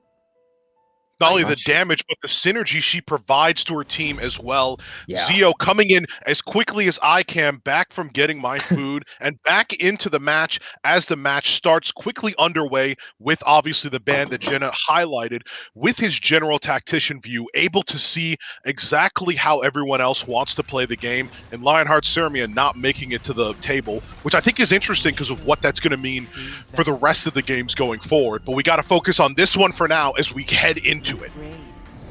There's no way Summer Break Charlotte can do enough damage, right? Unless there's something we're missing, we'll have to see, because this is a pretty rare pick, I would say. Going for that Soul Burn does not want to proc the designer a little bit.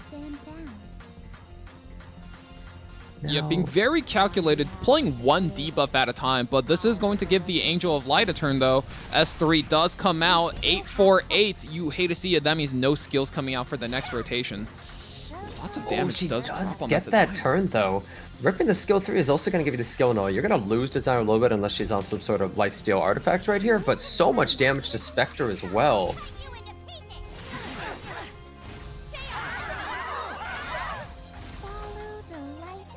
Now, the problem here is that Spectre Tenebria can just soul burn on this poor little Charlotte, and she's kind of just donezo at that point.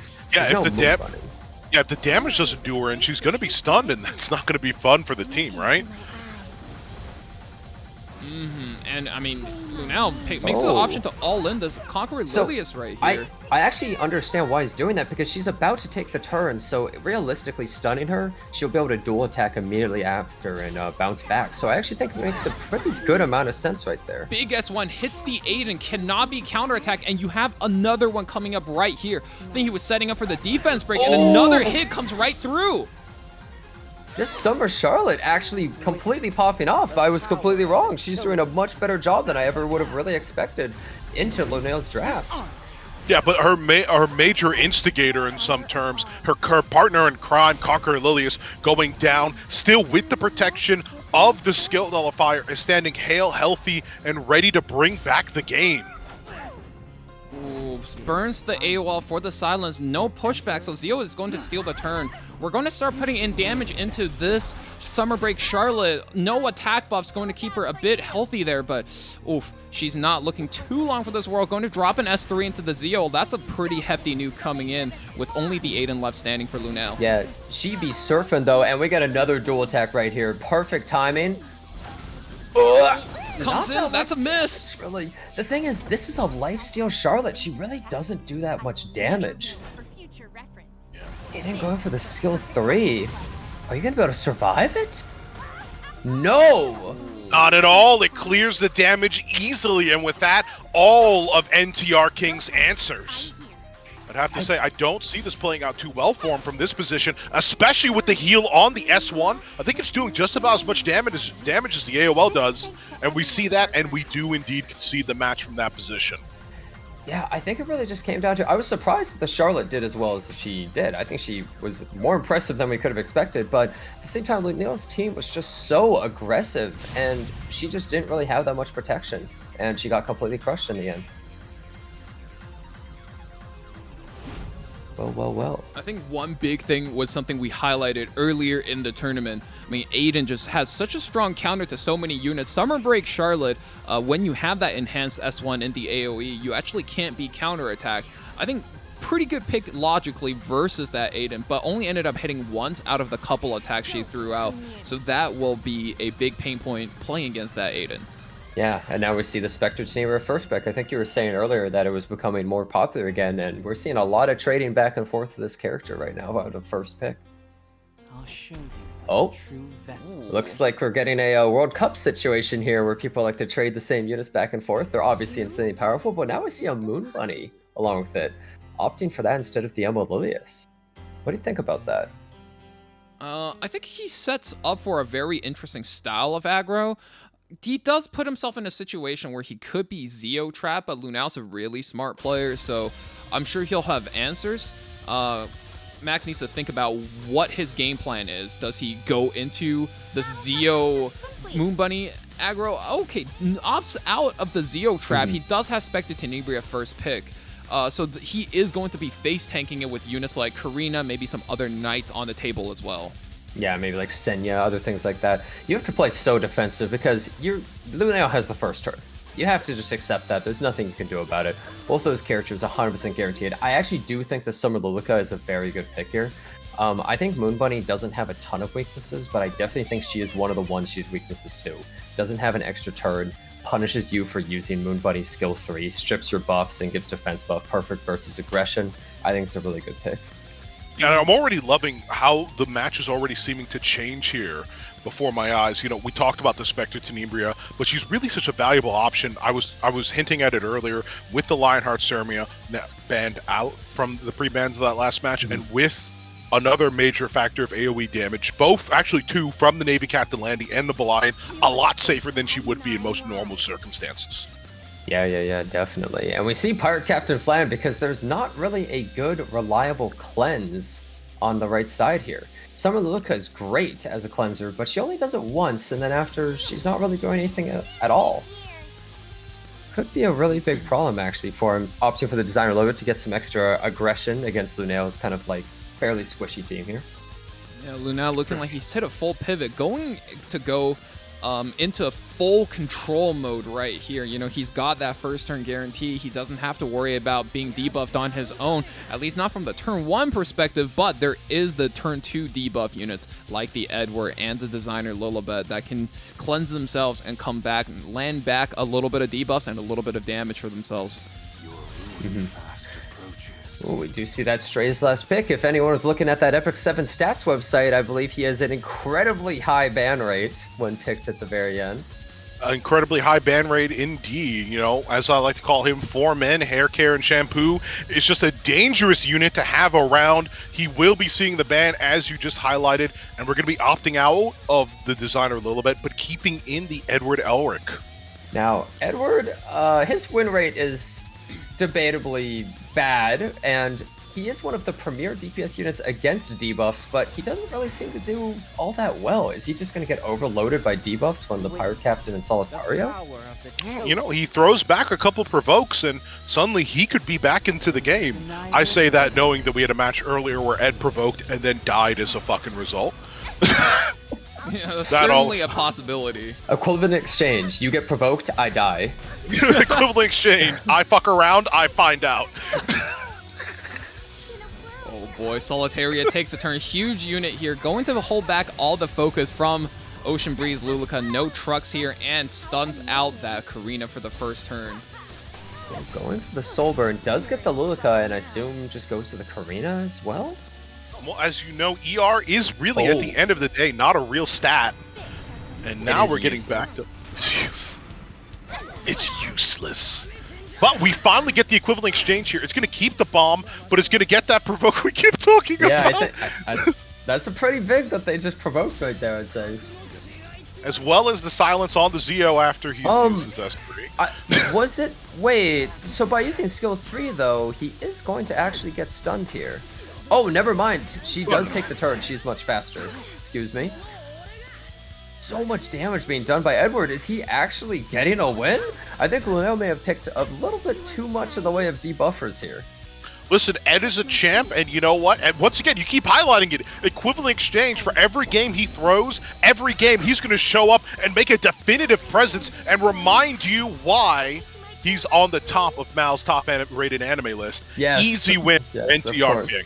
50-50 win rate. The perfect balanced character. Equivalent exchange. 1 win for you, 1 win for me, and he's gonna take it for game 2. Wow, it sounds like win trading. Is this Fleet versus Veritas? Hold up. I mean, the matches are pretty fast. I have been hearing about this win fast meta. Yeah, I've been hearing about a new meta. Win fast meta. Please, I'm not even in a guild. Don't get me caught up in this. Well, you should just be calling it equivalent exchange, really. It's fair. Fair. It's fair, as all things should be. You know, but past the controversies, there's nothing quite controversial like Spectre Tenebria, well-known actual. Oh, Actually, I can't tell if that's part of the bit because his background is still moving. You know. yeah, that's what I was thinking. I'm looking at it. Divine, your background's still moving. Pause there just for a second as the memories were flooding back. As I said, lots of bad experiences with girls like Spectre Tenebria in my life. Just had a quick call with my therapist. We're good to go for the action though. Conqueror Lilius gets picked out in the middle of his sentence. I got hit with the S3. I got hit with the S3. So we do see the ML Lilius and Moon Bunny Dominion. Moon Bunny Dominion is so good versus her that you almost feel like you have to pick her with her. And also just, it's a perfect combo, attack buff and vigor. It's so helpful not to have the buffs overlap.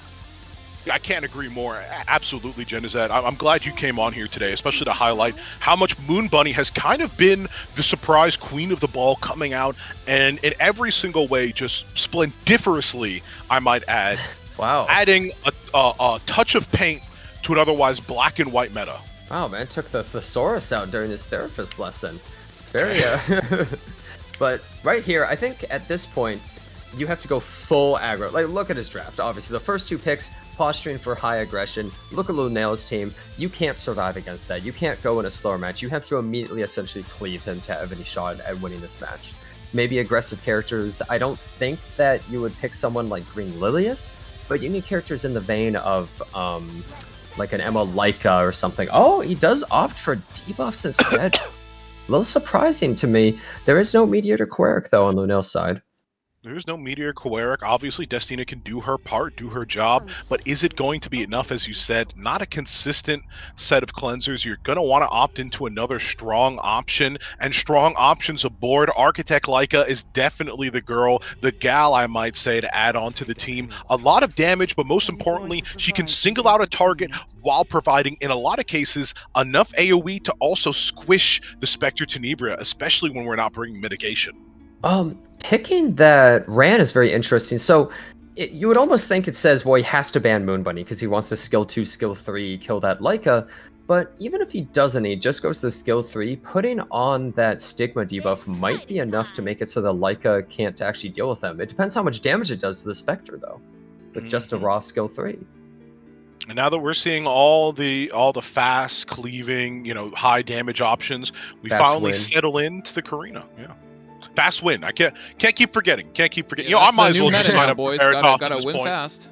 I might as well sign up for Veritas. Do you guys got room? I might as well at this point. We're full up right now. Everybody's trying to win fast. We're real popular. It's just too much. It's too much of a signature strat. I mean, look, my daughter's got a quinceañera coming up. Or look, I'm trying to hit legend. Get some of the boys in the call there. Yep, there you go. That's how you do it. I want to hit legend, but I actually have a job. What do I do? No. Yeah, but I have a life. What am I gonna do? Any homies? I want to touch grass, but I want to get legend. Well, speaking of touching grass, there's certainly a hit right there from a kid who's never seen grass or in his entire life. Zeo with the strong silence coming down on the Karina, most obviously, followed up by the Ran with the soul burn on his side as well. The crit! It's going to be a symbol of unity. Lots of damage comes in, but... Did it actually do enough to proc the Karina because they missed the crit on the Leica? This might be an absolute disaster. If you wish to live. Yeah, might be a little bit bad, but he did land the Stigma on the Leica, so Leica not going to be able to land a clean S2, S3 combo. Have to rethink a little bit how this needs to be played in order for him to make a comeback. He does have Vigor, so I would say it's gonna hit really hard, but they can't really go for that skill too. They just have to throw it out there. Let's see how much it actually does though. It does land clean. The skill nullifiers come up afterwards, but the damage has already been done as I'm physically stunned. We're seeing the AOL come out once more with her Blessings of Light. It comes down, taking out the Might on right side. No more of those buffs, no more of those increased force, but we get another through the passive, by the way. We get the stun and the bomb on the Destina. She's not going to be able to bring him back. It just stole the immunity buff. Actually was able to steal it and instantly stun, and I think that's pretty much all she wrote. There's not really anything to do. Once this character gets going, it's usually just over. Pirate Captain Flan takes over the whole match by herself. I absolutely agree, Jenna. This game is getting out of hand. It's going. It's going to be gone here in a couple seconds. Lil Bro here not looking so hot. He gets the dual attack. He calls in Little Sis, but that procs Big Sis, in fact.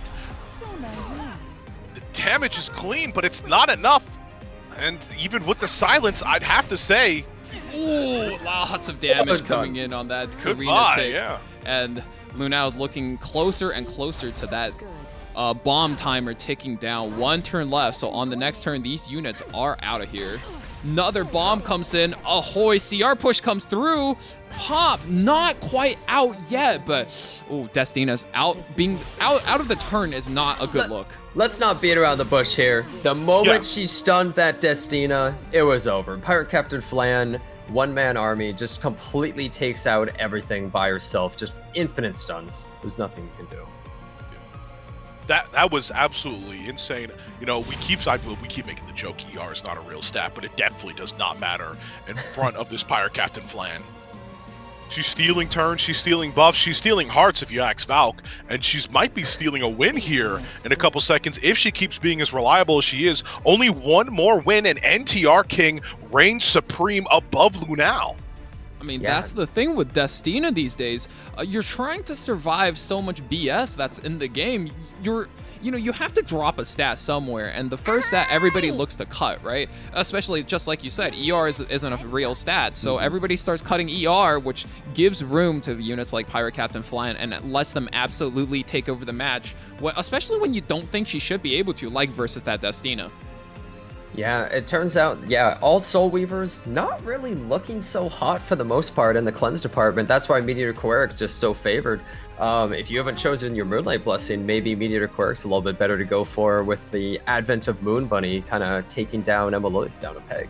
But he certainly comes in as a nice emergency button, which is actually exactly what Genizad's chat is calling for right now. The emergencies, the sirens, everything is flaring as the subathon has dipped under an hour. So make sure you get the prime subs, you get the subs in. This man doesn't deserve sleep. He doesn't deserve remorse. After that poor showing of the AMQ performance, chat, you just got to punish this guy. I blame the fact I was up for 31 hours yesterday, okay? That's a good excuse, bro. That's a good excuse as far as I'm concerned. Everybody was saying, like, well, he didn't have his songs. That motherfuckers could have just said he was up for 31 hours. I've been like, that settled the case. That's a king level defense. That's Better Call Saul level defense right there. I will say one thing I just want to point out is I think Karina's a very ironic character. We all hate RNG in Epic 7, the copious amounts of RNG, how insane it gets.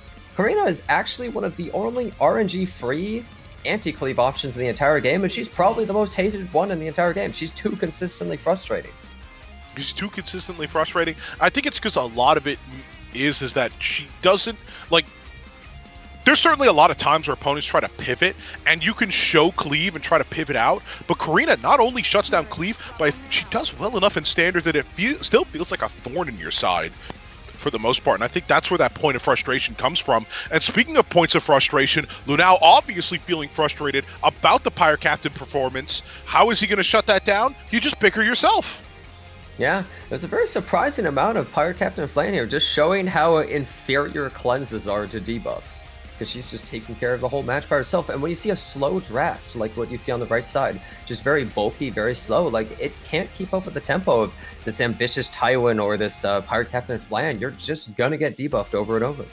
You're going to get debuffed over and over again. And when you hear those debuffs make their call, their siren song, what do you get but an Edward Elric, a hero, I might add, coming in once again with equivalent exchange. We've seen him carry one match. Will he carry again and defy the odds, or will he fall to his fate, as Alchemy states?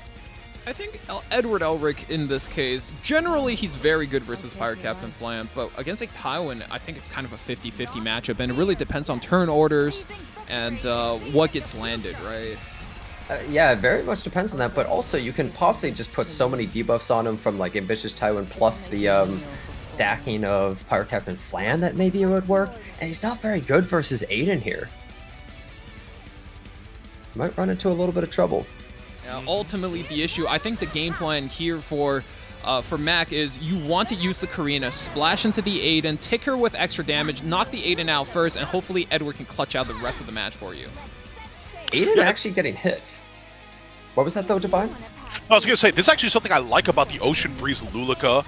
You know, a lot of the other cleansers will actually provide up immunity, as you were saying with the hand guy earlier, but that provides a little bit of anti-synergy with the Ed here, so he does get to fire back, and then quickly afterwards, additionally, getting the cleanse out of the AOL, meaning most of those debuffs are gone, but paving the way for the King to come through, and only landing the defense break. Yeah, he actually used it while having mischance. Maybe we felt pressure to make a play, but, you know, we've got some nasty debuffs on left side. You know, the Restrict actually going to prove, especially a little bit effective, you know, keeping out some of the push-ups we might have gotten otherwise. Soul burning once again into the Pirate Captain Flan, trying to tempo up the game as much as he can. Injury Ed always puts your opponents on a timer, and, you know, with the time limit each turn, it forces your opponents to have to think just a little bit faster. Yeah, I think what's so funny here too is both sides are just full debuff teams. Edward might be an anti-debuffer, but he's also debuffing himself. Same with Lulika as well, and obviously there's the Angel of Light. Both sides are just constantly tossing the debuffs on, and I think what you were saying is exactly correct. It's pretty much just Edward. It's all about Edward. And is he actually able to hit Aiden? In fact, he may as well just throw all of his attacks at Aiden right here, because we know what the match is coming down to. Yep. You know, if you're going to... And he does go for it. Goes for it, indeed. Now she won't get the push. She won't get as much of the push-up. You know, obviously locked in with the Restrict, but we are getting some activations on right side as well. Yeah, what's really important is Karina is raring to go, and she's about to get pushed up, I believe, as well. With skill 3 up, this is going to do some insane damage. I don't think it's possible to survive. I don't think we're going to have to see in a couple seconds. After all, the debuffs were already bad enough, but we've added an extra layer with the injuries as well, which means our team is looking not hale and healthy as well. The S3 comes down, it slams. We want to see the defense break. Do we get it? We do. We want to see the pop. We do, and it is a massive recoil of damage. The Vigor keeps the Aiden hanging on, and she's just S1ing as much as she can. Going for the Lulika after the AOL. S1 keeps her healed up, and oh my goodness, she's hanging on by just a little bit right there. Yeah, but as we said before, the factor of which she can heal up, limited by the injuries. Jenna. Well, I just wanted to really quickly say, he threw that into the Lulika, but should he have thrown that into them, or possibly the Karina to provoke them? I definitely thought that they were going to more provoke her, because I believe he had the Enrage for the guaranteed provoke. I'll take your life.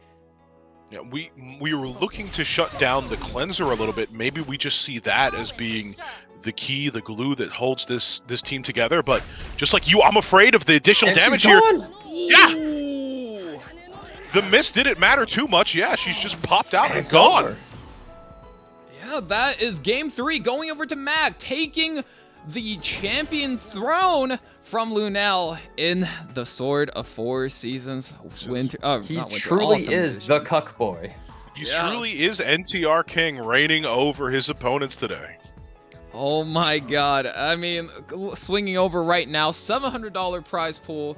So looking at the payouts, he just put $350 for himself in his bank account. Lunale, don't feel too bad. We'll be going home with $210, with 3rd and 4th place splitting $140 for themselves. Yeah, definitely interesting situation. You know, you'll love to see the fight coming out of everyone here. Once again, thanks to Chikane, thanks to Hez, C6 Alpha 9, Shuma, everybody who was able to put into the pot, you know, honestly as well. We can only have these tournaments thanks to your help. Lots of cash prizes, and don't forget as well the premium, the real prize of this tournament. You and me, we all know it as well. The free Byaku profile card that you can now commission for yourself. So look forward to that as well. Just hit him up in the DMs if you're 1st and 2nd place. So Mac and Lunale, feel free to hit him up, and Hez will take care of the bills. Have you guguys ever watched old anime where at the beginning they'd always say, like, thanks to all their sponsors? Like, sponsor, yeah. この番組はスポンサーの提供をお送りします。But well, if we're going to talk about sponsors and how thankful we are, I've got to say I'm once again so thankful to have you alongside as well, Jenna. You're fantastic in everything you do.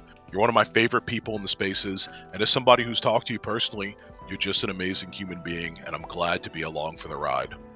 Well, thank you. I don't really know what to say. For November, we will be having Ace Trainer's Victory Road Rumble. Victory Road, there we go. Yeah, if you like having Pokemons and starters, this tournament's going to be for you. You'll have a starter Pokemon that you're going to have to first pick throughout the entire tournament for every single match, and then, you know, the rest of your draft, play normal units. You'll have to find ways for your draft to recover, and yeah, look forward to that. It'll be happening around November 18th on a Saturday, same time as always, and we'll see you guys there, joined with us by Ace Trainer. You know, thank you again, Divine, for joining me. I think this one was a lot of fun in particular. Congratulations again to Mac for winning the whole thing and giving himself $350 in the bank account. If you guys are looking for more tournaments, once again, you can join STG and Lunale next week on their tournament. I'm not going to say this name out loud, but you guys got it. And then we'll be back November with Ace Trainer's Victory Road Rumble. So I hope to see you guys there. But for now, go ahead and join Jenna's ad on his subathon. I hope you guys have a great rest of your day or night, wherever you guys are. And that's going to be it from us for today. Have a great one, boys.